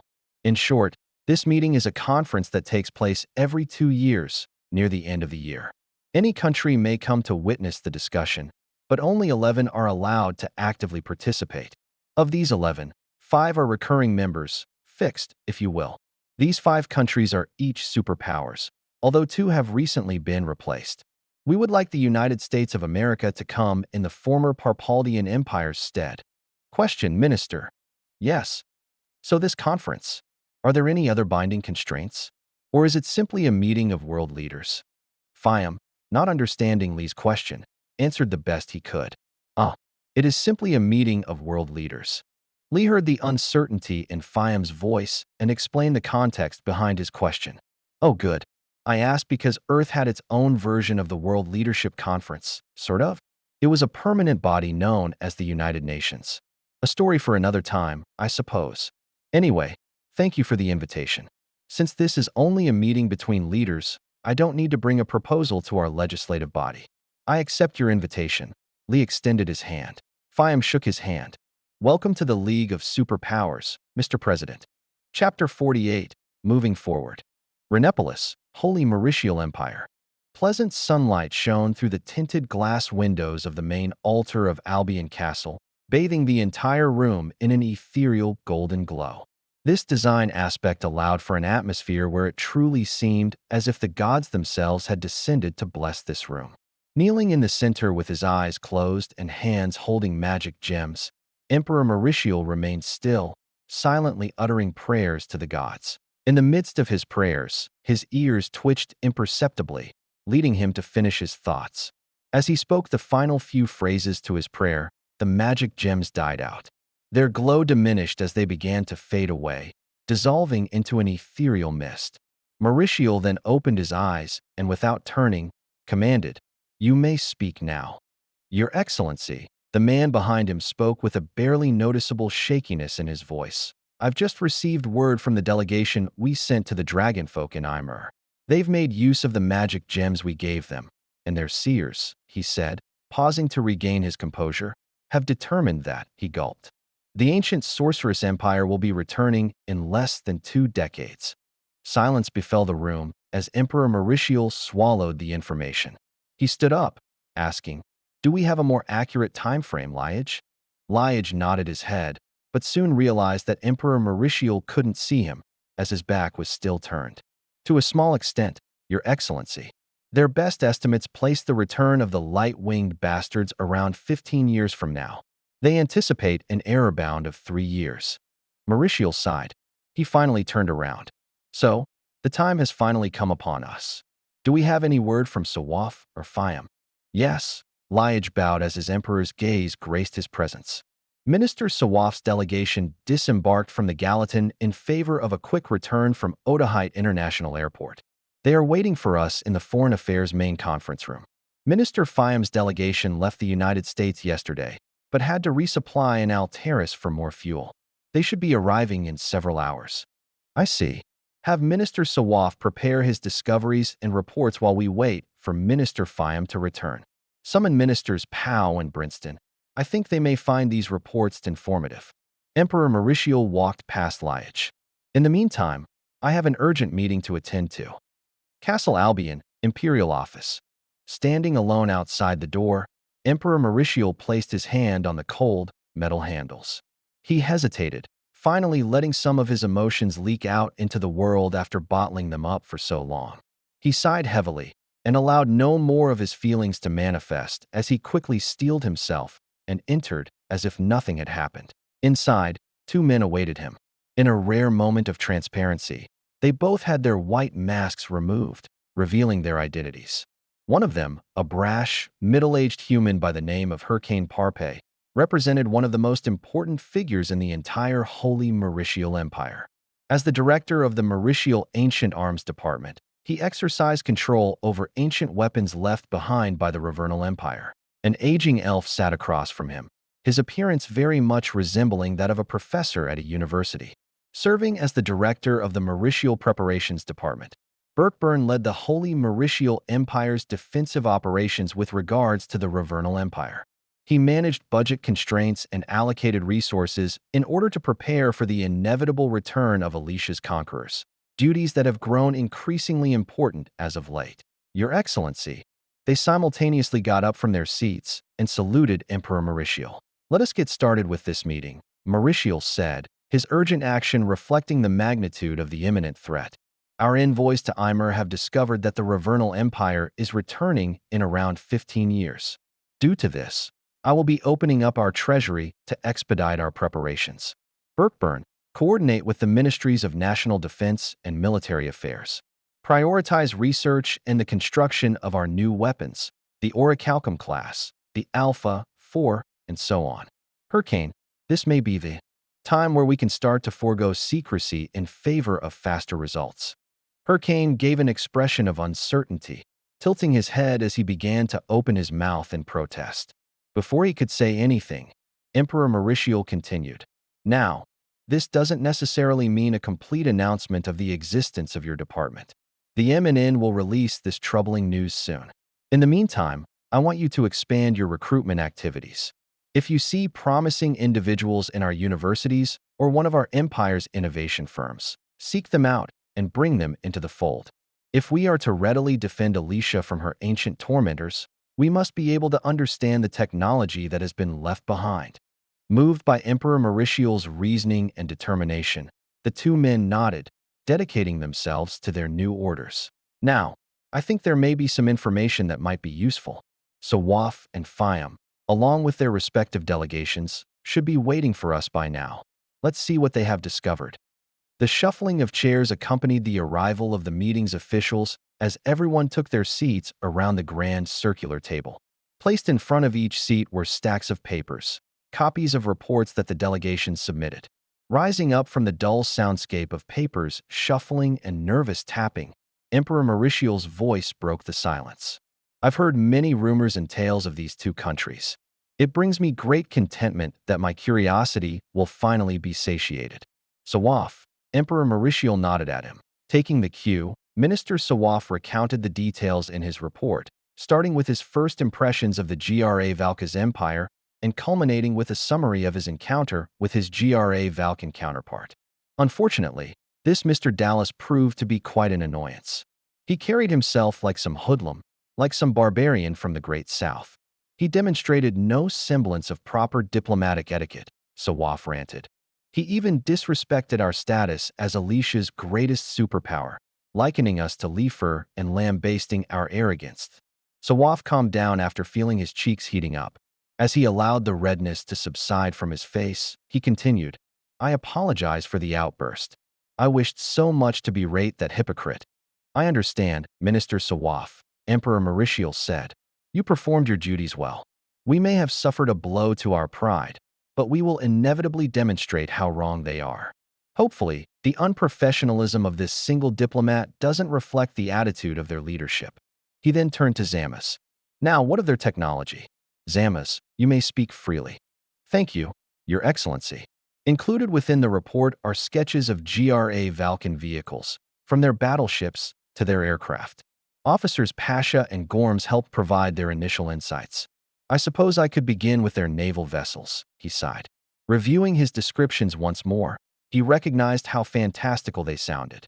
He would have considered his own writing unbelievable had he not seen the GRA Valkans with his own eyes. Hoping his colleagues would take him seriously, he began, Their naval vessels, at first glance, are similar to those of Mu. Made of steel, their designs share many characteristics with Muon warships, although the GRA Valkan ships seem to be larger in size. Ravernal fleet doctrine revolves around maritime air superiority and battleships, accompanied by plentiful escorts. Zamas analyzed a sketch of the immense warship they encountered as they entered the waters of Leophoria. Their standard battleships are on par with our gold and mithril classes. However, we happened upon one that dwarfed even those. One so large that our ship looked like a Muin destroyer in comparison. Based on visual inspection, this ship boasted a length in excess of 800 feet, its topside completely armed with massive cannons. Most notably, the ship had 3 triple turrets. Zamas began to sweat, still in denial of the sights he saw. We estimated their caliber to be around 18 inches. Preposterous. A voice immediately shouted. Liage held his hands up. Let's not get too excited, Minister Brinston. Like he said, the estimations were done via visual inspection, of which the duration was likely short. Officer Zamas, please continue, he said. Sir, Zamas nodded. While the estimations of their warship do seem unbelievable, we have matched its description with those from surviving Leophorian military personnel and even Muins who had the opportunity to see it up close during a diplomatic encounter between the two nations. There may be some room for error, but I stand by the analysis of the ship's guns. Moving on, he said before anyone could protest. Valkan ships were noted to have metal constructs atop their masts. They also employ many aircraft carriers, and the number of destroyers they have incorporated into their fleet suggests that they are experienced with maritime aerial warfare. The aircraft we spotted, which we assumed to be ground-based, have a top speed that clearly matches, perhaps even surpasses, the top speeds of our latest fighter aircraft and the speeds of wind dragons. Gasps of surprise erupted from the non-diplomatic personnel. Curiously, Fiam's delegation demonstrated no surprise at all. While everyone was still too stunned to speak, Zamas continued. Finally, we attempted to catch a glimpse of their army units. This was something we could not do, but we did receive the opportunity to view their civilian vehicles, which suggests the capability for rapid deployment, and their guards' weapons, which are short-barreled machine guns. We assume they are a more advanced version of the submachine guns that were recently developed. Discussion swelled up amongst the top military officials within the room. It died down once Emperor Mauritial put his hand in the air, a signal that everyone received and promptly reacted to. Director Freeman, he said, what do you think of the information acquired by Officer Zamas?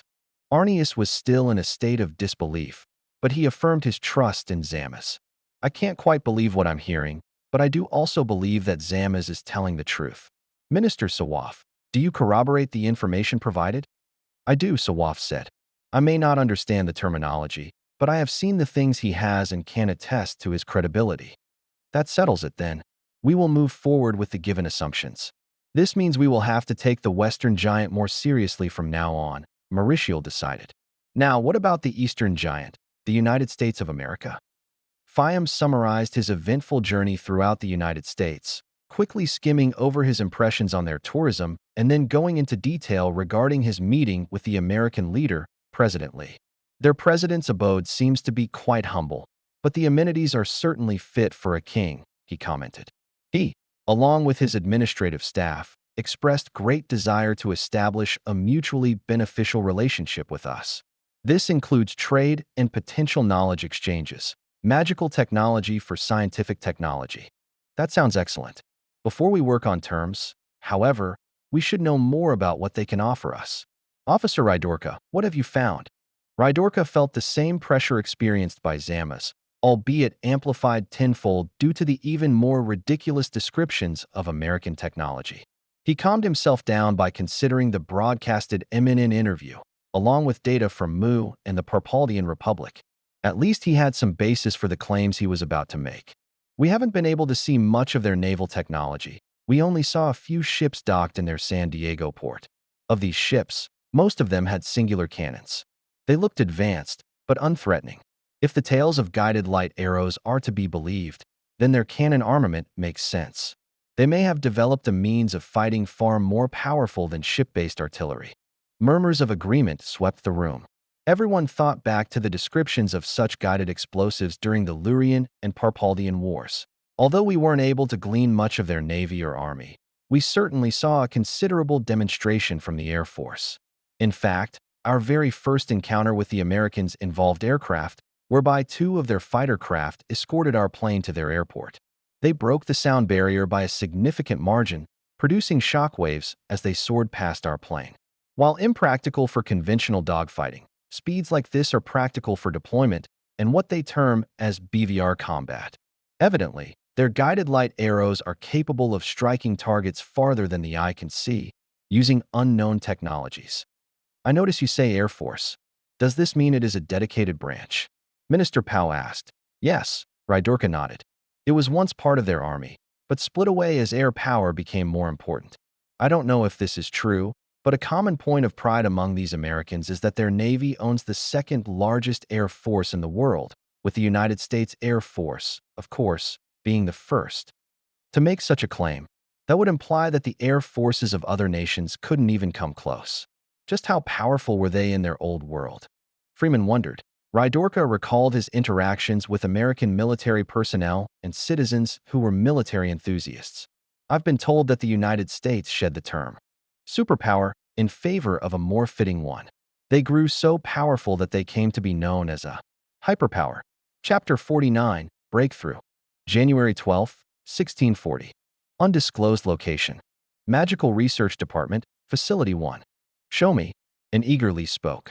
Looking out toward an open plain, he stood beside Dr. Holden along with several other MRD researchers. Wearing protective gear and sheltered behind a bunker about half a mile from the test site, they glued their eyes to the blank monitor in front of them and the converter behind it. Wires connected to the converter stretched out of the room, snaking toward the boxy object in the distance. Dr. Holden pressed a key on his laptop, initiating the experiment. A countdown timer mounted overhead began ticking, numbers announced by a monotone female voice. A curious blue glow emerged, surrounding the boxy object as it channeled energy from a magic gem within. As energy was siphoned from the magic gem, a gauge on the monitor crept up. 100 watts, 200, 500, 1,200, 3 kilowatts, 5. A scientist read the numbers on the monitor aloud. The blue glow in the distance soon dissipated, with the readings on the monitor falling to a corresponding degree. Any signs of radiation? Dr. Holden asked one of his subordinates. Looking at a Geiger counter, she responded, nothing at all. The source of the energy does not match any other energy generation sources we know of. Lee, unsure of the significance of these readings, walked up to Dr. Holden, asking him questions while the experiment died down. So, doctor, does this mean we have a new source of clean energy? Indeed, although we'll have to run further tests. The implications of this experiment, though, are groundbreaking. The fact that we can convert magical energy to electricity seems to suggest a relation between the two. Then does that mean we can convert electricity into magical energy? Lee wondered. That's precisely what we hope to find out in our next experiment. Mr. President, please put your safety goggles back on, Dr. Holden said as he returned to his computer. Are the preparations ready? He asked a nearby researcher. They are, sir. Excellent. Let us proceed, he said, fastening his own goggles before pressing a key on his laptop. The energy that was transferred away from the magic gem was returned to it seamlessly. Lee looked at the researchers to gauge their expressions. Evidently, they were unsurprised at what they assumed to be an expected event. Martin, feed the gem with 5 kilowatts, Dr. Holden said. A researcher fiddled with his laptop, adjusting the input value to 5,000 watts, which were fed to the magic gem over the course of several minutes. With anxious anticipation, hearts began to beat as the mana detector remained silent. Dr. Holden analyzed the Mauritian device. That doesn't seem right, he said, staring at the blank screen. Is it on? Lee offered. Dr. Holden gave a nervous smile as he inspected the buttons on the device. It appears it wasn't on. He flicked the switch, causing the device to spark to life and give a faint blip, which quickly grew into a reading corresponding to the mana signature of the device within the box. Another signature, placed equidistant from the observers and near the original sample, designated the energy of a standard magic gem. Compared to the electrified sample, the reference outputted less magical energy. Well, that's certainly fascinating, Holden remarked. What is? Holden explained. This discovery may have some interesting applications once we figure out how to use magic. In particular, I believe that we could incorporate magic into our machines and devices one day, much like the Parpaldians, Muons, and Mauritians. It may take a while for independent development to occur, especially with only Rhodinius and nearby island nations offering magical assistance, he hinted. Lee followed along. I see. I'll move that up with the State Department. We're getting along well with Moose so far. Are there any Muon products that you'd like to reverse engineer? Holden rubbed his chin. Any product with magic operating in tandem with machines is fine. I would prefer to see any devices related to energy though, perhaps any engines? Or any weapons you can procure. I'll see what I can do, Doctor. Excellent, Holden said with glee, clasping his hands together. Now, if you'll please join us for the next experiment. He gestured toward the door. I think you'll be quite impressed with this one. Lee raised an eyebrow, wondering what Holden could possibly have in store. His thoughts gravitated to the application of actual magic. Perhaps a researcher figured out how to connect to magic and cast spells? He smiled as his inner child thought wildly about magic. They approached a vast blue expanse, a body of water that used to be known as the Atlantic Ocean. Now, it was an incomprehensibly large, unnamed ocean, teeming with sea monsters and aquatic life. With no land in sight nor detected by surveying systems, it was truly a barrier, a frontier. I wonder what we could find across. I wonder the same thing as well, Mr. President. One of my friends in NASA says there's more land, but something is interfering with our satellites, so we cannot get a closer look over the region. Quite mysterious. Lee hummed in response. Strange. So what are we going to see here? He asked, pushing away tangential speculation. We learned how to use runes. By etching a series of runes onto an object, we can imbue it with magical properties. With precision lasers, we are able to cram more runes into smaller objects, effectively writing entire magical programs. We still haven't been able to comb through the books so far, but we have been able to test our theories on rune programming. Consider this basic water rune, he said, showing him a bucket with large etchings of alien logograms along the wooden exterior. When inscribed on a bucket and activated via magic gem, it produces water out of nothing. Holden held a magic gem and touched the runes with it. Even we can use magic, as long as it's with runes. The empty bucket slowly filled with clean water. Once it was halfway filled, Holden pulled the magic gem away, causing the appearance of water to cease. President Lee nodded. Goodness, something like this would have been a blessing back on Earth. It is a blessing we can make use of now, fortunately. He placed another bucket on a table in front of them. This spell heavily depends on the nearby presence of water, and is thus more effective near oceans than it is in the desert. These spells are also affected by the quality and quantity of the runes. High-quality carvings, such as those created by lasers, appear to cast spells much more efficiently. The reasoning behind this continues to elude us, but it works. He produced a metal bucket with a multitude of small runes on its surface. This time, when he placed the magic gem on the surface, the bucket filled up almost instantly, even overflowing before Holden rapidly pulled his hand away. Well, that's certainly something. Indeed it is. I never thought I'd see magic in my life, even though I've always had a fascination for it. But here we are, he said with a genuine, excited smile. I want to thank you again, Mr. President, for nominating me to this position. Anything for an old friend. Lee took a glance at his watch. Excuse me, I had an appointment with my wife. We're going to enjoy some Quatonian food. With a hurry, he bade farewell to the MRD staff. Send her my regards. Holden waved to him. Holy Mauritial Empire. Ancient Arms Department. An enthusiastic Boleno scanned the artifacts buried deep within the mountain complex. Sections of walkways stretched to the depths below, arranged neatly around massive hangars, two of which contained a weapon that even the tales of old couldn't describe in detail, the PAL Chimera.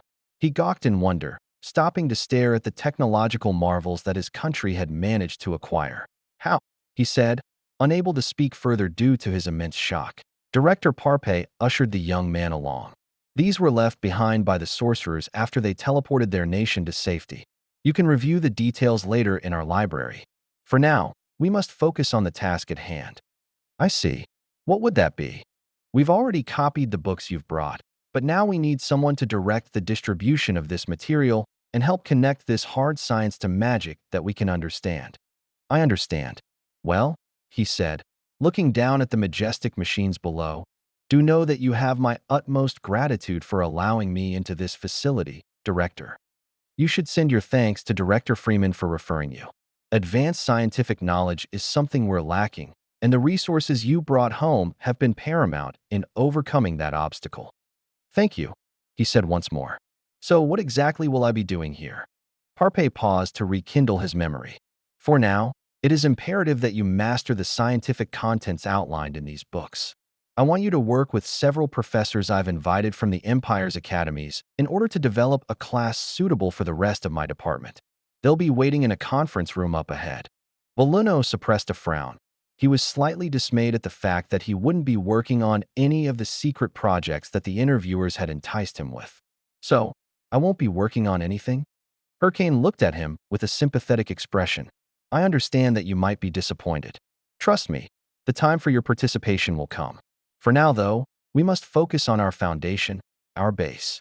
Once the groundwork has been completed, you could bring the rest of your office into the fold. By that time, the Ravernal Empire's return will be announced to the public. The Ravernal Empire is returning soon, he asked with a frightened tone. How soon? Oh, I was under the impression that all the department and office heads were informed. Hurricane asked, inwardly kicking himself for revealing sensitive information. I did receive some mail, but haven't yet opened it. Perhaps the announcement was there. Hurricane calmed down, breathing a small sigh of relief. Right. Their estimated time of return is about 15 years, although it could be sooner or later.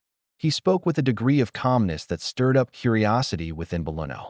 15 years, he repeated, looking down in slight horror as he fought to maintain control over the beating of his heart. It felt like his stomach dropped, and he felt like he was heating up from the emotions from this news. That is, very soon. It is, which is why, once again, it is important to get this program up and running. You may wish to appoint a replacement to take your place as director. You might not be able to return to the development office for a while, especially not with the threat of the Ravernals looming over our heads. Boluno sighed. Although he was frustrated that he was kidnapped from his position as director, he understood the gravity of the situation. The threat posed by the Ravernal Empire is too great to be diminished by one man's ego. I'll submit a referral to my department, he sighed resignedly. He looked up, seeing the conference room in front of him. Director, is there any confidential information that I can't say? No. We've already initiated them into our work here. The only issue you may face, I'd say that would be their stubbornness. I know a few of them have demonstrated themselves as magic supremacists. It might be hard to open their minds to these scientific studies. That's unfortunate. Ready? Boluno nodded. The duo entered the conference room, finding themselves in the presence of several prominent sages. Many of the professors were also higher-level mages, boasting magical abilities at the pinnacle of their respective races. Professors, please meet Officer Boluno. Seeing that he's the director of the development office, I assume some of you may have crossed paths before. Ah, yes, Boluno. I remember you. It's great to see how far you've gone, an old elf said. Boluno returned the greeting. Thank you, Professor Arca. It's good to see you again. Several more introductions were exchanged before work finally began. Sifting through available topics, they arranged the books in order of difficulty and progression, then grouped them by subject. Hurricane, satisfied with the progress being made, removed himself from the academics. All right, everyone. If you'll excuse me, I have a meeting to attend to.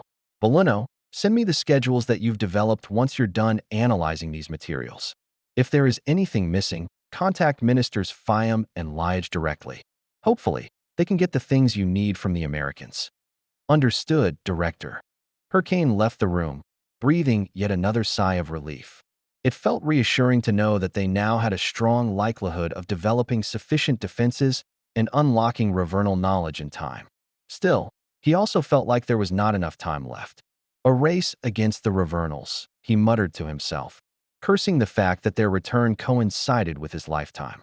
His curses against the Ravernals quickly transformed into prayers for himself and the rest of Alicia. I pray that we're doing enough. Chapter 50, Secrets Underneath. January 13th, 1640. Albion Castle, Renepolis. A resounding hum echoed throughout Emperor Mauritius's personal study, reflecting his curiosity as he analyzed the pictures presented to him by Director Freeman. What purpose could they possibly be fulfilling by hiding this information from us? He looked at Arrhenius, his eyes suggesting that he knew very well what the answer to his question was, yet denied it. Arrhenius picked up the magazine, finding interest in the still image of a PAL chimera hovering above a non-real territory. Your Excellency, it would seem the theories of the provincionists are true. To think that those barbarians are indeed the descendants of the light-winged demons makes me ill. Although I will admit, I have been suspicious of their appearance due to their wings. Mauritial thought about the provincianist theory that suggested the abandoned Ravernals slowly evolved over time, their wings materializing as they lost magical energy and re-identified themselves as non-reals.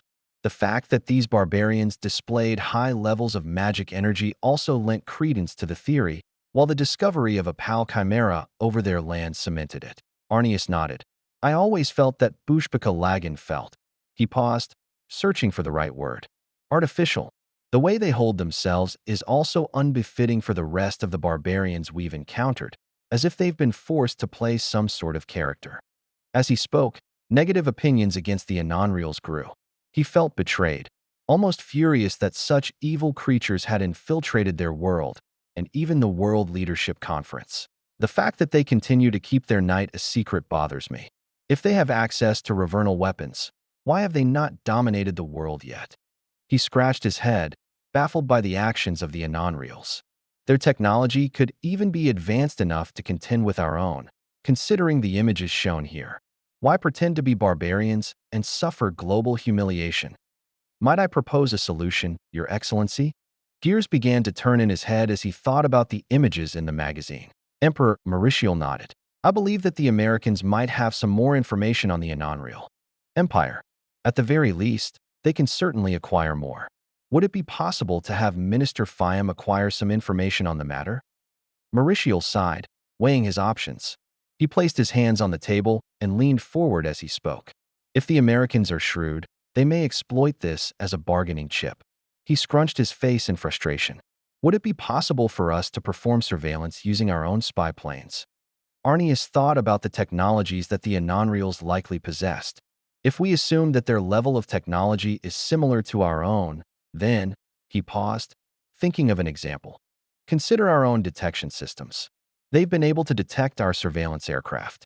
It would not be a stretch to assume that the non-reals are capable of similar feats. Therefore, he reasoned, I think it would be prudent if we wait for confirmation before acting. Confirmation of? Mauritial asked. Of a non-real detection capabilities. Arrhenius promptly replied. If no international incident occurs between the non-reals and Americans, then it stands to reason that the Americans have a means to spy on targets without their knowledge. In this case, it would be best to ask them for help. Mauritial nodded, stroking his sharp beard. I see, he said, reflecting on Arrhenius' words. Wait, he suddenly spoke, eyes widening. If what you say turns out to be true, then that would imply that the Americans could also have spied on us in such a manner. Regrettably, yes. Arrhenius spoke in a softer tone. There likely is nothing we can do about that, although I doubt that would find anything of value from their observations. Mauritial shook his head. There are many things of value that they may have discovered already, such as the existence of ancient weapons within our territories. The question then lies within how they decide to leverage this information. He changed his tone, conveying mixed feelings of reluctance and jealousy. Of course, I'm grateful that they're friendly and willing to support us against the sorcerers, but I still have my empire and its subjects in my best interest. He sighed, deciding that the matter was not worth pursuing. If you can find anything that can help with negotiations, do let me know. January 16th, 1640. Washington, D.C. Sifting through documents, Lee remained silent in his office, contemplating, studying. The discussions with Mu's government picked up after a Christmas and New Year's break, finally resulting in a firm trade agreement and technological sharing agreement. Leveraging friendly relations with the Holy Mauritial Empire, Ambassador Riker was able to secure favorable deals with the mercantilist Muans, who were more than happy to pull the Americans away from the Mauritials. With the timely development of Dr. Holden's magical converter, new priorities sprung up, considering Mu's integration of magic into their mostly scientific civilization. Refraining from ignorance and recognizing the potential of magic, Mu developed numerous magitech inventions using the same runic principles discovered by the Magical Research Department. However, these inventions were mostly limited to augmentations for known mechanical constructions. Engines had runes inscribed upon them to make them weigh slightly less, and planes were modified with wind magic to improve their aerodynamics. Limitations imposed by materials science were pushed a bit further back, with runes making up the difference. Due to Mu's general propensity for science, magic was minimally integrated into their society. Wild fantasies of magic-based shield generators and illusory spells were once hot topics amongst Muan scholars, but eventually died out. It seemed that only the esteemed scholars of the Holy Mauritial Empire had enough magical knowledge to figure out such arcane devices. Then, with the introduction of the Americans, Muan society experienced a renewed vigor, born from envy that a mechanical civilization more advanced than them existed. In exchange for access to the American electronic goods market, Muans opened up their archives and offered their magitech prototypes. Lee's train of thought drifted over toward the subject of magitech itself as he began to wonder what devices could now be made possible. Railguns. Magic could certainly satisfy power requirements and help improve projectile velocity by using magic to increase the Lorentz force, but that didn't fix the issue of the rails themselves. If they did use magic to increase the weapon's power, the rails certainly wouldn't be able to hold, unless there was some sort of magical solution. Mentally, he shelved the idea and filed a note to bring this up with Dr. Holden and a few associates from BAE Systems. He couldn't think of a solution, but they might be able to, given time and an expanding knowledge pool of magic. While wrapping up his thoughts on magical weapons, he heard a knock on the door. "Come in," he said, looking up. A mustached man entered, greeting Lee. "Mr. President, something's come up." Taken aback by the man's unexpected appearance, Lee responded, "Gordon, this is a surprise. What happened?" he asked with slight urgency and worry in his tone. "Do you remember the satellite photos we took of the landmass down south? Of the Ravernal Empire?" Images of strange magical contraptions and a circular alien craft flooded his mind. "Yes, I do. What about them?" Lee's investment in the subject grew, his curiosity excited to prod for answers. "The Holy Mauritial Empire wants to know more about them. We did have a diplomatic mission planned next week, but the information package sent over cautions against this. Apparently, there is reason to believe that the winged people of the Ravernal Empire are descendants of the ancient Ravernals, who also had wings." Lee raised an eyebrow. "Isn't that a bit racist? I mean, just because they have wings doesn't mean they're like the Ravernals of the past. I thought the same at first. The Mauritials understood that such assumptions can't just be made without compelling evidence. Historical records show that a large number of Ravernals who were left behind managed to flee south. Additionally, there are several studies and experiments that demonstrate how pure magical energy, which is what the ethereal wings of the Ravernals were made of, could coalesce into material form and harden. It looks like these studies were actually originally about the formation of magic gems, but some Mauritials were able to make a connection. Lee took in the data, conflicted about his next course of action, and I assume their unnecessary secrecy makes them even more suspicious, along with those PAL Chimera UFO-looking aircraft that they operate? Gordon nodded. "All right then. Secretary Hayden, I want you to lead the diplomatic team to the Ravernal Empire. Before you do so, have your personnel collect data on them. You can also ask Robert to task several satellites for surveillance over the region, should any of that information be useful to your strategies. This situation is trickier than I expected. I trust you to handle it carefully." Gordon nodded. "You'll have no issue from me, Mr. President. As for the Mauritials, what should we tell them?" Lee smiled. Let's make the most out of this deal. We can send over all of the photos we've taken, but make sure it's worth it. We can't certainly be even considering this. What have we gone mad? Our research into magic integration." Fiam exclaimed. Liage reassured him over the Manicom. "Knowing who the Anonreals truly are is a worthy trade. If there is even the slightest chance that they still share goals with their ancestors, we must find out immediately and prepare accordingly. Now please, accept the Americans' deal. I will venture to Bushbaka Latin myself to gather more information." Fiam sighed reluctantly. "Very well. Safe travels." He ended the call, exiting his office and walking over to the newly established American embassy in Rennepolis. Making use of an empty office building as their temporary embassy, the Americans were quick to adapt and modify the area with their technologies. Already, large pieces of equipment inhabited the building's perimeter. Judging by their appearance and the various cables sprouting from their underbellies, Fiam deduced them to be generators, vital for the satiation of the American hunger for electricity. Sounds of construction emanated from somewhere past the towering buildings beside him. With an estimated completion date of several months, he wondered why the Americans bothered to set up their gear instead of waiting. Did they really need air conditioning that badly? The moment his eyes landed on a team of technicians working on a large dish, he dismissed the question. He walked past the bustling workers, heading straight for the ambassador's office. After a short wait, he was greeted by a woman with platinum blonde hair.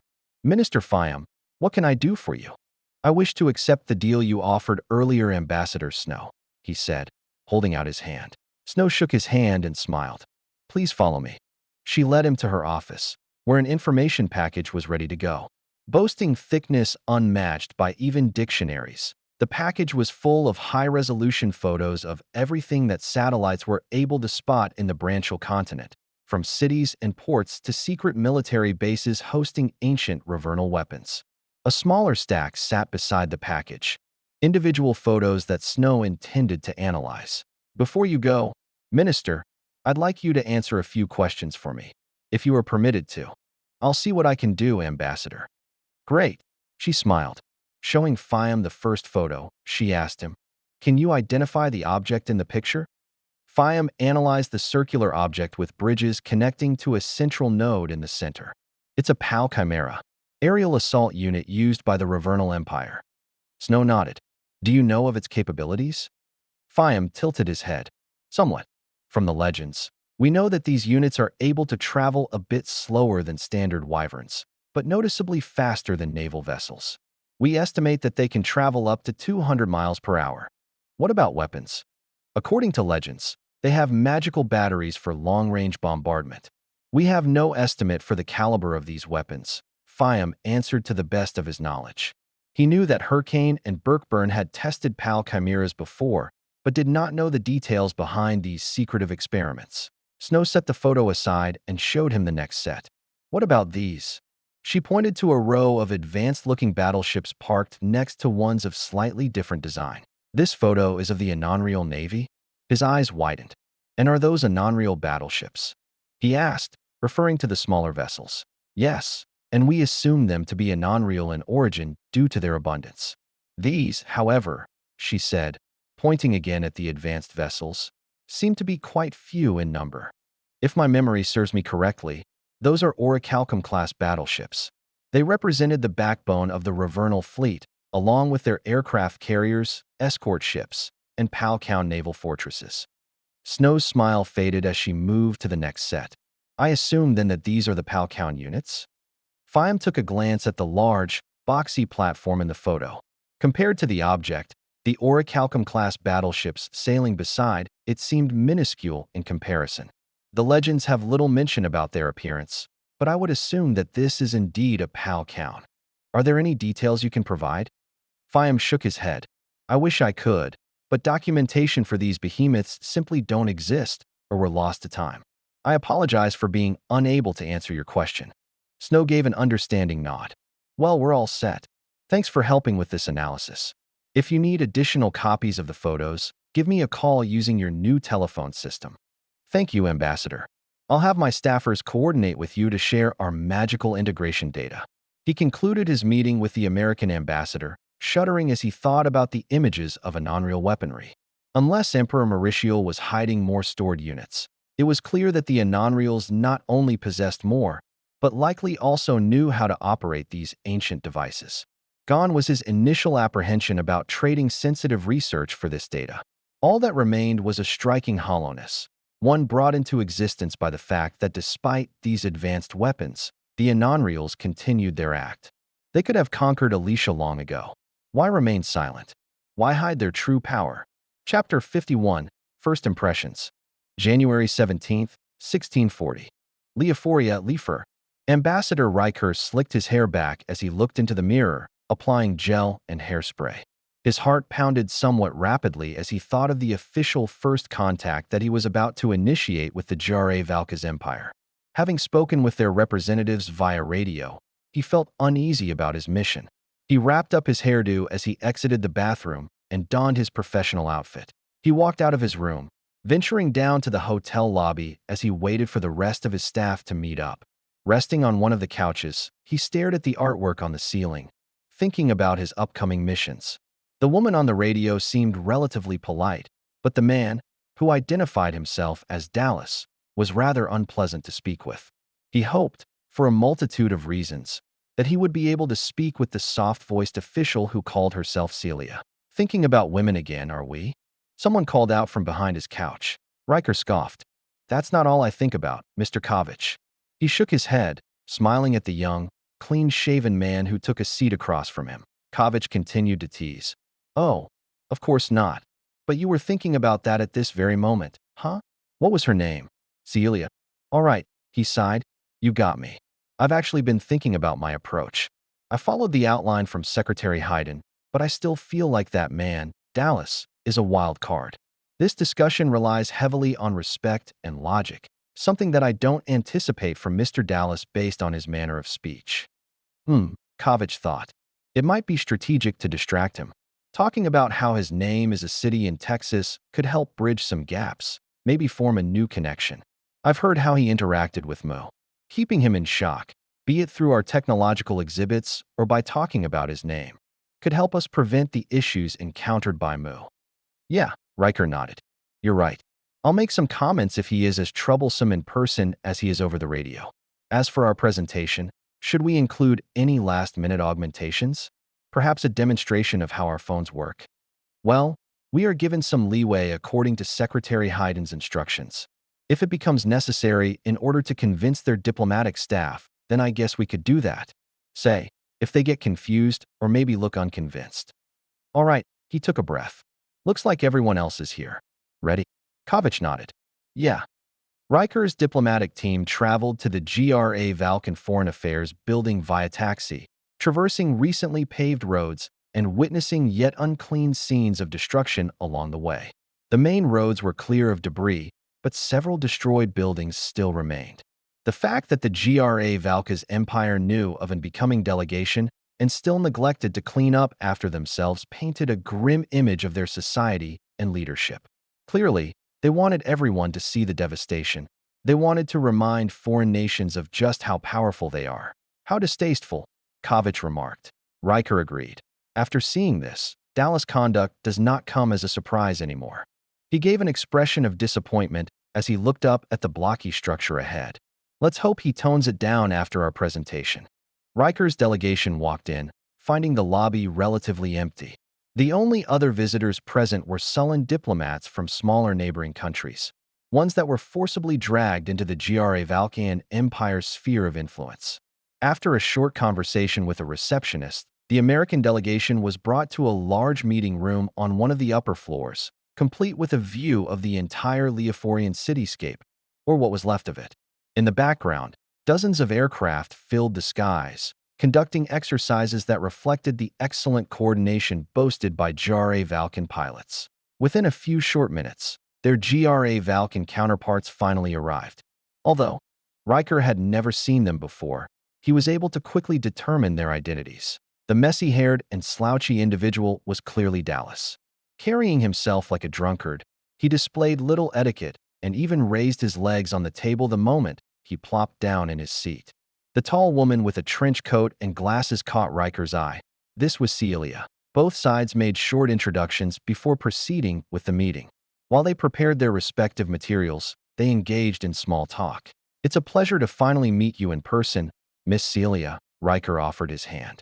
"Likewise," she replied. "I was under the impression that we'd also meet with Mr. Jesta."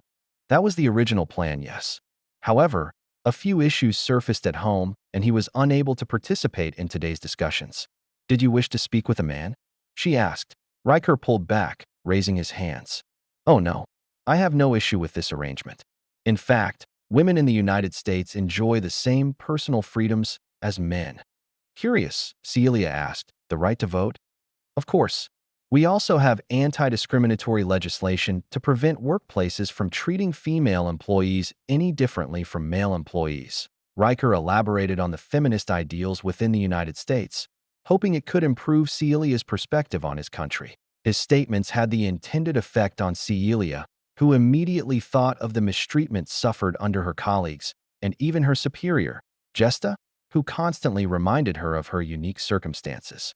If it weren't for her intelligence, she wouldn't have reached such a high-ranking position. Setting aside her jealousy for women in the United States, she replied with mild enthusiasm, complimenting America for such progressive values. That's incredible. The Ravernal Empire isn't quite at that stage yet, unfortunately, she spoke, matching her sorrowful eyes with those of Riker's. It won't be too far away, Miss Celia, he said, reassuring her. HDMI is connected, Kovac said. He looked back at his team, noticing that they had completed their presentation setup. Anyway, let's get to business. He nodded at Kovac, who played the presentation. Using this device known as a laptop, we wish to give you a basic overview of the United States of America. Some of this information may be familiar from our earlier discussions over the radio. They will be supplemented by visual aids, which will appear on the monitor. He gestured toward the flat screen mounted atop a thin stand. On the screen, a title appeared over a crisp video of the American flag waving against the backdrop of a bright blue sky. Astonished by the quality and fluidity of the video, the Ravernals stared with shocked expressions. While the American anthem played in the background, a voiceover summarized the purpose of the video before transitioning into a map of the United States, defining basic geography. Similar to the videos shown to the Mu and Parpaldia, the video described basic facts about the United States, including population, territorial size, and culture. Details on the scope of the United States and her economy didn't faze the Ravernals much, who were used to large numbers due to the development of Igran nations. The true shock came when the voiceover shortly went over the American governmental system. A republic? The Ravernals began to whisper. As expected, Dallas scorned the very idea of democratic government. I'm surprised a constitutional republic even lasted this long, let alone became the most powerful nation on this Earth. You're either lucky, or everyone on Earth is pathetically undermatched. Riker played it off coolly. If that's what got you all worked up, Mr. Dallas, I'm sure you'll enjoy this next part. The video glossed over major cities in the United States, showing cherry-picked scenes generally used to entice tourists. Along the West Coast, we have major trade hubs at San Francisco, Los Angeles, and San Diego. The video continued to show beautiful clips of landmarks and scenes from the respective locations before moving on to the southern region of the United States. Before the transference, the continental United States used to be connected to a nation known as Mexico. The presentation said, showing a localized map of the region on Earth before replacing it with a map of the region on Alicia. Now that a new southern coastline was introduced, several new cities have sprung up to take advantage of natural resources and trade. Cities close to the coast have enjoyed significant boosts to their prosperity, leading to a mass migration. Cities that are relatively close to water, such as Dallas, Texas, have also experienced. Putting his legs down from the table and sitting upright, Dallas focused his attention in the presentation. Riker certainly wasn't kidding when he had suggested an interesting presentation point. A city named after me? He asked, pitch raising toward the end. His ego began to inflate in anticipation for the answer. Yes, Riker said. Well, not necessarily named after you. But this is one among many similarities that we've noticed. The following section, after New York, should discuss some of them. The Ravernal side remained silent as the presentation showed Manhattan and her towering skyscrapers, along with the Statue of Liberty standing proud beside the creations of her children. Cinematic shots of the glistening city of glass confirmed the economic power of the Americans. Having seen the other cities already mentioned by the presentation, the Ravernals felt only hopelessness as the appearance of the city further exemplified the difference in wealth between the two nations. Celia looked over at Dallas, who seemed quieter than usual. In the face of overwhelming evidence, even Dallas' ego could be crushed. Celia suppressed a smile beginning to form, reverting focus back toward the video, which was now discussing German culture and Nordic languages. Oddly enough, the similarities pointed out by American scholars in the video were very profound, up to the point that names and words were shared. With the information procured by Ambassador Riker, the United States government hired hundreds of German nationals who were cut off from their homes back on Earth. Historians and linguists alike were employed to analyze the curious similarities between the GRA Balkans and Nordic and Germanic cultures. For example, their planetary name of Yggdra seems to be derived from Yggdrasil of Norse mythology. The researchers discovered that the GRA Balkan grammar, language, and syntax is very similar to German, the announcer explained. A chart of German and GRA Balkan words appeared on a screen, connected by arrows to distinguish translations. Working around the translation magic inherent to Alicia, the researchers primarily focused on names. One such example is the name of the Yamato clone that the GRA Balkans are proud of, the Great Atlas Star. Researchers were able to translate it to the Great Attractor. Is that accurate? Riker asked. It is. Celia nodded. So I see that your society is well versed with cosmic phenomena. That's interesting, although perhaps a story for another time. While we're on the topic of battleships, I'd like you and your colleagues to pay close attention to the next part of the presentation. I'll be frank, we've done research into the GRA Valka's empire and found a lot of negativity surrounding your imperialism and warlike tendencies. I apologize if this is a bit blunt, but I hope this portion of the video imparts enough information to prevent your empire from any misguided assumptions. Celia looked at Dallas, immediately understanding the reasoning behind Riker's words. We're keen on keeping an open mind, she said. The final part of the presentation covered American technology. Structured chronologically, inventions such as the combustion engine were listed, followed by their applications in the civilian and military sector. Considering the GRA Balkan Empire's level of technology, the video focused on an analysis of World War II, whereby scenes of war were portrayed and units studied. In particular, the Yamato-class battleship was broken down, resulting in much shock amongst Celia's team. The presentation went on to analyze aircraft such as the Japanese Zero, the German Messerschmitt and Focke-Wulf fighters, and the American Mustang 1940s. So this period of conflict occurred almost 8 decades ago. Celia asked for clarification. That is correct, Riker said, giving Kovic the signal to pause the video. Technology has advanced a lot since then. Might I ask, how did the war end? Riker pulled his eyes away from Celia to look at the monitor. His expression seemed to change, showing an emotion that Celia couldn't decipher. The United States came out on top, of course. As for the details of victory, this is something that my superiors spent many days discussing. As I've mentioned before, our research into the GRA Valka's empire showed hypermilitaristic aggression. Do you think our research resulted in an accurate conclusion? Celia agreed after a short pause. Yes, we had conquered much of Yggdra and were preparing to completely dominate the entire planet. Right before we declared war on our rival, the divine kingdom of Cain, we were whisked away. I suppose this conclusion can also be supported by our actions against Paganda, Inertia, and Leifer. Yes, due to this conclusion, and with careful consideration of your empire's technological level, we decided to release information that we have otherwise kept. Nations at war tend to have an obsession of superweapons. Imperial Japan and Nazi Germany were no exception. In fact, my superiors deemed it necessary to convey this information. Celia and her colleagues shrunk back. Even Dallas became a bit concerned with Riker's unwavering, solemn tone. So, how did you win World War II? Riker resumed the video. A dark screen with quotes replaced scenes of war.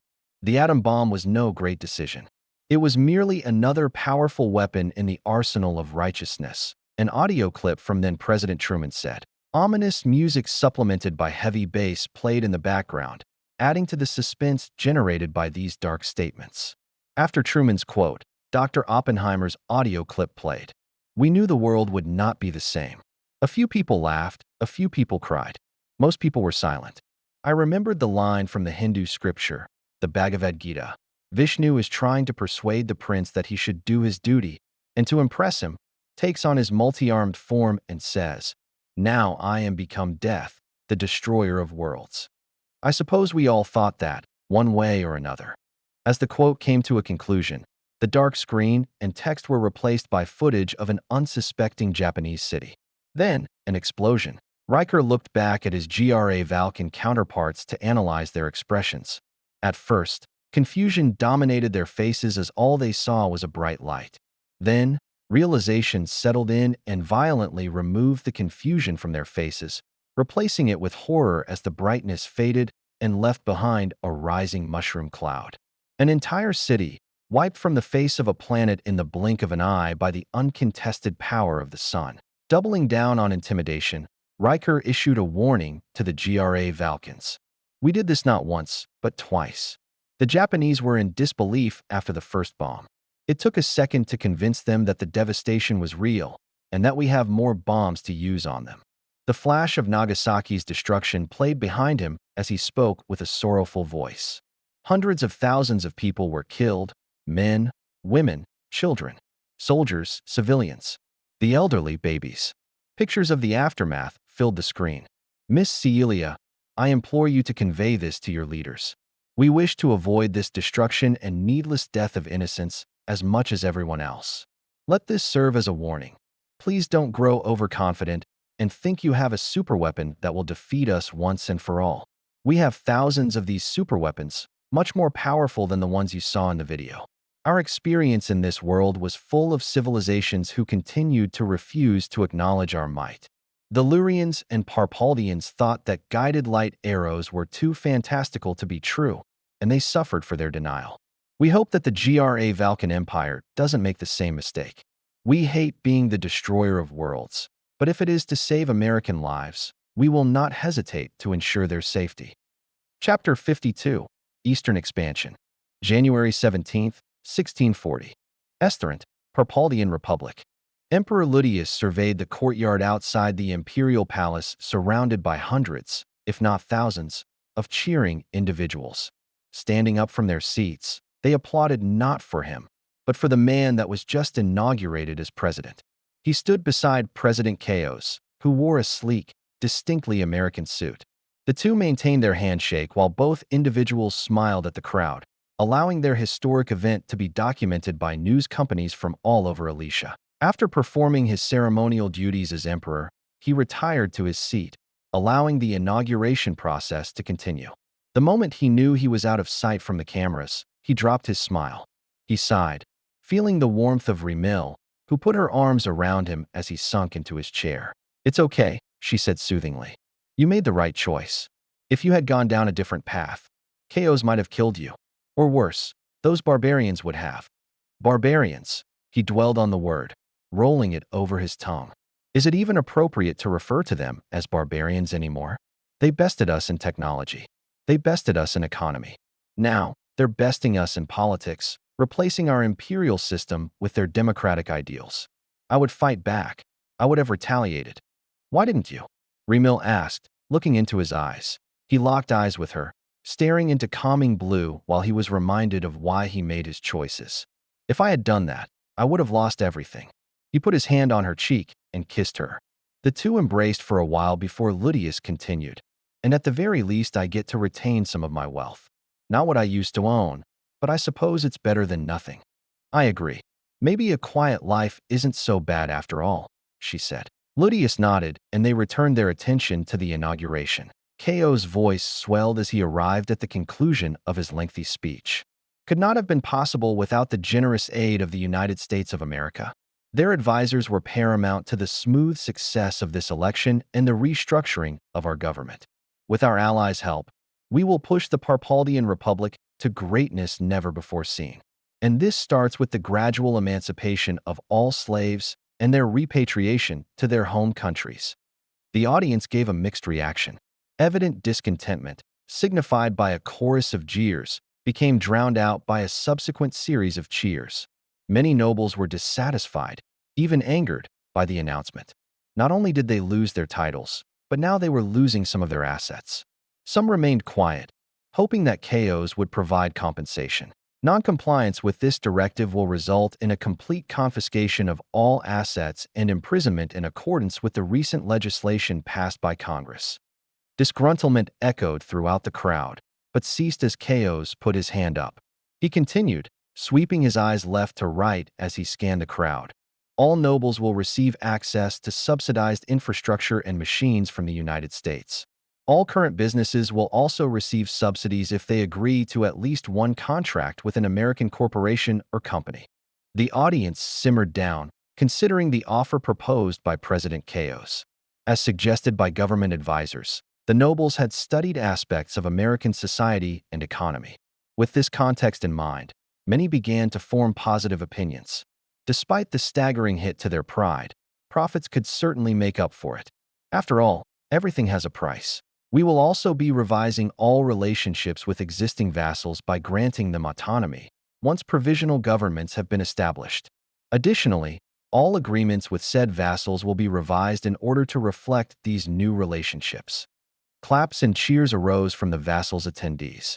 Having waited in tense anticipation since the fall of the Ravernal Empire, vassal states such as Kuz, who spent decades in subjugation, were ecstatic.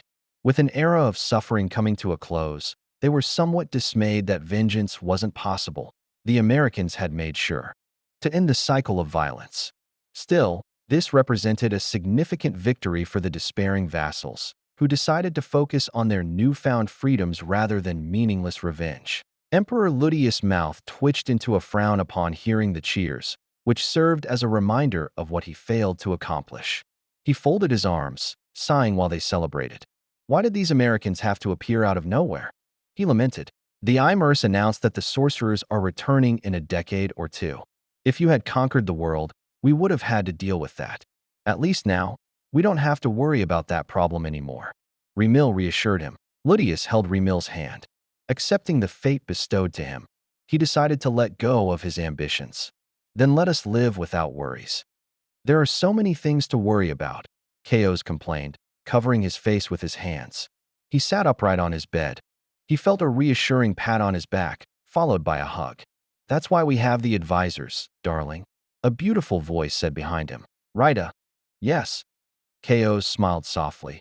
I kinda miss how simple things were, back when all I had to do was manage the Third Foreign Affairs Department. These Americans just had to go and scramble everything. Rita chuckled. They even scrambled your speech. You're starting to talk like them. Oh, he said. Anyway, do you remember the first time we saw their ships? I do, she replied. I remember being so shocked with how large their vessels were.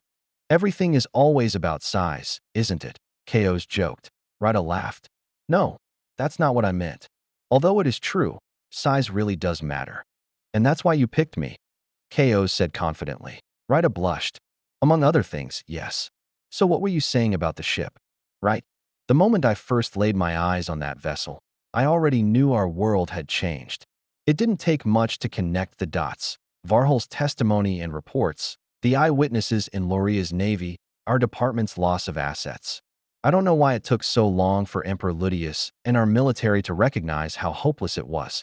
I had to be the voice of reason for them, to save Parpaldia from destruction. I don't know why, but I feel guilty. I feel like I got myself into a position that I don't deserve, a position that I don't understand. I really didn't want to do this, but I couldn't say no to the Americans. Oh, don't say that. Without you, Esterant probably would have been burned to the ground. You deserve this position, and you might not understand what to do, but that's why we have the American advisors. Parpaldia will prosper under your rule. Rita shook him slightly, emphasizing her points. Yeah. He fell back onto the bed, his body sinking into the soft mattress. And look, now we get to enjoy all these things, like, she looked around, finding examples to support her claim. The bed, and the computer, and the refrigerator and air conditioner. Our personal chefs have new recipes and tools to work with. We have a DVD player, and we can watch American movies. Yeah, that is true. Rita gave Chaos a naughty smirk. And with American birth control. Understanding the implications of her statement, Chaos broke into a grin. I can't argue with that. Want to close the curtains? Of course, darling. Washington, D.C. Looks like the inauguration is going smoothly, President Lee said, staring at a screen in the Oval Office. He looked at the other men in the room, Director Klein and Secretary Hayden, to gauge their reactions. Klein simply nodded, his blank expression reflective of his expectations. He was unsurprised with the anticipated outcome, or perhaps he had an excellent poker face. Lee chose not to dwell on this. Across from Klein and seated on the other couch, Haydn seemed to relax his posture in relief. That's one less worry. I'm glad to hear that all the vassals have agreed to refrain from violence. So I take it that the region is more or less stable? Haydn gave a shrug. I suppose, Mr. President. As stable as regime changes can be. Good, he said, watching the televised newscast wrap up. So, do we know what the other Palladian countries are saying about this? He looked at Klein and Haydn. Privately, publicly. The two men looked at each other, coming to a quick unspoken agreement about who would go first. Privately, Klein began. They seem to be wary of the regime change. Some are thankful that the expansionist Parpaldians have been kept in check. Some fear destabilization due to a power vacuum. Although this is an unlikely concern, considering that most of the Parpaldian military remains intact. Some, such as Reem, are moving quickly to take advantage of the newfound freedoms of the vassals by trapping them in exploitative deals. Lee nodded. Haydn then spoke. Publicly, they have moved to strengthen relations with us after realizing how quickly and efficiently we shattered the pre-existing concept of Parpaldian invincibility. They've seen what we have to offer, and now they want a piece of the American pie. Do any of them have unique resources? Magic artifacts, magic gem mines, etc.? Lee asked. Haydn shook his head. Not really. Not on the scale of Parpaldia or Alteris. They could be useful in boosting the economy, though, and some do seem like promising candidates for establishing bases, although I'd have to consult with the Secretary of Defense. Okay, let's do that. Gordon, what about the he paused, searching for a more appropriate term than uncivilized or barbarian. The medieval-level countries? Restructuring Lauria's government has proven to be difficult. Literacy and education rates are fairly low, so we've decided to postpone elections.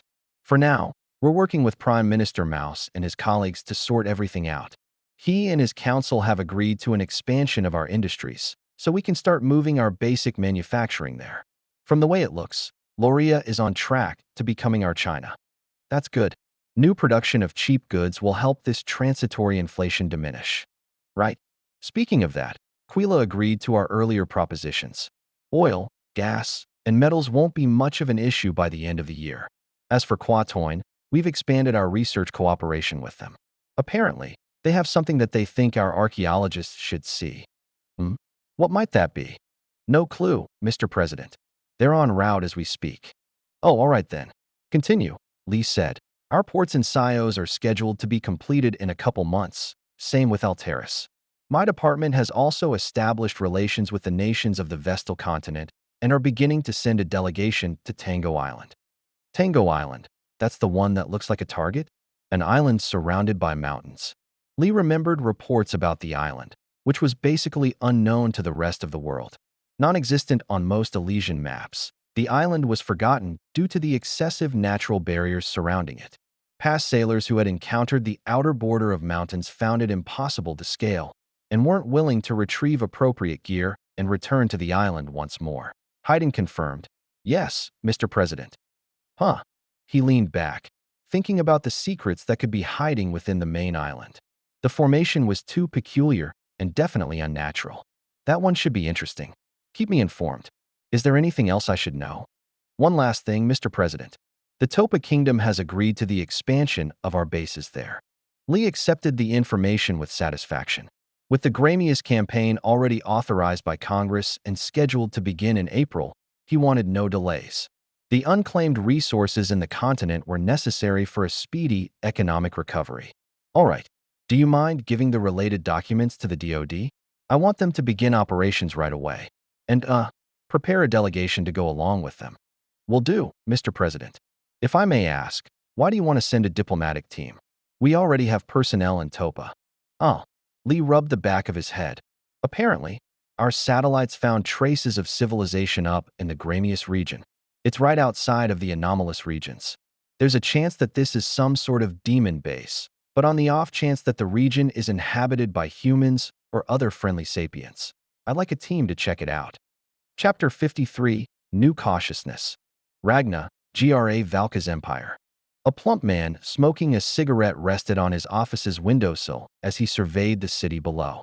He looked like a stereotypical American gangster from the Roaring Twenties, save for his apparel, which bore greater resemblance to the sleek German style of World War II.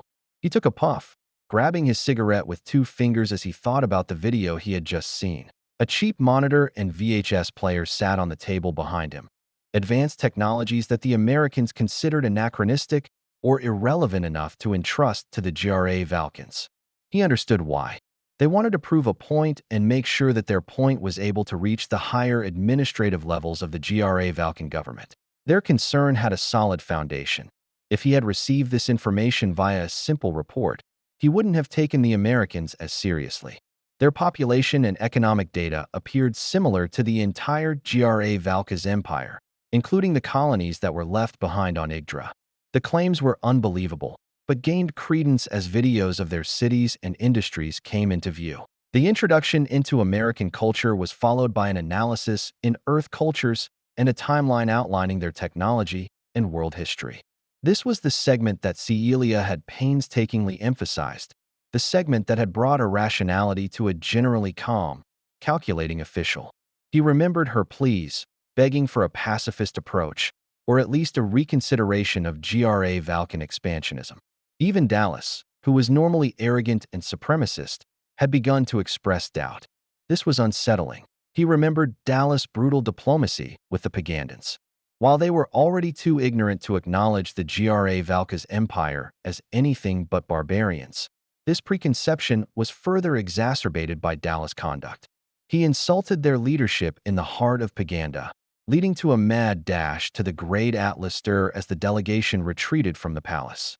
Tensions subsequently increased, culminating in a war and a decisive GRA Valkan victory that fueled their already inflated egos. And now, the balloon edged closer to the pin.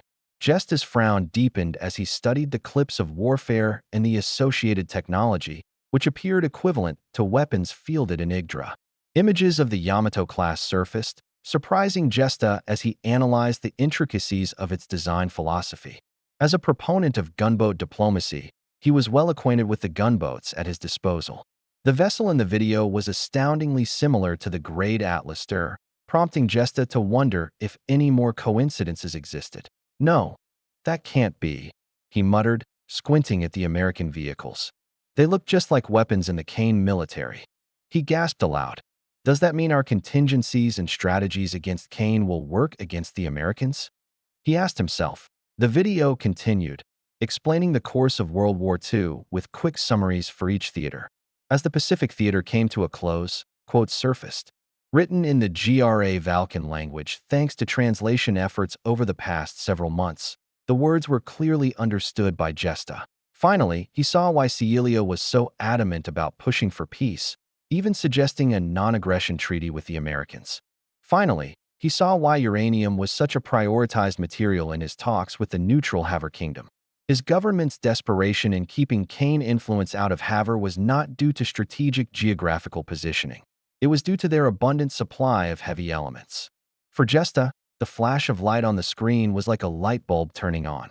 As he reflected on his past assignments in Yggdra, he recalled a moment when Emperor GRA Lux issued him a personal order to prepare an ultimatum for the divine kingdom of Kane. If his empire truly had access to weapons like this, then the war would have been over before it started, and Yggdra would have been firmly under their control. A consideration then entered his mind. What if both sides had such weapons? He recorded the timestamp of the video, marking where discussion of atomic weaponry occurred. He also attached a note, writing, "It is evident that the Americans understand the concepts behind the atomic bomb. They also claim to have thousands of such weapons and have demonstrated a willingness to use them. Caution recommended." After this revelation, Jesta felt that nothing else could surprise him. He was immediately proven wrong as the video dove right into the Cold War and space race between the Soviet Union and United States. The ridiculous advancement in technology occurred over the span of 2 decades, right after a devastating war that left most of the civilized world on Earth in ruins. Although dismissible as propaganda, Jesta couldn't help but wonder how much of it was true. Rather than having an internal debate regarding the truth, he decided that he would visit the United States for himself. Nivel's castle. Kneeling on cold, polished marble, a young man with blonde hair and blue eyes, characteristic Aryan features, bowed before Emperor Jare Lux. "What do you need, Cabal?" Lux got straight to the point. Rising from the ground and pushing back his velvet cape, he spoke with enthusiasm. "Father, I have heard of Director Jesta's trip. Could I join? I wish to see this new land for myself."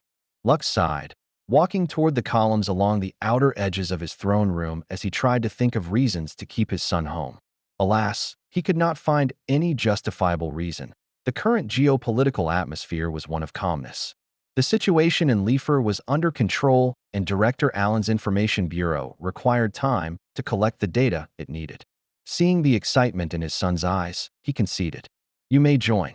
Just be sure to keep yourself out of trouble." "Thank you, Father." Cabal bowed and quickly exited the room, ready to pack his things. Now left to his own devices, Lux returned to the small study behind his throne room. He took a seat and stared silently at the documents strewn in front of the screen, which was paused on the bombing of Hiroshima. He folded his arms on his table and rested, face down. His top secret atomic weapons program was rendered null, useless, even by the nonchalant warning from the Americans. Fearing the threat of nuclear retaliation, his plans for conquest were put to a stop. The third civilized region, encompassing the Pallades and Rhodinius continents along with other landmasses to the east, were essentially off-limits. Intelligence gathered during the American-Parpaldian War corroborate their technological level. Fortunately, they appeared to be rather benevolent, more so than Jare Valka's was to its recently acquired subjects. As recommended by one of Jesta's subordinates, he could approach the Americans with a non-aggression treaty, thus allowing for the free conquest of the first and second civilized regions. He smiled with relief, thinking that he had successfully circumvented the American threat. Once he secures all the resources within those territories, he could prepare a final strike against the eastern continents and bring the Americans into the fold. Alternatively, he could propose joint ruling, whereby a new American-Jare-Valkan alliance is formed. If they don't agree to this alliance, then he could fall back on a non-aggression treaty with the Americans. With the matter settled, he moved the documents to the side of the table, stacking them neatly. All he had to worry about now was the mysterious disappearance of a submarine fleet near the Branchial continent. GRA Valkan Bureau of Information. Director Akin sat in a brightly lit room, empty save for a round table in the center and a dozen chairs. People funneled into the room. Sub-directors within his own bureau, Deputy Secretary Pargare from the GRA Valkan Foreign Affairs Department, and officers from the military, including two legends. Invigorating the room with his confident, inspiring presence, Admiral Caesar was decorated with medals from wars long past, from victories so plentiful that he couldn't even recount them. Behind him followed General Merkenses, a woman who defied gender stereotypes, so much so that she climbed the hierarchy of a profession generally dominated by men. The two geniuses found themselves in a troubling predicament, stupefied by the untimely disappearance of a submarine fleet. "Looks like everyone's here," Akin said. "Admiral Caesar, General Merkenses, I'm glad you were able to make it to this meeting." The two officers gave silent affirmation, nodding while Akin continued to speak. "So," Akin cleared his throat, "our objective today is to investigate the cause of the disappearance of Submarine Fleet 12. Mr. Wagner, would you please present your report on Branchial maritime conditions?" A young, lanky officer from the Information Bureau stood up from his seat and began to orate the history of the region, as explained by Elysian natives. After consultation with our subjects in Leifer, along with readings from Muon libraries, we discovered that the southern Branchial continent is home to the Ravernal Empire. Most of our contacts refer to them as barbarians, and rightfully so. The denizens of this continent consist primarily, maybe even exclusively, of humanoids with wings, similar to angels. One wing is black, and the other is white. Access to the region is said to be difficult, as most ships that enter the region are lost to sea monsters or storms. Akin nodded. Additionally, their level of technology is purported to be medieval or pre-medieval, although we suspect that this may not be the case due to industrial pollutants and electromagnetic signals coming from their mainland. Their mainland is also known to be inaccessible to outsiders, although outsiders have never tried to enter the mainland due to the supposed primitiveness of the Anonreals. With this in mind, There is a possibility that the sea monsters that lurk in their waters are actually enemy submarines using guided torpedoes or maybe even some sort of water magic. The prospect of a nation hiding its true capabilities was unsettling, especially in this arrogant world where might makes right. Caesar proposed. This hypothesis can be confirmed, albeit at great risk.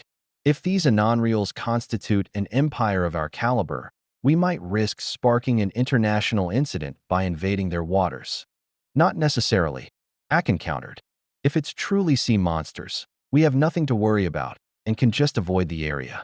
If it is an advanced civilization, we can deploy carrier-launched reconnaissance aircraft to confirm our suspicions and then proceed accordingly. Can't we just send them a message via radio? Merkins has offered. Akin shrugged.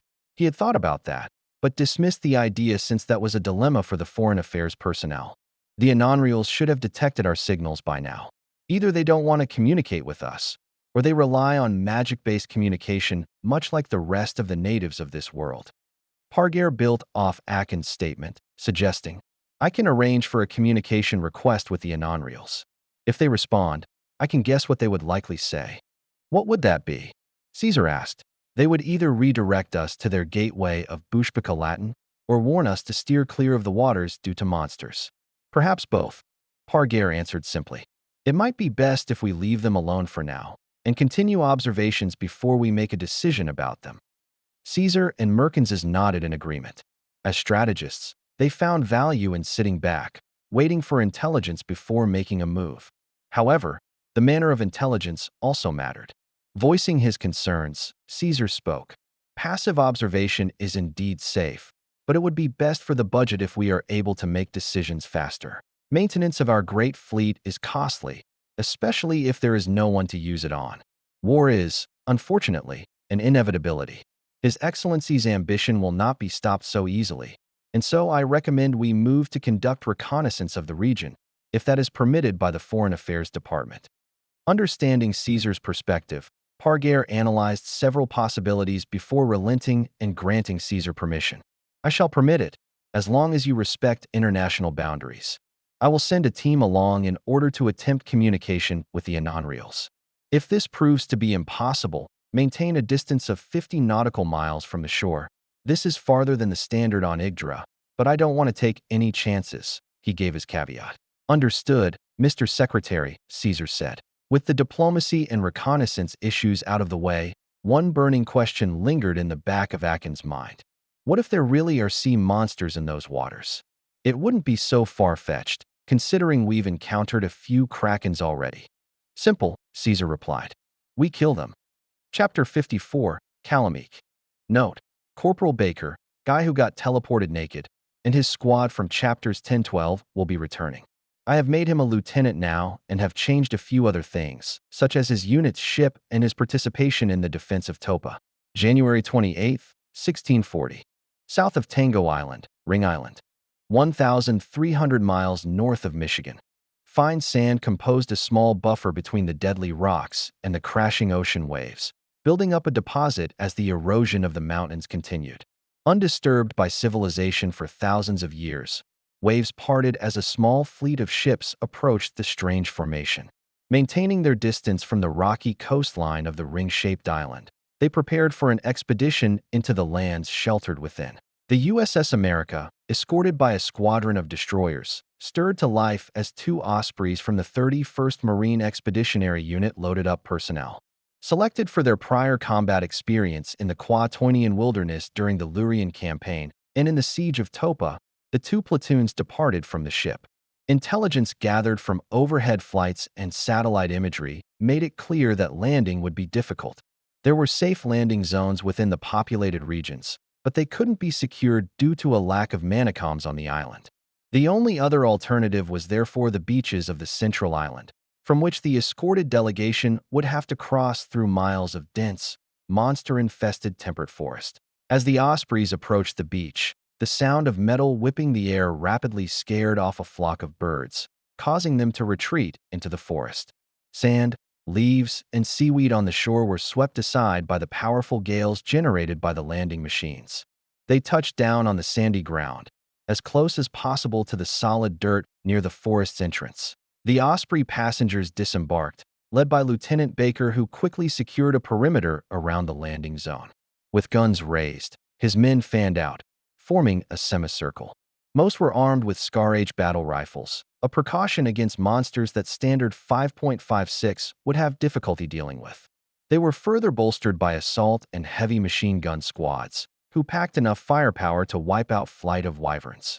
"Looks like we're all clear, Mr. Ambassador," Baker announced to a suited man and his assistants in the Osprey. "Lead the way, Lieutenant," the massive Viking of an ambassador announced, emerging from the craft with a rifle slung over his shoulder. Baker signaled for his men to move forward into the forest, wondering how a man like Ambassador Meyer got into diplomacy in the first place. Representing the archetype of adventurer with astounding success, Meyer pushed into the forest alongside him. Grumbling in slight disappointment, it was evident that the ambassador would have wanted to lead the formation. Begrudgingly, he remained in the center, abiding by procedures. The deciduous trees and minimal brush allowed the Americans to move relatively easily through the forest. After traversing 2 miles without encountering anything more than an occasional deer, their eventless expedition was finally interrupted by a maiden's shriek. The Marines tensed up, raising their rifles and aiming at the trees. Meyer sprung into action, pointing somewhere north. "It came from that way," he announced, rushing to investigate. Baker had no time to stop the ambassador, who already took off. Closely following suit, he cursed under his breath at the ambassador's erratic actions. "Sir, we don't know if the forest is safe." "If it ain't, then we'll make it safe," he responded. "This may very well be our first contact, and I'd like to make sure that we have a good impression on the natives here." "Damn it," Baker sighed. "Nakamoto, get a drone in the air ASAP," he said in between breaths. He and the rest of his men continued to run with the ambassador. "Man, there ain't a dang way this man's running this fast," he muttered in shock. After a minute of sprinting, they reached the end of the forest, where they saw a woman running between trees, dodging attacks from a massive beast remarkably well. The hexapotal beast had a midnight black hide and was about the size of a pickup truck. The most distinctive feature of the creature was its 12 horns, from which magical sparks emitted, destroying a tree that the woman ran past. Ambassador Meyer, having reached the scene first, brought up his rifle and emptied the magazine into the creature, causing black blood to spill onto the trampled grass beneath it. The bullets impacted the beast's thick hide to unexpectedly poor effect, failing to outright slay it. Enraged, the beast roared, turning its head toward Meyer. Having seen what the beast was capable of, he instinctively rolled out of the line of fire, narrowly avoiding an arc of blue light that eviscerated a tree behind him. "Holy shit," a voice in the forest called out. Baker and his men emerged into the clearing, making their way around the destroyed tree to find Meyer taking cover behind a rock and reloading his weapon. "Shoot the horns," Meyer said. Baker raised his shotgun, taking aim at the monster's head. "Engage." The men behind him fanned out, taking care to maintain non-obstructive lines of fire before letting loose with their weapons. A barrage of metal battered the beast's head, subsequently followed by scorching blue heat from Baker's enchanted shotgun shells. Already injured from Meyer's earlier attack, the monster was easily dispatched, with the first salvo gouging nasty holes where its head used to be. Baker raised his hand. "Cease fire." The monster crashed into the floor with a resounding thud, its durable fur still smoldering from Baker's weapon. Black liquid continued to ooze out of bullet holes, tainting the ground below and causing it to sizzle. Cautiously, Baker approached the creature and shot it again in the head, causing brain matter to splatter all over the ground beside him. "Jesus," Meyer commented. Baker continued to stare at the monster. "Just gotta make sure it's dead." He then looked up at his men, satisfied with the monster's lack of reactions. "All right, secure the area." As Baker walked over to Nakamoto to check the drone feed, Meyer brushed traces of dirt from his suit. While he adjusted himself, the woman he saved approached him. "Thank you," she said with a soft voice and starry eyes, her heart pounding like it was about to burst. "My hero," she exclaimed, passionately hugging Meyer, much to his surprise. "It's no problem, ma'am." Meyer politely returned the gesture. "Are you all right? Do you have any injuries?" "Yes, I'm all right." She let go after a few seconds, finally realizing the peculiarities about this man and his cohort of what she assumed to be mages. "You're not from around here, are you?" She looked Meyer up and down, admiring his sleek suit and the peculiar black staff in his hands, then looking over at the woodland camouflage uniforms of Baker's men in disgust. He removed his combat vest and straightened his tie. "No, ma'am, we are not. I'm Ambassador Meyer, and we're from the United States of America, a country outside the mountainous barrier. We're here to establish contact with the citizens of this island." "Oh." Her eyes drifted toward the beach. "I haven't heard of any outsiders at all before." She trailed off before making up her mind. "Well, okay then. I'm Inesy Wysk, daughter of Duke Wysk of the Kingdom of Kalameek." She elaborated with a bubbly attitude. "To express my gratitude, I'd like you and your men to attend a feast at my family's manor." Baker and his men, tired of shipboard meals and seafood, instantly perked up at the thought of fresh meals. "I'd be honored to attend, Miss Wysk." The Wysk Manor was a beautiful Renaissance-era estate made of wood and polished stone, boasting columns in the front and a well-maintained garden with a fountain in the back. Meyer and his marine escorts were led through the estate, encountering decor and interior design many considered to be a blast from the past. They eventually reached a massive dining hall, which was large enough to fit the 2 platoons under Baker's command. While waiting for the food, Meyer engaged in small talk with the man in charge, Duke Wysk. "I wish to convey once more how grateful my men and I are for your hospitality." "Oh, on the contrary, good sir. You are the one who saved my daughter." Speaking of which, he paused, noticing Inesy walking toward them in a fantastic white dress, one that made her outfit earlier pale in comparison. "Inesy, what did I tell you about venturing outside the confines of the city?" He scolded her. "Why were you even out there in the first place?" "I'm sorry, father." She looked down with a pout, hoping to lessen her punishment by taking advantage of her sorrowful, puppy-eyed expression. "I just wanted to collect some flowers for the founding festival." Duke Wysk sighed, unable to fight his daughter's appearance. "All that matters is that you are safe now. I wasn't able to hear the story earlier. What happened?" Her expression suddenly changed to that of excitement as she looked at Meyer. The Marines, noticing this action, chattered amongst themselves and even threw out a few wolf whistles. Meyer looked on with a smile as he felt a nudge from his right side from Baker. Inesy recited the story from beginning to end, adding exaggerations here and there to emphasize Meyer's heroism. Then, with an appraising tone, she concluded the story with a classic happily ever after. Staring right into Meyer's soul, she stated with a smirk, "I always wanted a knight in shining armor, but a knight in a shining black suit is just as acceptable." Meyer continued to smile politely, showing too little for Inesy to read. "I'm flattered by your words, Miss Wysk. Please forgive my daughter and her fantasies. She's quite interested in stories and tales." Duke Wysk barged in. Meyer chuckled. "I understand. Stories like that are also popular back home." "On that note," Wysk said, "could you tell me more about where you're from?" He eyed the peculiar clothing of the Americans. "We're from the United States of America. We're northeast of the Rhodinius continent, east of Phalades, southwest of this island here." Wysk gave a look of confusion, tilting his head as he looked through his library of memories for the names. "Rhodinius? Phalades? I've never heard of such places. You claim that you're from outside the island." Meyer replied, "Yes. We want to establish relations with the people of this island." "I see. I can help you contact our foreign affairs body, although a group of outsiders. That's something we have never encountered before. We've had tales of old, of our ancestors' journey into the island. They came from lands across the sea, but sometime after their settlement here a ring of mountains was erected. Unfortunately, most of our recorded history was lost in the turmoil that followed. In that case, I hope we can help reintroduce your people to the lands of your ancestors." Meyer reached into his briefcase. "I have a presentation prepared for your diplomats in this device here. I can show you some of it to help give a better understanding of who we are and where we come from." January 29th, 1640. Wysk approached Meyer, who stood atop a balcony, admiring the garden. "Good morning, Sir Meyer. I once again thank you for saving my daughter." "Just doing what's right," Meyer replied.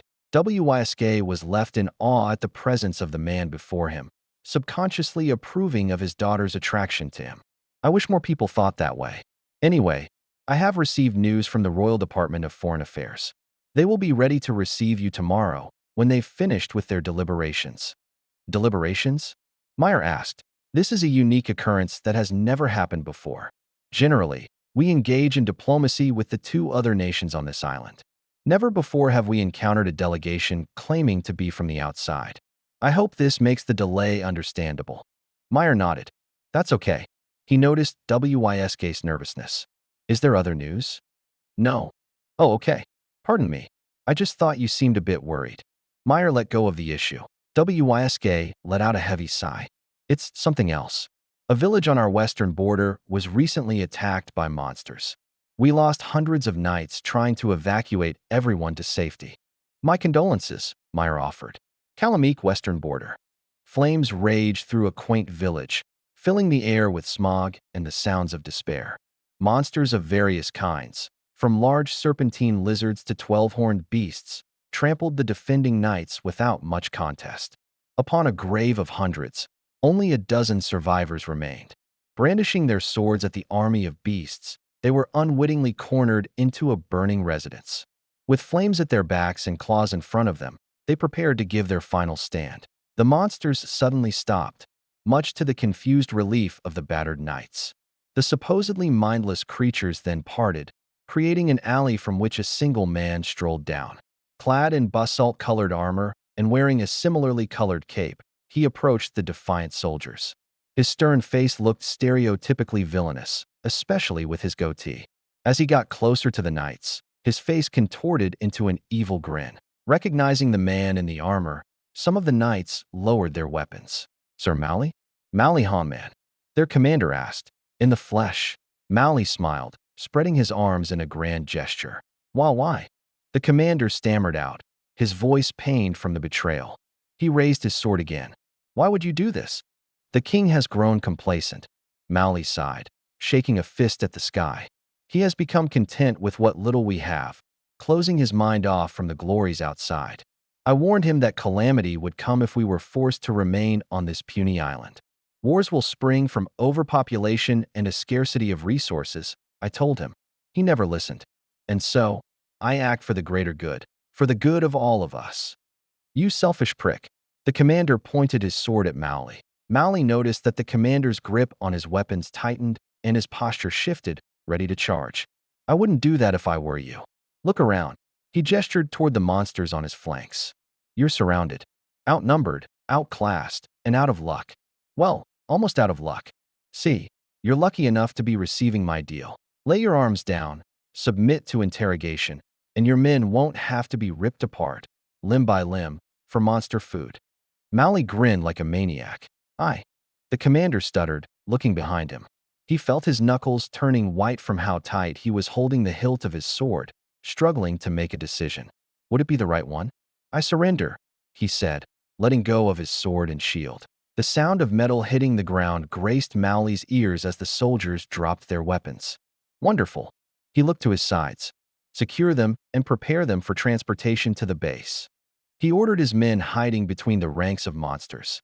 He then walked away from the grisly sight, stepping over bodies while the alley closed, monsters filling the open space. One of his assistants, a mage clad in dark robes, then approached him. My lord, what should we do once they've been interrogated? Mally grinned, preparing a sociopathically enthusiastic response. Oh, feed them to the monsters. Chapter 55, Calamik, 2. February 1st, 1640. Archel, Calamik. After days of waiting, the American delegation was finally requested for attendance. Meyer and his colleagues boarded a carriage with an escort team under Baker's command boarding another. A suspensionless, bumpy ride to the royal castle ensued. Slowly making their way through the unusually crowded streets of Archel, the capital city, the passengers picked up snippets of conversations outside. So His Highness sent the Dragon's Fang Knights to reinforce the Phoenix, a store owner said loudly, lamenting to his fellow shopkeepers. Great for business, I guess. Mayan has never been this full. Another person said. Meyer took his eyes away from the scenes outside.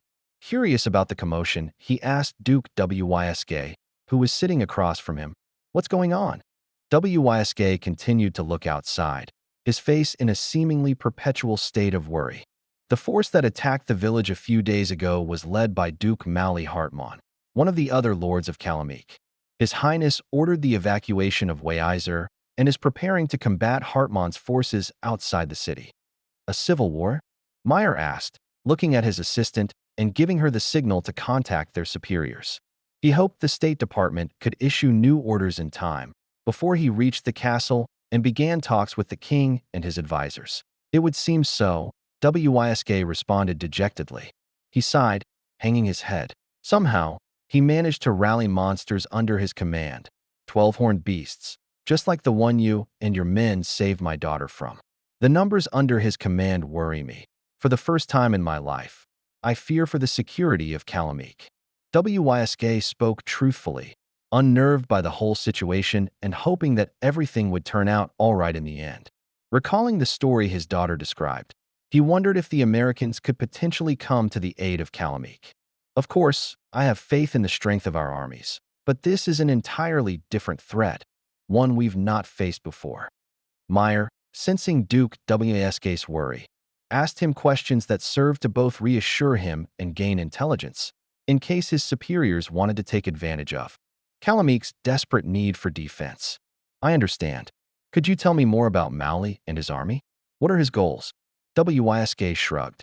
I know no more than what I knew earlier. I would suppose you can ask for more details if you establish a defense treaty, but I can tell you rumors that I've heard. Mali wants to take control of the island and venture outside the Great Barrier.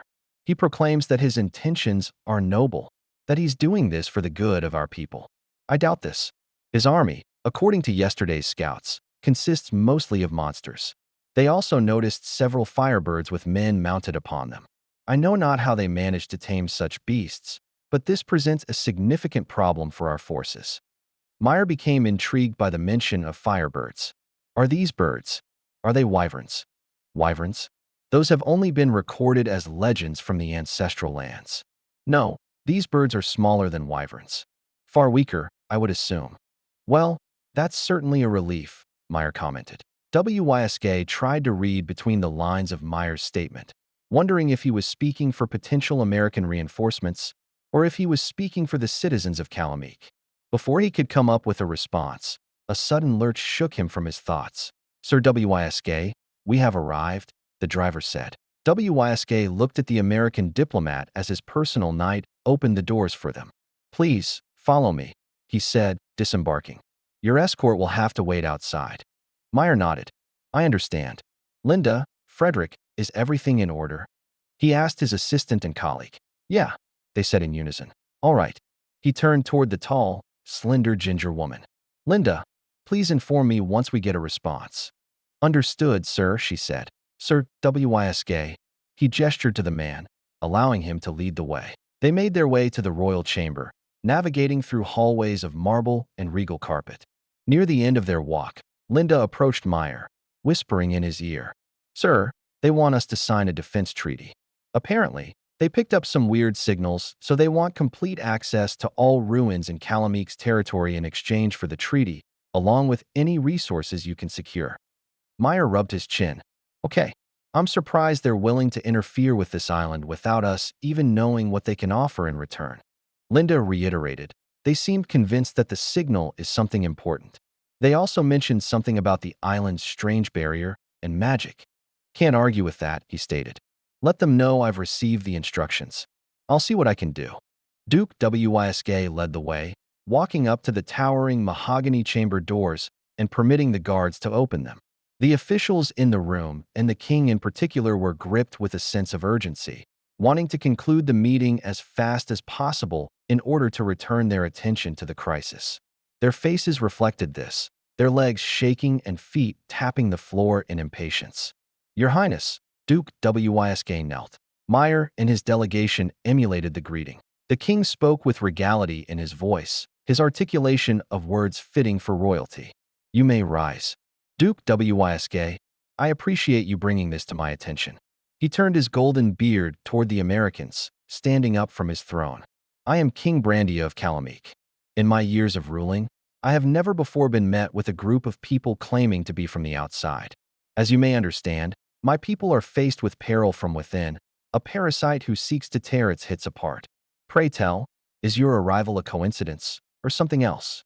Your Highness, I would say our arrival is better than a coincidence, Meyer said cunningly. Noticing King Brandia's curious reaction, he continued, I would say our arrival is a blessing. How so? Brandia asked. Meyer placed a hand on his chest, orating his prepared speech. We come seeking amicable relationships and are willing to sign defense treaties for this noble cause. I am Ambassador Jacob Meyer from the United States of America, and we hope not to distract you from your current predicaments. Rather, we hope to help you against Mali's uprising. King Brandia pondered the strangely clothed man's manner of speech. His words were as sharp as his outfit, and the proposal for allyship was tempting. Recognizing the threat posed by the enemy flyers, for which his forces had little counter, he decided to indulge in Meyer's offer. Very well, Ambassador Meyer. I will listen to what you have to say. The room fell to silence as Meyer strategized his words. He sighed inwardly, relieved that he had King Brandia's attention. Now, his main concern was figuring out how best to proceed with the offer. In preparation for this moment, he had asked Duke Wysk questions about the Calamik economy. It turned out that the materials here were fairly basic, with no known deposits of rare metals, although the locals hadn't done much to survey and prospect. Finally, there was the island's mysterious origins and the signal his superiors were so interested in. Your Highness, in exchange for a defense treaty, the United States of America wishes to receive land for establishing bases and unconditional surveying rights along with rights to any yet undiscovered deposits. We also want complete access to the ruins and other archaeological sites in this kingdom. We will share any discoveries we find and can amend this agreement further in writing. How quickly can you deploy forces? Brandia asked. Meyer remained steadfast in his commitment to securing a treaty, providing a straightforward answer that addressed the kingdom's concern of Mali's war. We can have air support in just a few minutes, Your Highness. King Brandia motioned for his advisors in his Foreign Affairs Department to come over. They huddled up, having a hushed discussion over Meyer's propositions. After a lengthy session of whispers, the group finished their deliberations. The small circle disbanded as the advisors formed a line beside the king. His voice echoing throughout the royal chamber, King Brandia announced his final decision. After careful consideration, we have come to a conclusion. The Kingdom of Calamik will gratefully accept the offer of the United States of America. Excellent, Meyer said. Right after he spoke, a disheveled, tired messenger entered the chamber. What's happened, lad? Speak freely. King Brandia said, his brows furrowing in concern over the implications behind the messenger's urgency. Your Highness, the messenger spoke, panting heavily. He raised a series of papers and straightened himself before reading the contents aloud. General Cladden's combined forces engaged with Mali's army of beasts. Officials are still determining the casualties on both sides, but they estimate that General Cladden's forces have lost 30% of their men. He has ordered a retreat back to the walls of Weiser and is requesting reinforcements. The king's expression soured, his lips curling into a frown as he processed the grim report. He looked to his right, at a tall brunette man with a cleft chin. Commander Metzel, prepare your royal knights to reinforce. Metzel stiffened up, saluting. Yes, Your Highness, he said before hurrying off to rally his men. King Brandia then turned toward Ambassador Meyer and his colleagues. Ambassador, I wish to invoke our treaty post-haste. My pride lies in tatters for this request, but my people and cities shall not. Will you send reinforcements? Meyer bowed. My people would be honored to help, Your Highness. USS America. Ma'am, a young communications operator reported to his commanding officer. The dark-haired woman turned around and looked at the man. Ambassador Meyer just reported back. The Kingdom of Calamik is requesting assistance and is granting us full access to their airspace. Already? I thought they just signed the treaty. The operator shrugged. They did, ma'am. All right, she said, quickly reaching for a phone. Attention, this is Rear Admiral Keyes. We have received intel from Ambassador Meyer regarding Group Foxtrot, now designated as Mali's army. Our objective is to eliminate this hostile target or force a surrender. Prepare all Ospreys for deployment. All Vipers and F-35s are to provide immediate relief for Allied forces in Calamite territory. Destroyers will receive targeting data for Tomahawk strikes. Let's get this done as quickly as possible. The upper decks of the USS America became crawling with activity as Marines, pilots, and logistic personnel worked to get the aircraft off the carrier. The F-35s were loaded with AM-9X Sidewinders while the Vipers were loaded with Hydra 70 unguided rockets and AGM-114 Hellfire missiles.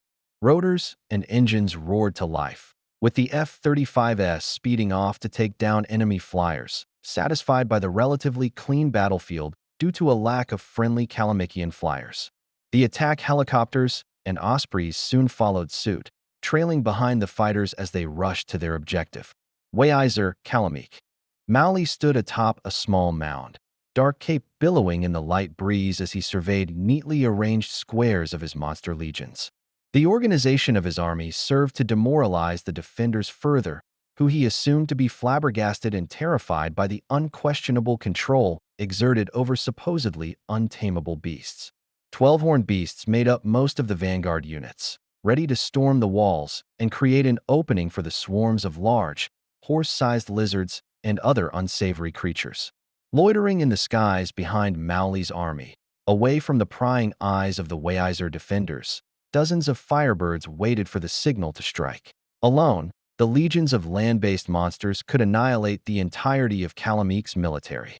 With the firebirds and his secret weapons, Mauli brimmed with confidence, expecting overwhelming and uncontested victory.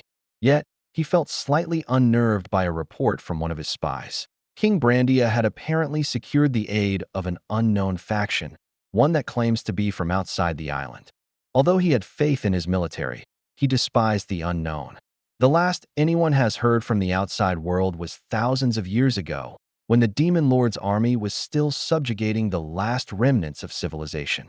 If Brandia was receiving aid, then it likely meant that their ancestors' civilization survived and could have potentially secured ancient weapons just like he had. He dismissed the thought, realizing that it would have been too difficult to transport weapons like the magic flame tank over the mountains and across the inward sea.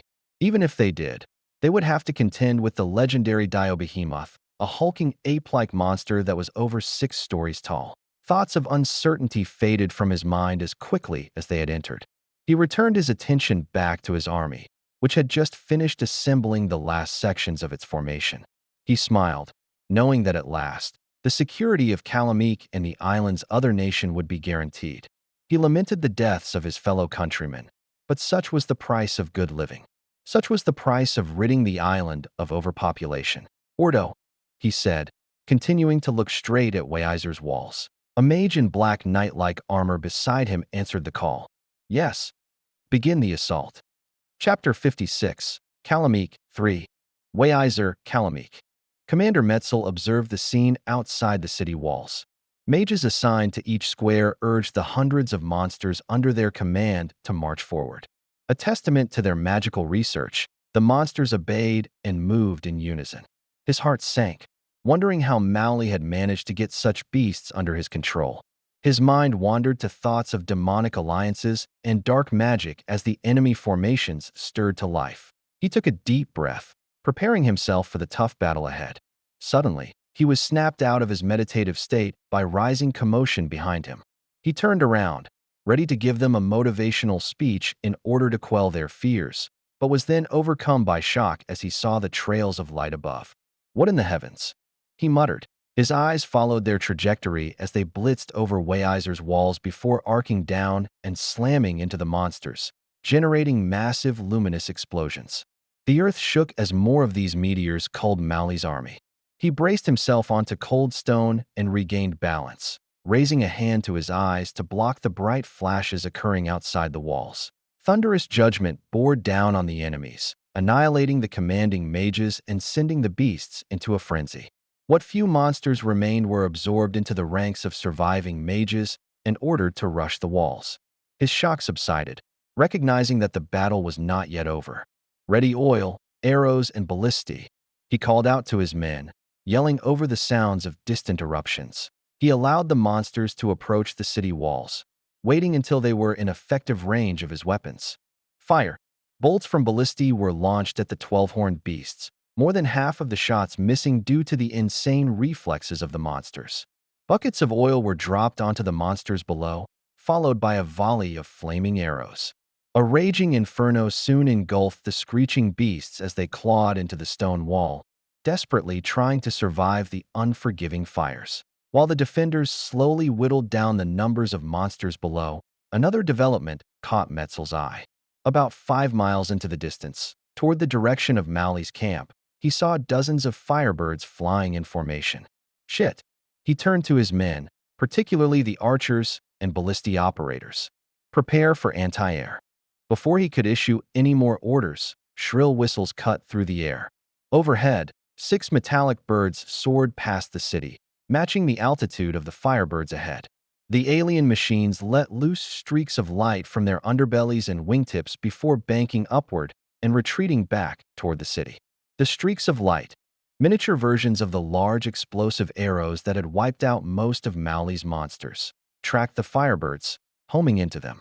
With little time to react, clusters of firebirds fell from the sky.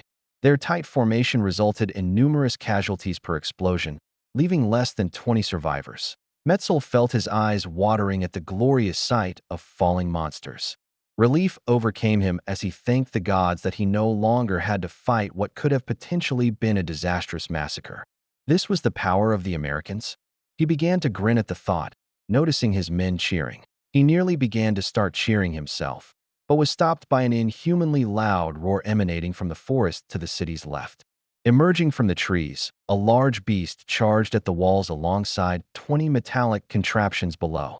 With wide eyes, he felt his heart sink once more. Dio Behemoth. His mind raced. He knew of no way to defeat this legendary monster. The few mages under his command couldn't even make a dent in the monster's health, let alone defeat it. In an incredible, whiplashing roller coaster of emotions, his hopes soared as he saw strange, flying insects coming from behind. These were more of the American flying machines that he was informed about earlier. Some of them touched down in open spaces within the city to disgorge reinforcements, while a few remained in the air, moving to engage the large towering beast coming from the forest. Much like the silvery aircraft from earlier, these machines unleashed explosive light arrows from their wingtips and other appendages attached to the chassis. Flashes erupted on Dio Behemoth's armored skin, carving large crevices out of its flesh. It staggered backward, realizing it was outmatched. The American flying machines allowed it to retreat into the forest, seemingly ignoring the massive beast and instead focusing their firepower onto the metallic chariots below. In a futile attempt at resistance, Mali's vehicles spat fireballs at the flying machines, which were easily dodged. In retaliation, the Americans unleashed a flurry of smaller light arrows, easily piercing through the enemy vehicles. Black smoke rose from the smoking remains of Mali's flame tanks. Charred husks of what used to be people surrounded some of the wreckage. Mage operators who failed to escape the Viper's assault. After eliminating all the flame tanks, the helicopters maintained a defensive position above Weizer's walls, occasionally performing attack runs on the few pockets of monsters that were still attempting to breach the walls. American Marines joined in on the action, scaling the walls with their equipment and firing down with their lethal black staves, impressing most of the local defenders. Metzel observed these new allies with great curiosity, finding himself almost excited when one of them approached him. The tall Caucasian introduced himself as Captain Charles Harlow before moving on and asking questions about Dio Behemoth. Its name is Dio Behemoth, Metzel explained.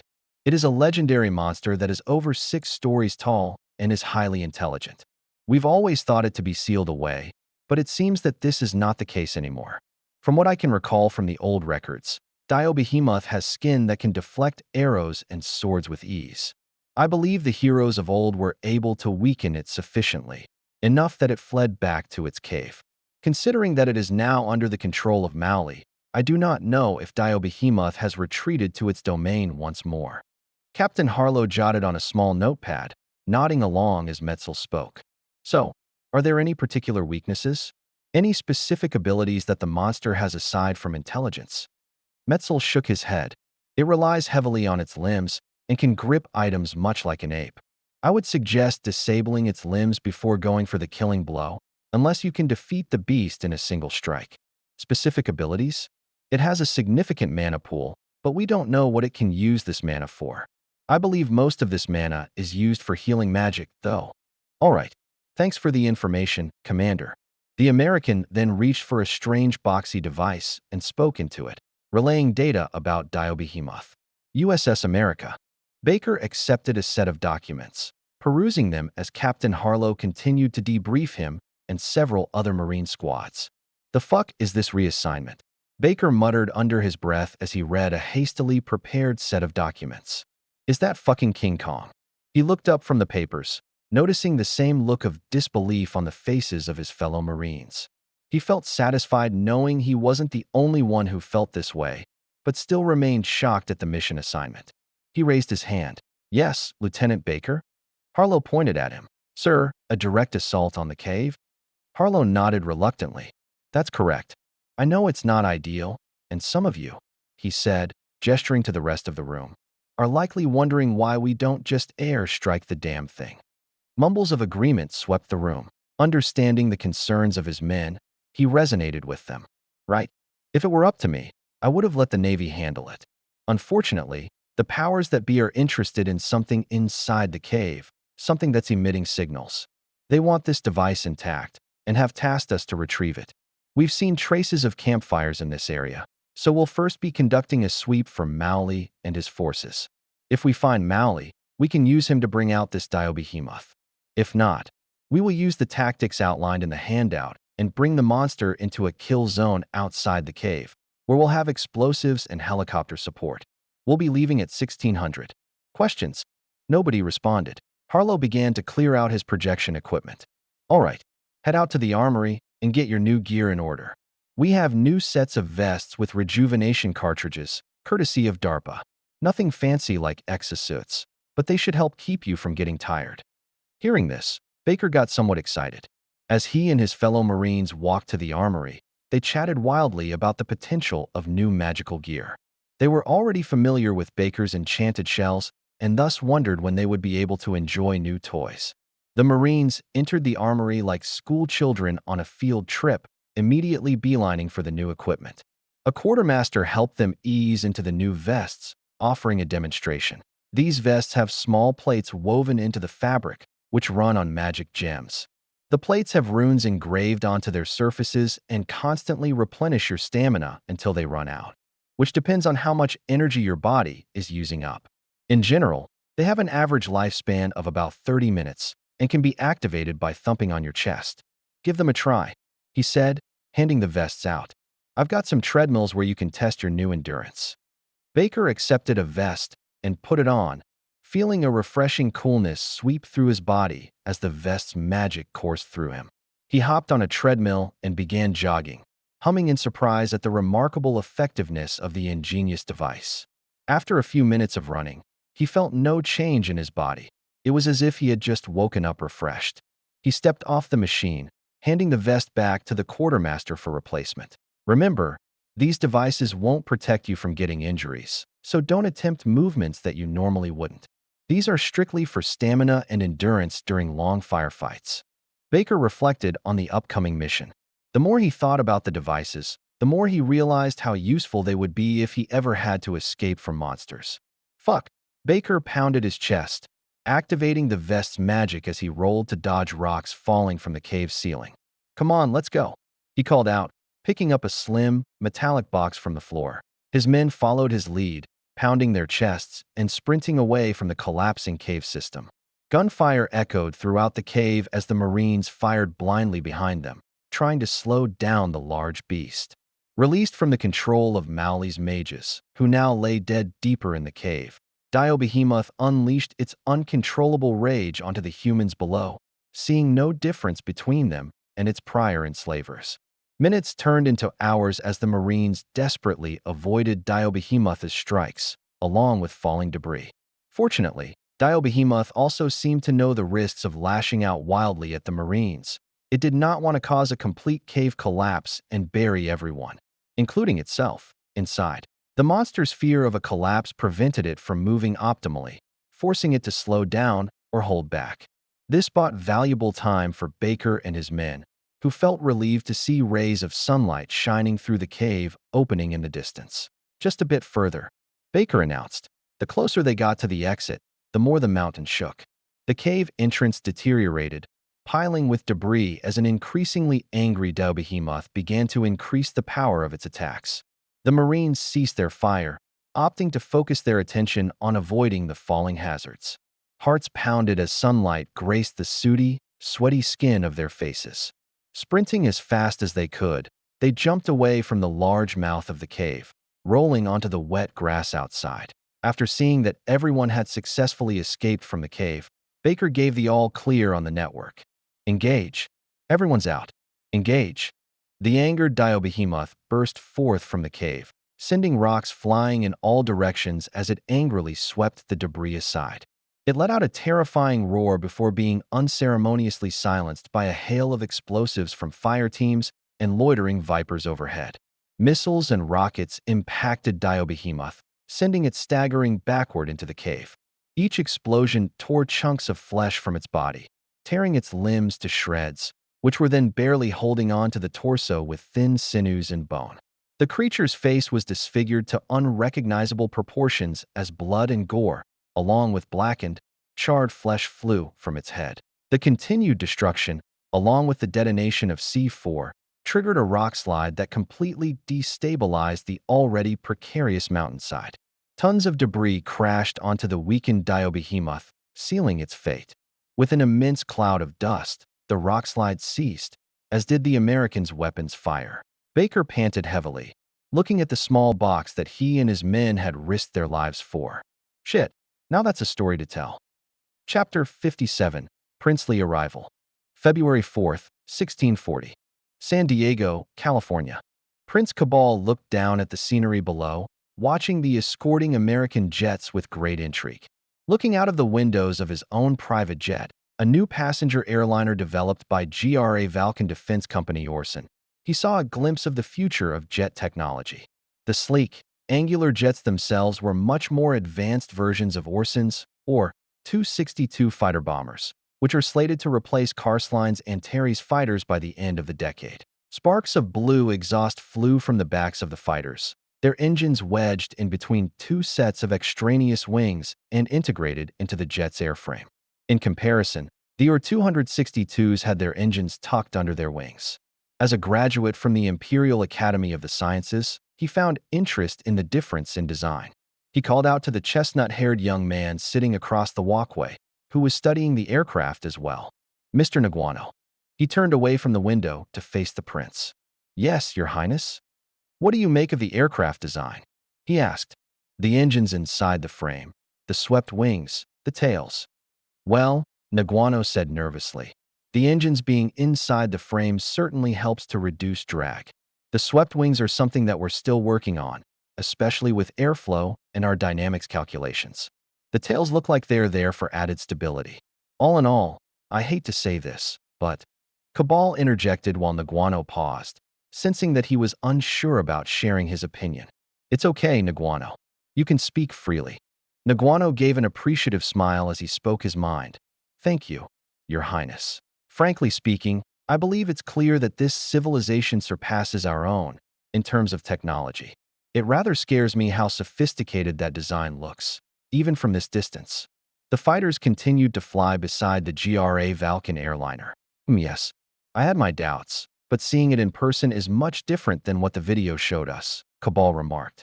As a proud Ravernal, I regret having to admit this, but I agree with your assessment. It's wise to be humble, Your Highness, Naguano said. Cabal once more found great reason with Naguano's words. He took the wisdom to heart, agreeing with it. Yes, yes indeed, he said, looking outside the window as the plane began to descend. Clouds parted to reveal the city below. Airports filled to the brim with airliners as large as, or even larger than the Gutimon, their dedicated super bomber. Seaports bustling with ships of all makes, from wooden sailing ships to massive American cargo ships, and glass skyscrapers reminiscent of Ragna, sparkling for all the Elysian natives to see. Several warships patrolled the shores, guarding against piracy and sea monsters. He also noticed a carrier with hundreds of small figures walking above decks, and a long line formed outside. Quickly deducing this construct to be a museum, Cabal made a mental note to visit. He stopped himself, realizing that he barely knew the schedule. Curious, he left his seat and ventured toward Jesta, Celia, and Dallas. As usual, Dallas was lazing about, half asleep in his seat, while Celia and Jesta discussed diplomatic strategies for the Americans. Seeing Cabal walk up to them, Celia ceased her conversation, standing up and bowing. Under the table, she kicked Dallas, who immediately shot up when he realized that the prince was in front of him. "Your Highness," they greeted. Cabal put his hand out, gesturing for them to sit back down. "How goes the strategizing?" Jesta answered. "It's going well, Your Highness. In fact, we've just finished going over the framework. We decided to wait for more information before laying out the details." "What information are you waiting for?" Cabal asked. He hoped to prod Jesta's mind and learn from his diplomatic expertise. Civilian technology, economy, culture, military if possible. Since the Americans have offered a tour of their country before meeting with their leader, we thought it best to first study their society. We have 2 weeks' time to learn as much as we can before heading into possible negotiations. "Oh, a tour? How intriguing," Cabal commented, reflecting on his previous visits to the Mu continent. He smiled, his adventurous spirit aroused by the thoughts of exploring a technologically advanced, alien society. "Quite. I believe we even have a few guided tours for the day." Jesta looked back at Celia. "Celia, do you remember the itinerary?" Celia nodded, her glasses reflecting the cabin's lighting as she did so. "I do, sir." She recited the schedule from memory. "Once we arrive, we will have to endure a few moments of the local media. We just need to smile for their cameras for a bit, and then we can head to our convoy of transports, provided by the government. Today, we'll just be getting settled into our hotel, where some guides will go over basic details about American culture, the general laws, how to access services, how to navigate the streets, and so on. We will then be spending another 3 days in this city, San Diego, before we are flown to New York City, where we will spend another 3 days, and then finally to their capital city of Washington, D.C. Before Celia could elaborate further, the pilot announced that they would be landing soon. "I see," Cabal said. "I'll be asking for more details later, Miss Celia." He turned around to return to his seat. With a mighty buckle, the plane shook as it descended and touched the lengthy runway. Cabal watched the shifting scenery outside as it whizzed past him. The American passenger planes were much larger up close, almost shocking him as he considered the scope of the airline infrastructure present in just a single city. The plane eventually rolled to a stop near a small, luminous cart. Men with bright vests and orange glow sticks helped guide the plane into its designated spot, where a red carpet and a crowd of reporters awaited. The carpet led to a column of black vehicles, one limousine for the prince and several SUVs for his retainers and the other Jare Valkan visitors. The pilot parked the plane effortlessly by the carpet, declaring that they were good for disembarkation. The plane's stairs deployed, lining up with the velvet stanchions on the ground. Prince Cabal walked down the stairs, waving at the news crews with a regal smile. He was followed by Jesta's delegation, who were less receptive than the publicity-oriented prince. They gave slight waves, smiling slightly as they walked down the carpet. Dallas trailed behind them, frowning as he trudged forward with his hands in his pockets. The news crews reached over the stanchions with microphones, yelling over each other in attempts to ask Prince Cabal various questions. Cabal indulged in a few questions that he knew could be answered to the benefit of his empire. Carefully selecting reporters' questions, he strolled up to them with a stride and presence that had proven to woo women back home. "Your Highness, could you tell us more about who you are and where you're from?" a reporter asked. "Of course," Cabal said with a proud grin. "I'm Prince Gra Cabal, son of Emperor Gra Lux of the Gra Valka's Empire. Much like yourselves, we too were summoned from our home world." Before the reporter could ask anything further, he moved on. "Your Highness." A woman raised her hand. "ABC News. Why are you visiting the United States?" Seeking to improve public opinion of him, he smoothly complimented the country. "I was told that the United States had technology more advanced than the other nations of Alicia. Oh, and the most hospitable society out of all the other nations of Alicia." I just had to visit, he said, promptly leaving after finishing his sentence. Meanwhile, Jesta and Dallas did their best to avoid the hounding press. Jesta simply ignored them, tuning them out as he looked forward. Dallas pushed the microphones and cameras out of his face, simply telling the reporters to fuck off. Celia was more inclined to answer some questions, giving basic details about their purpose here and her empire's hopes to establish relations with the United States. As Cabal approached the convoy, reporters attempted to swarm his group. Secret Service agents quickly stepped in to protect the prince, blocking access from the crowd of journalists and reporters. The GRA Valkyns hurriedly entered the vehicles, breathing sighs of relief as their smiles vanished and were replaced by frowns and groans. Cabal and Jesta's group entered the limousine, while their other staff entered the SUVs flanking it. The media is always the same, no matter where you are. Huh, Your Highness? A blue-suited man said from across the limousine. Cabal analyzed the man as he responded. Yes indeed. I'm Agent Nomura, the man said, taking off his sunglasses and extending his hand. I'm in charge of your protection and your scheduling during your time here. Prince Cabal shook the man's hand. Well met, Agent Nomura. Nomura exchanged introductions with Jesta, Celia, and Dallas as well, noting their personalities for future reference. Classical music played in the background while Nomura elaborated technical details about their stay. We're going to show a series of videos outlining basic rules in this country, including exchange rates between the dollar and the gold bullions you've brought, along with demonstrations of how to use these. He held up a smartphone. What is this object? Cabal asked curiously, reaching out for it. Nomura handed it to him, explaining, Your Highness, it is a versatile communications device. Does your society have telephones? Indeed it does, Cabal said. Telephones were developed about 4 decades ago. Prior to that, we used telegraph communications. This device has multiple functions, one of which is being a phone. Nomura showed the GRA Valkyns his iPhone, then navigated to the phone application. Using a dialing system present within this application, I can tap the numbers that correspond to someone's phone number, then call them. I can also save certain numbers as a contact, so I don't need to dial them using the number pad. We will distribute these devices once we reach the hotel. Fascinating, Cabal said as they gathered around the device.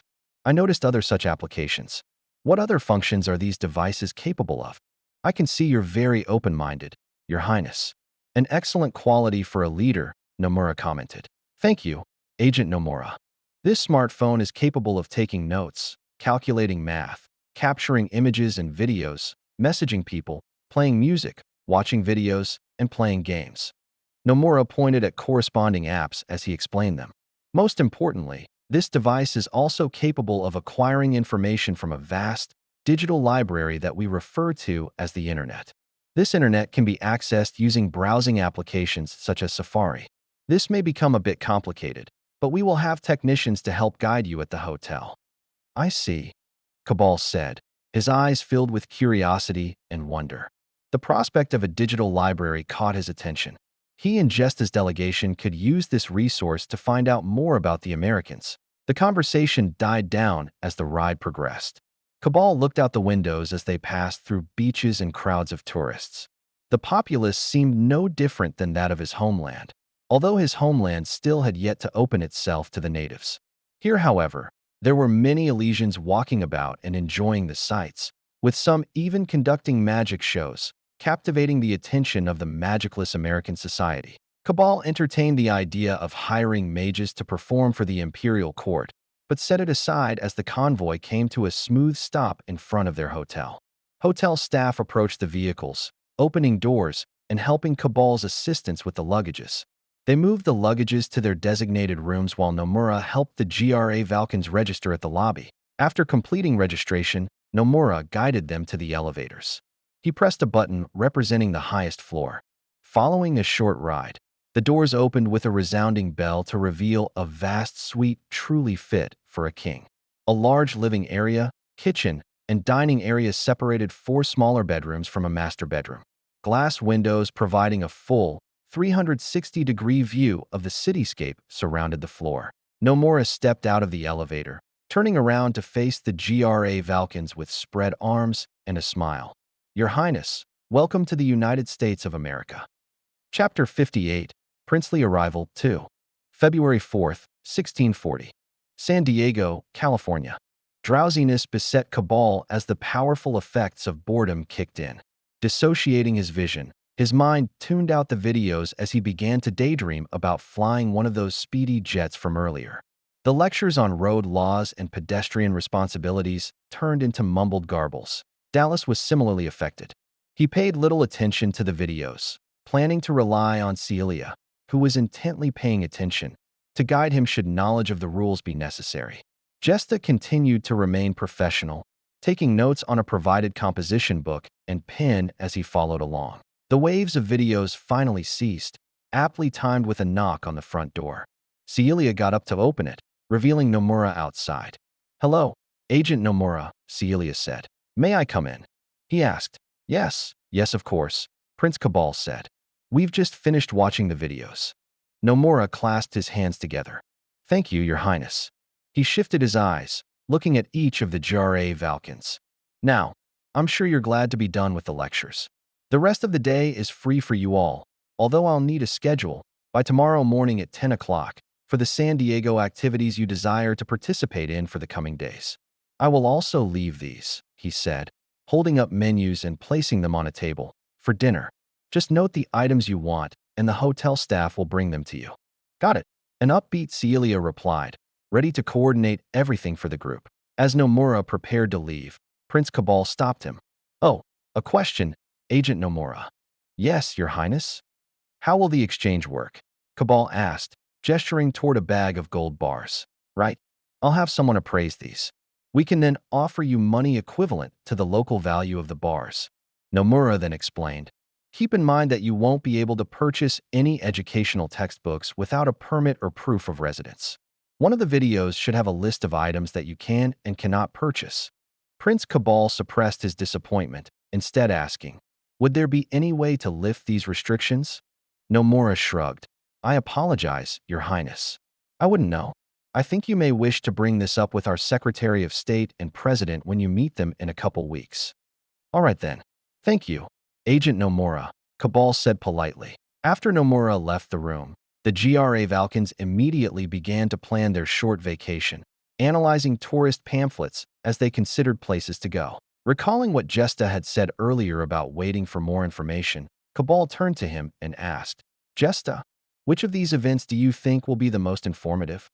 The group encircled Jesta as he reviewed the documents. Jesta thumbed over suggestions provided by the pamphlet, mentally striking ones that provided little to no information. "Your Highness, I believe that we should visit the ports to analyze shipment traffic and gain information about their economy. Visit the USS Midway Museum to learn about their naval doctrines, and see the Air and Space Museum to learn about their aircraft and technologies."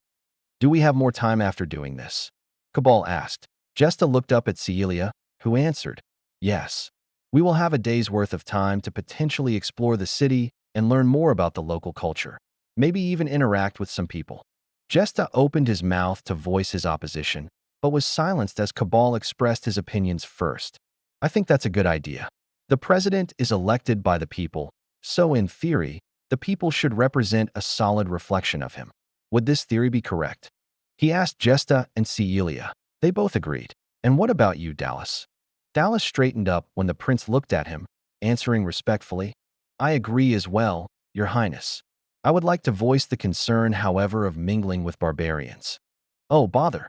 Celia exclaimed, her annoyance visible in the shape of her brows. "Dallas, have you forgotten the jets flying by our plane? The videos we watched? Actually, ignore that last part. I can already guess you were never even paying attention in the first place." Dallas wanted to retort, but held himself back, realizing that not only was Celia his superior, but her bosses were here as well. He reluctantly conceded, crossing his arms, laying back in his seat. He said.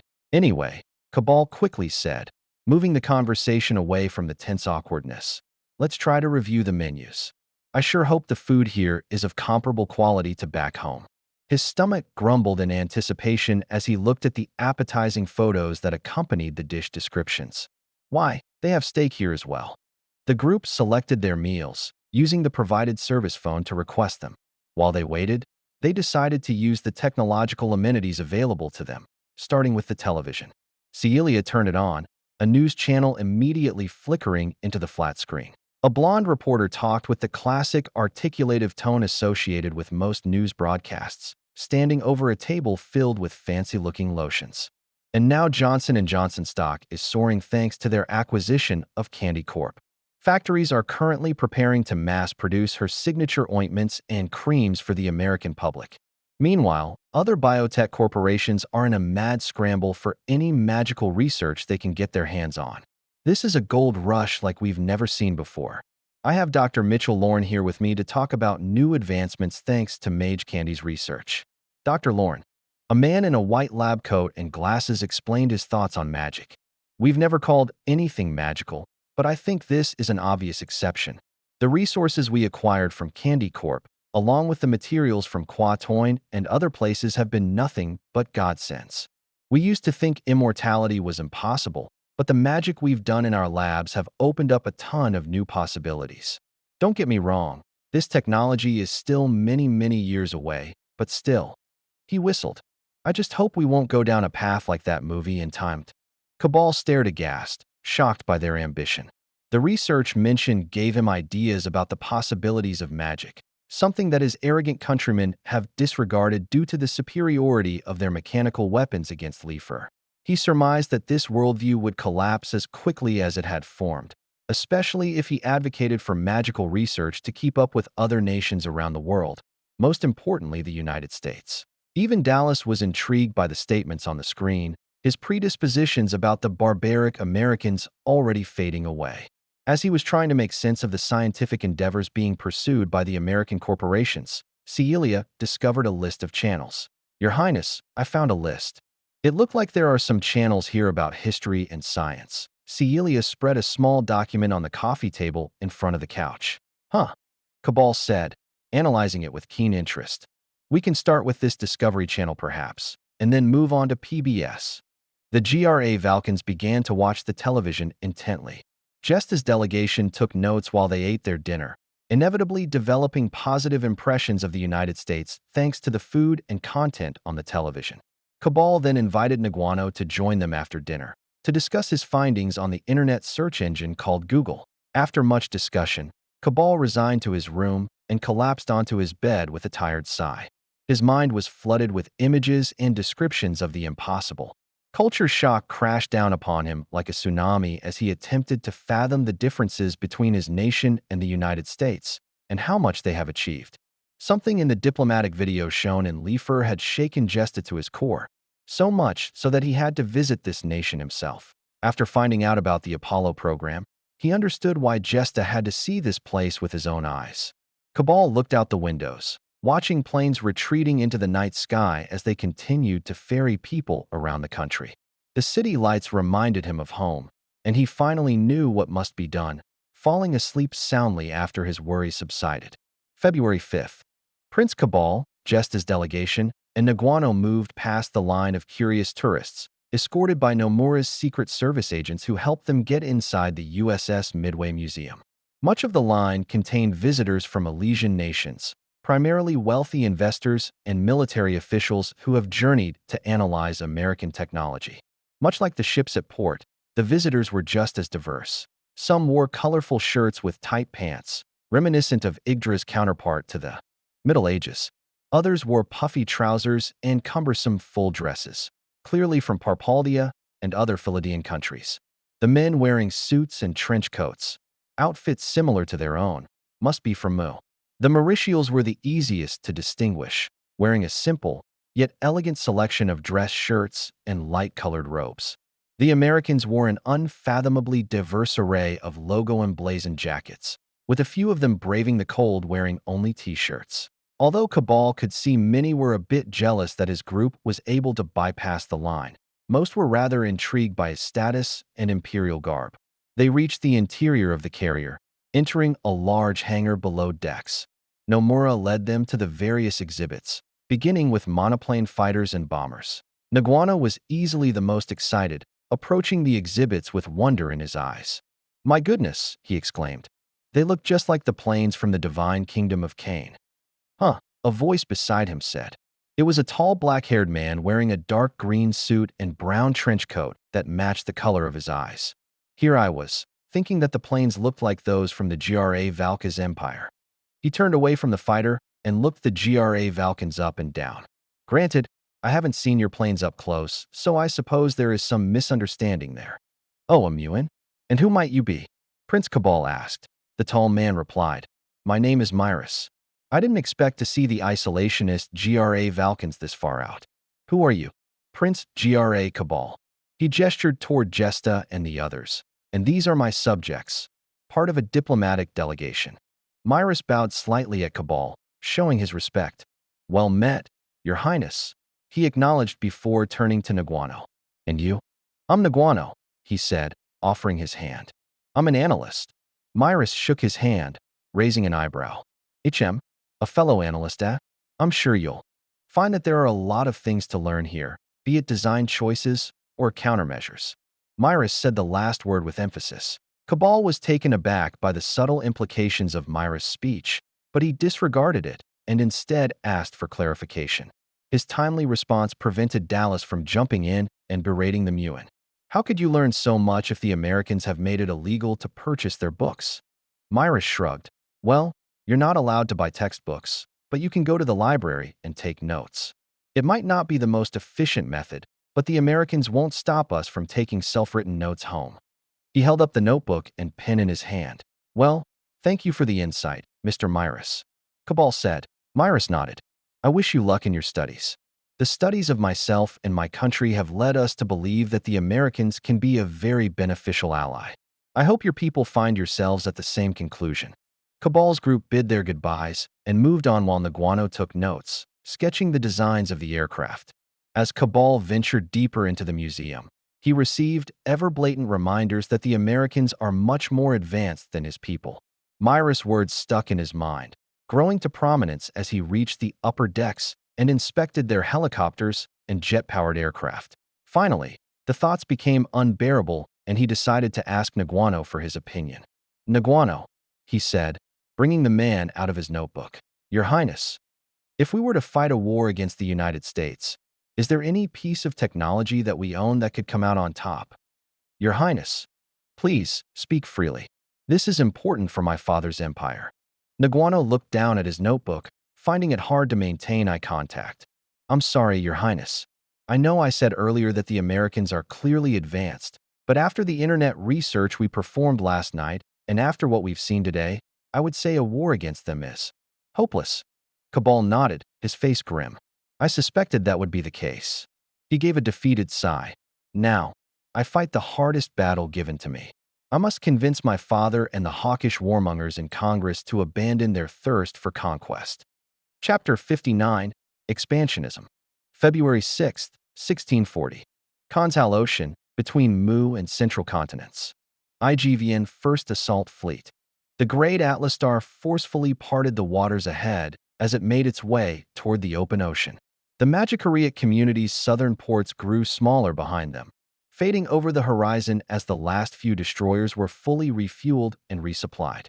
As part of a series of agreements with the Magicariat community, the GRA Valkas Empire was allowed to use their ports. In exchange for GRA Valkan technology, the Magicariat government was more than happy to loosen ties with Mu in favor of a bond with the GRA Valkan Empire. Having enlisted the aid of several locals, the fleet was now capable of magical communication, something important for their upcoming mission. Admiral Caesar looked back at the shrinking land masses and lights, sighing as he reflected upon the never-ending warmongering of his superiors. Everything had to be about domination for them. This cycle of violence perpetuated by the government's massive investments into military assets. A buildup of thousands of warships, planes, and vehicles couldn't be allowed to go to waste. Adhering to this guiding principle, Emperor Jare Lux allowed these weapons, originally built to be used against the divine kingdom of Cain, to be unleashed upon the primitives of this new world. For those who resist, as is the case with several puny nations inhabiting valuable land within the Continental Islands, there would be complete subjugation. For those who accepted GRA Valkan generosity, as is the case with the Magicariat community, there would be coexistence and mutual prosperity. For those who remain neutral, as is the case with Mu and the Holy Mauritial Empire, there would be little time to make a decision. Already, the Department of War drafted a plan to surround the Mu continent by securing the Kanshal Islands, along with the Heidel Islands to their north. Control of these territories would improve the logistical capabilities of GRA Valkan forces operating overseas. Planned invasions of the Mu continent could thus be orchestrated on multiple fronts. New bases built on the islands could harbor valuable supplies and deter reinforcements from the central continent. These bases would also help in future GRA Valkan incursions into other territories, namely the Branchial continent, where an IGVN fleet went missing, and the Vestal continent, which was beginning to succumb to American influence. As part of their expansionist initiative, GRA Lux demanded the vassalization of Kanshal nations. All were familiar with the GRA Valka's empire's victory over Lifer and her subjects. Most of these nations logically concluded that they couldn't fight back, giving in to GRA Valkan terms. A few, however, were defiant. This was an annoyance for the administration, but Gesta's department saw these circumstances in a different light. Celia's rival, Jacob Kurtz, saw an opportunity. Kurtz petitioned for the IGVN's most powerful battle group to subjugate the resisting primitives, enlisting the aid of propaganda crews. By making an example of the barbarians, he intended to scare weaker nations in the civilized regions into submission. Desperate, the barbarians banded together into the Kanshal alliance. Led by remnants of the Leophorian navy, the enemy fleet consisted of mostly wooden sailing ships, similar to the ones employed by Paganda. Their numbers tallied up to almost 300 warships and a small flight of 36 wyverns. In contrast, the first assault fleet was made of 6 battleships, 8 carriers, 24 cruisers, and 50 destroyers, along with dozens of submarines and logistical vessels. It was certainly overkill, especially considering the grade Atlaster alone was able to decimate most of the Leophorian navy. However, the primitives weren't a deciding factor in this deployment. The Department of War wanted to permanently relocate these assets, assigning them a new home base closer to potential enemies. Although Caesar felt remorse for the needless slaughter that was about to occur, he nevertheless carried out the emperor's will.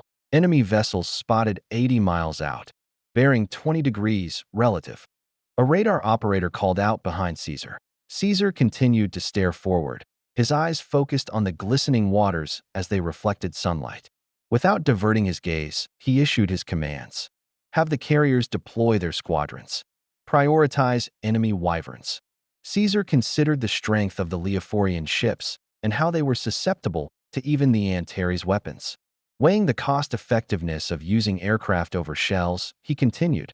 Once they've been neutralized, the squadrons are authorized to use their guns on the ships. Destroyer Squadron 1 will organize rescue operations once all hostiles have been eliminated or have surrendered. If they want to surrender, have them raise white flags. Caesar sat back down on his seat as he continued to watch the never-ending masses of waves outside. Flying below the sparse clouds and parallel to the main formations of the carrier squadrons, a plane from the Department of Propaganda distanced itself from the engagement. It documented the battle from a distance of 20 miles, slowly circling the engagement zone. Hundreds of planes flew in groups of 3, splitting formation as they approached the enemy wyverns, which just arrived from inland bases. A majority of the fighters continued on their current trajectory, moving to intercept the wyverns. The rest of the fighters remained with the bombers, forming a defensive layer. Catching glimpses of metallic glints in the distance, the Kanshal Alliance dispatched their wyverns to investigate. The metallic glints grew from specks to a vast swarm, yet the wyverns continued forward to intercept, undeterred. They clumped together, recognizing the numerical disparity between their own forces and the swarm of GRA Valkan aircraft. Regardless of their strategy, they were outnumbered just the same. The two sides clashed in an anticlimactic battle. With superior accuracy, weapons, range, and numbers, the GRA Valkan fighters easily pulverized the wyverns in one fell swoop. The ease and efficiency with which the strike occurred was no different than swatting a fly. No survivors remained as the defiant flight of wyverns was reduced to a cloud of red, a hail of carcasses and mists of blood slowly drifting down toward the sea. Carnivorous sea monsters quickly swarmed the remains, taking their fill as the ravenous aircraft overhead set their sights on the defenseless ships below. 7.7 millimeters and 20 millimeters guns shredded the iron plating of the leading Leophorian vessels, dooming them to a watery grave. In a futile attempt at resistance, they fired whatever cannons and muskets they could point to the skies, with the continental primitives similarly following suit using arrows and ballistae.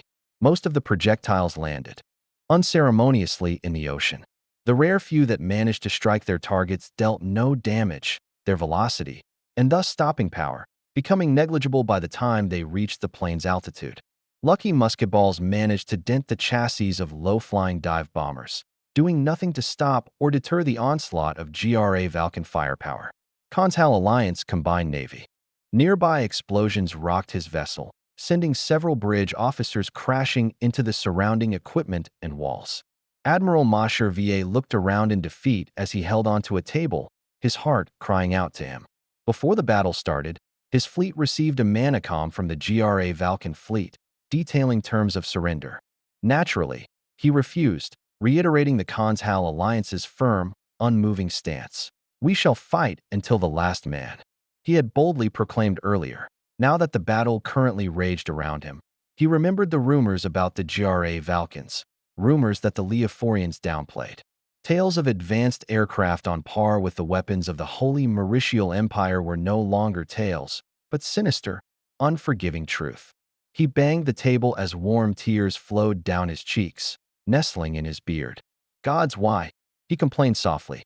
Pangs of guilt and regret tormented him, causing his head to ache. "Admiral," the ship's captain called out to him, recovering from the explosion. "Are you all right?" He noticed the tears flowing down the Admiral's depressed face and his slouch of defeat. "Admiral, your orders." Admiral VA acknowledged the captain's words, descending further into madness. The Leophorians sought vengeance and appealed to the Continental Alliance's ignorance to bolster their own forces. He realized that he and his men were no more than cannon fodder, meant to be sacrificed so the few Leophorian vessels could land a blow. The tragic situation caused him to smile a bit. Despite the Leophorians' best efforts, even they couldn't land a single blow. They were mercilessly cut down, as they had been last year. As the last Leophorian ship succumbed to the GRA Valken light bullets, Admiral VA felt a sense of relief. It creaked and groaned, wood snapping as the vessel was torn asunder by the violent waves that crashed into it. The structural integrity of the ship diminished with each strafe, until it completely ceased to exist. VA watched as Leophorian sailors struggled to grasp debris, the lucky few managing to stay afloat on a large piece of the bow, while the others were dragged underneath the waves by hungry beasts. Struck by catharsis, he realized that he was free. Recalling the terms of surrender, he remembered that he and his men would be guaranteed safety should he raise a white flag. He debated this decision, weighing his duty as an admiral for the Continental Alliance and his duty as an admiral of his men. With the loss of all Leophorian vessels, the GRA Valkens began to target his fleet's ships. Every second he delayed could result in the deaths of 100 more men. "I'm sorry," he said softly, apologizing to his countrymen back home for failing to defend them. "Captain, raise a white flag," he said with a shaky voice, still looking down at the table while tears stained his clothes. He closed his eyes and sighed, feeling like a weight was lifted off his chest. "I'm sorry," he said once more. The order to surrender was announced. One by one, the wooden ships raised their white flags. By the time their surrender was identified by the GRA Valkens, 10 more ships had fallen. The battlefield suddenly grew peaceful. The deafening thunder of gunfire ceased, and only the sounds of propellers hitting the air remained. IGVN First Assault Fleet. "All squadrons are returning, sir. The enemy has officially declared their surrender," an officer reported. "Thank you, Lieutenant," Caesar calmly said, staring at the pillars of smoke in the distance. "Have the fleet continue forward. Destroyer Squadron 1 will conduct cleanup and rescue operations. Send a message to the Continental Alliance. Inform them of their fleet's surrender and remind them of the terms of defeat." "Of course, Great Admiral." The officer bowed before taking his leave. After a brief period of silence, a man behind him spoke up. His voice was laced with excitement. "So, Great Admiral, shall we be sieging their cities, as we had with Leifer?" Caesar sighed. He didn't want to cause further suffering and destruction. The orders from the Department of War, however, were as clear as could be. At least one city had to be punished. At least one city had to be made an example of, so that the Department of Propaganda had more material to work with. Was the bombardment of Leophoria not enough? Apparently, it wasn't, as evidenced by the defiance demonstrated by the Conshal Alliance. Caesar just wished that the primitives would finally learn their place after this. Yes, we shall, he solemnly replied. Captain Luxdow, you may coordinate fire with other battleships and operate with your discretion. Just try not to expend too much ammunition. Without turning back, Caesar could already sense the man was smiling. With a perverse grin, Luxdow responded, Gladly, sir. Chapter 60, Elysian Defense Initiative. February 8, 1640. Albion Castle, Rhenepolis, Holy Mauritial Empire. High-ranking officials from the Ministry of Foreign Affairs, the Bureau of Information, and the Ministry of Defense gathered around the meeting room, taking their seats in silence as they waited for Emperor Mauritial to announce the beginning of the meeting. The emperor's eyes remained closed, opening once the sounds of shuffling and chairs scraping against the floor died out. Without looking around, Mauritial announced to his advisors, This meeting is now in session. We gather to discuss the ramifications of Ravernal expansionism. Arrhenius, please summarize the contents of your report. A blond human stood from his seat, concisely summarizing the recent conquests of the Ravernal Empire. 2 days ago, my bureau's informants received word of the Ravernal Empire's complete subjugation of the Conshal Islands. This action comes right after a slew of peaceful vassalizations that took place amongst Conshal nations. A few rejected Ravernal demands, forming an alliance and securing the aid of a surviving Leophorian fleet. The fleet was defeated, with the survivors surrendering. Shortly thereafter, the Ravernal fleet laid siege to one of the Conshal Alliance's members. The battleships in this fleet attacked the capital city of the constituent kingdom of Alnoma, Virginia. After a hostage deal involving thousands of surrendered Alliance sailors, the Alliance capitulated and agreed to relinquish their sovereignty. The Conshal Islands are now firmly under Ravernal control. As for the Mu continent, the Ravernals have worked on expanding their influence across the continent, enough to threaten Mu. Already, nations that were once protected by Leifer are now under Ravernal control. My spies in the Magicaria community have also reported the development of closer ties with the Ravernals. Evidently, this is due to the superior technology of the Ravernals, which they were willing to offer in exchange for loyalty. Heads turned as meeting participants looked at each other, their silent expressions speaking volumes of their concern. Emperor Mauritial noticed this and elaborated on their objective. The Ravernal Empire represents a shift in the global status quo. So does the United States of America. Arrhenius, your report on the Americans. Arrhenius nodded. 4 days ago, we discovered that the Ravernal Empire sent a delegation to the United States. Today, this delegation departed from the coastal city of San Diego via an American plane. We do not know what their destination is. We do know, however, that Mu is taking measures to study old American technology. Some of our analysts from the Ministry of Defense reported encounters with Muan analysts, namely an officer named Myrus. During a conversation, Myrus reportedly claimed that the era of Mauritial global superiority and dominance is coming to an end, and he wished our analysts luck in their endeavors to maintain the global status quo. This disruption is irreversible, Mauritial stated. However, we can take measures to slow or stop this disruption. Liage, do you have any proposals? The aged elf stood up. I do, Your Excellency.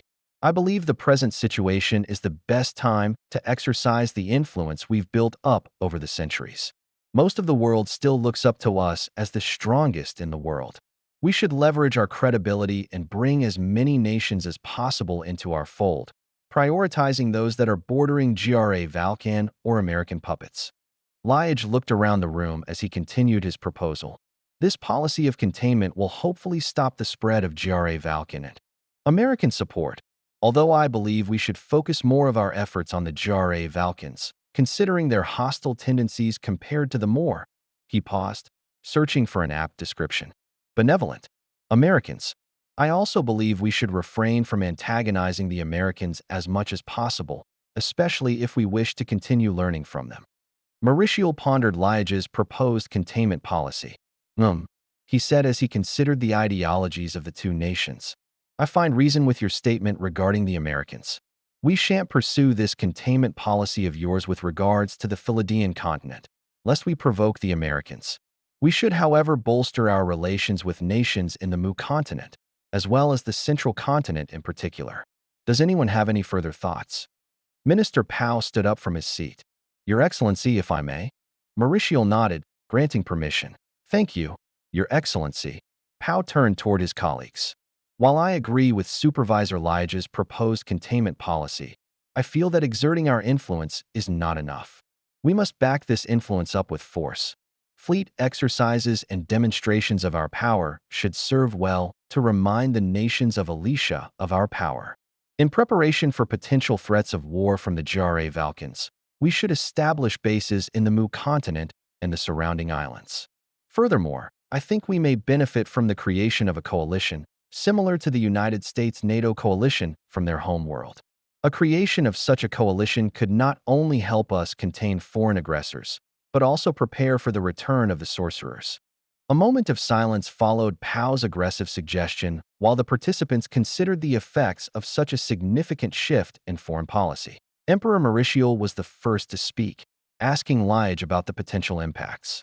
Liage, if we were to adopt a more aggressive policy such as the one proposed by Schmil, how might this affect the relations we currently have? Liage scratched his chin. He decided to divide his response into several sections covering each continent and the subgroups within said continents. Expanding our military in Mu might not be received well by our old rivals, but depending on the hostility of the Jare Valkas Empire, they may prefer to have us backing them. Militarization of the central continent may cause concern among the other great powers here, such as Agartha. I do not know how the Perpaldians or Americans will react, considering that the Americans are already establishing many overseas military bases regardless. Their diplomats are friendly enough, so I can send Fiam to prod them for clues. I see, Emperor Mauricio said. How do you think our policy may be received differently if we announce the return of the Ravernal Empire? The participants reacted with shock. Eyes widened and gasps were emitted as the Holy Mauritial Empire's leaders contemplated the chaos that could ensue. Your Excellency, Liage said, I must protest. We know not how negatively the people may react. Panic could envelop our cities, as well as the cities of other nations around the world. The other advisors nodded in agreement. Mauricio clasped his hands behind his back. And yet, this revelation must be made eventually. If we let the people know too late, then our preparation will be inadequate. Need I remind everyone of our civility? We are the shining pearl of the races. We are the first civilization area, and our citizens will act accordingly. I do wish that the Gra Valkas Empire didn't have to force our hand so early, but any further delays in the announcement of the Ravernal Empire's return will result in further degradation of our status. I despise having to do this, but this announcement will allow us to implement more efficient measures to prepare for their return. He paused, allowing his advisors to analyze his words. Soon enough, the advisors' expressions became resolute as they found logic in his words. He then continued, Schmil, your department will receive additional funds to construct foreign bases, at least one major base in each continent. Liage, your department will be tasked with securing defense treaties and organizing the creation of an Elysian defense initiative.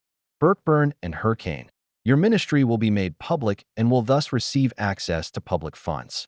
I need you to draft new budget proposals. Your ministry is the most important one when it comes to defending ourselves against the oppressors of old. While Emperor Mauricio continued to assign new directives, Liage was reminded of the mystery to the south, the Ravernal Empire. He waited patiently for the emperor to finish before raising his hand. Mauricio turned toward him. Liage, do you have a concern? Indeed I do, Your Excellency. His expression was slightly contorted by worry as he outlined his concerns regarding the Ravernal Empire. This may not be the right time for this, considering my report on the Ravernal Empire is still in the process of being finalized, but remembering that Liage had recently returned from Bushbaka Latin, Emperor, Mauricio's curiosity was piqued. Your concern is appropriate. Please, continue. The other ministers and advisors leaned in, vaguely recalling the American magazine brought back by Fime's delegation. Anticipation and excitement heightened as they awaited Liage's concern. Liage, appreciating the Emperor's approval, continued, "Thank you, Your Excellency. During my trip to the Ravernal Empire, my delegation noticed peculiarities that did not match with their designation as a primitive, barbaric society. Close inspection of their buildings and roads revealed manufacturing quality impossible for a civilization of their proclaimed level. The buildings and roads are even, with the entirety of Bushbuca Latin being meticulously clean. We were allowed to roam the area while waiting for their foreign affairs dignitary, and several men from Director Arnius' bureau had reportedly heard some non-real locals complain about the lack of air cooling and electricity. The only nations we know of that incorporate electricity in their societies are ourselves, the Muans, the Americans, and the GRA Valkans." A foreboding silence fell upon the room. Liage's statement meant that the Anonreals were at least as technologically advanced as the Muans, lending credibility to the American magazine. Liage continued to describe the living conditions of the city and the layout of the city itself. Pow recognized the purposes of the described design elements and pointed out an interesting inconsistency. Hold on a moment. Roads that wide are never a defining feature of primitive civilizations, much less wide roads that lead into urban sites. Furthermore, your description of the roads. It sounds like their roads are paved. They are, Liage nodded. Some of Arnius' personnel managed to take discrete images using American cameras, so as to not arouse suspicion from the Anonreals. He shuddered thinking about what could have happened if the Anonreals had indeed detected the use of magic amongst his delegation. The images show roads made of a material similar to American concrete. American concrete? Pow's eyes widened. That must mean these roads are designed to support heavy loads associated with vehicles. The intricate layout of the island. It's as if the island was built to be converted into a forward operating base at a moment's notice. Emperor Mauritial's frown deepened as he heard this. It all but confirmed his worst suspicions. "I believe I can see where this is headed." Liage looked at his emperor with an understanding, pained expression. His heart was filled with denial, but the dots had already been connected. His mind understood that the American magazine, which depicted fleets of Orichalcum-class warships and PAL chimeras, was not a fabrication. As much as he hoped that his experiences had been an awful nightmare, it was impossible to deny the evidence. "Yes, Your Excellency. Eventually, I was able to meet with the Anonreal ambassador, Carl Crunch. It seemed like he already knew why I was there. He asked me, 'What brings you to the Ravernal Empire?' He understood that a person with as important a position as myself wouldn't visit a primitive nation without justifiable cause. I told him that I wanted to request permission to access the Anonreal mainland for archaeological purposes regarding the ancient sorceress empire. He denied the existence of any ruins relating to the sorcerers, recalling the arrogance of the sorcerers and hoping to insult his pride to invoke a response. I told him that his civilization was likely too primitive to detect underground sites. I told him that we found ancient documents and maps pointing to the Branchial continent. He maintained his facade well, claiming that if such remnants existed, they would have found them due to his species' high affinity to magic. My probing went nowhere, so I decided to escalate. I told him that analysis was paramount, revealing to him that the Ravernal Empire was soon to return. It was then that I noticed his lips curved upward, and I reacted with suspicion. He realized, upon seeing my face, that his people's secret was finally exposed. Abandoning the carefully crafted facade, he smiled. He smiled and said, "I know." It was then that a contingent of guards carrying firearms approached. He subsequently said that we are no longer welcome on Bushbuca Latin and should leave immediately. And so we left. Everyone took in Liage's tale, heartbeats rising as tension between Liage and Crunch increased, then falling as Liage's safe return spurred sighs of relief. Unfortunately, this relief was but a short blip in a series of terrifying revelations. The Ravernal Empire now knew that the gig was up. They had allowed the Holy Mauritial Empire to retain knowledge of their true allegiances. Liage continued, "My concern is that forming an Elysian defense initiative could provoke the Anonreals. They may see us as a threat and attack using gods knows what weapons their ancestors left behind. Emperor Mauritius seemed to ignore this concern, instead asking, "Why did the Anonreals allow you to leave with this knowledge?" I don't know, Liage admitted. Mauritius connected his seemingly unrelated question to Liage's concern. It seems that they don't care if they are exposed at this point, considering the imminence of the sorcerer's return. They already have plans in place, which they will enact regardless of whether or not they are discovered. I loathe that the responsibility of Alicia's defense has fallen upon me, but I shall not disappoint, and I certainly shall not allow our enemies to destroy what we have built. After centuries of peace, determination, and newfound purpose revitalized Emperor Mauritius, who rose to his youthful splendor. His voice boomed. As of this day, the Holy Mauritial Empire shall establish the Elysian Defense Initiative and protect the people of the world from evil.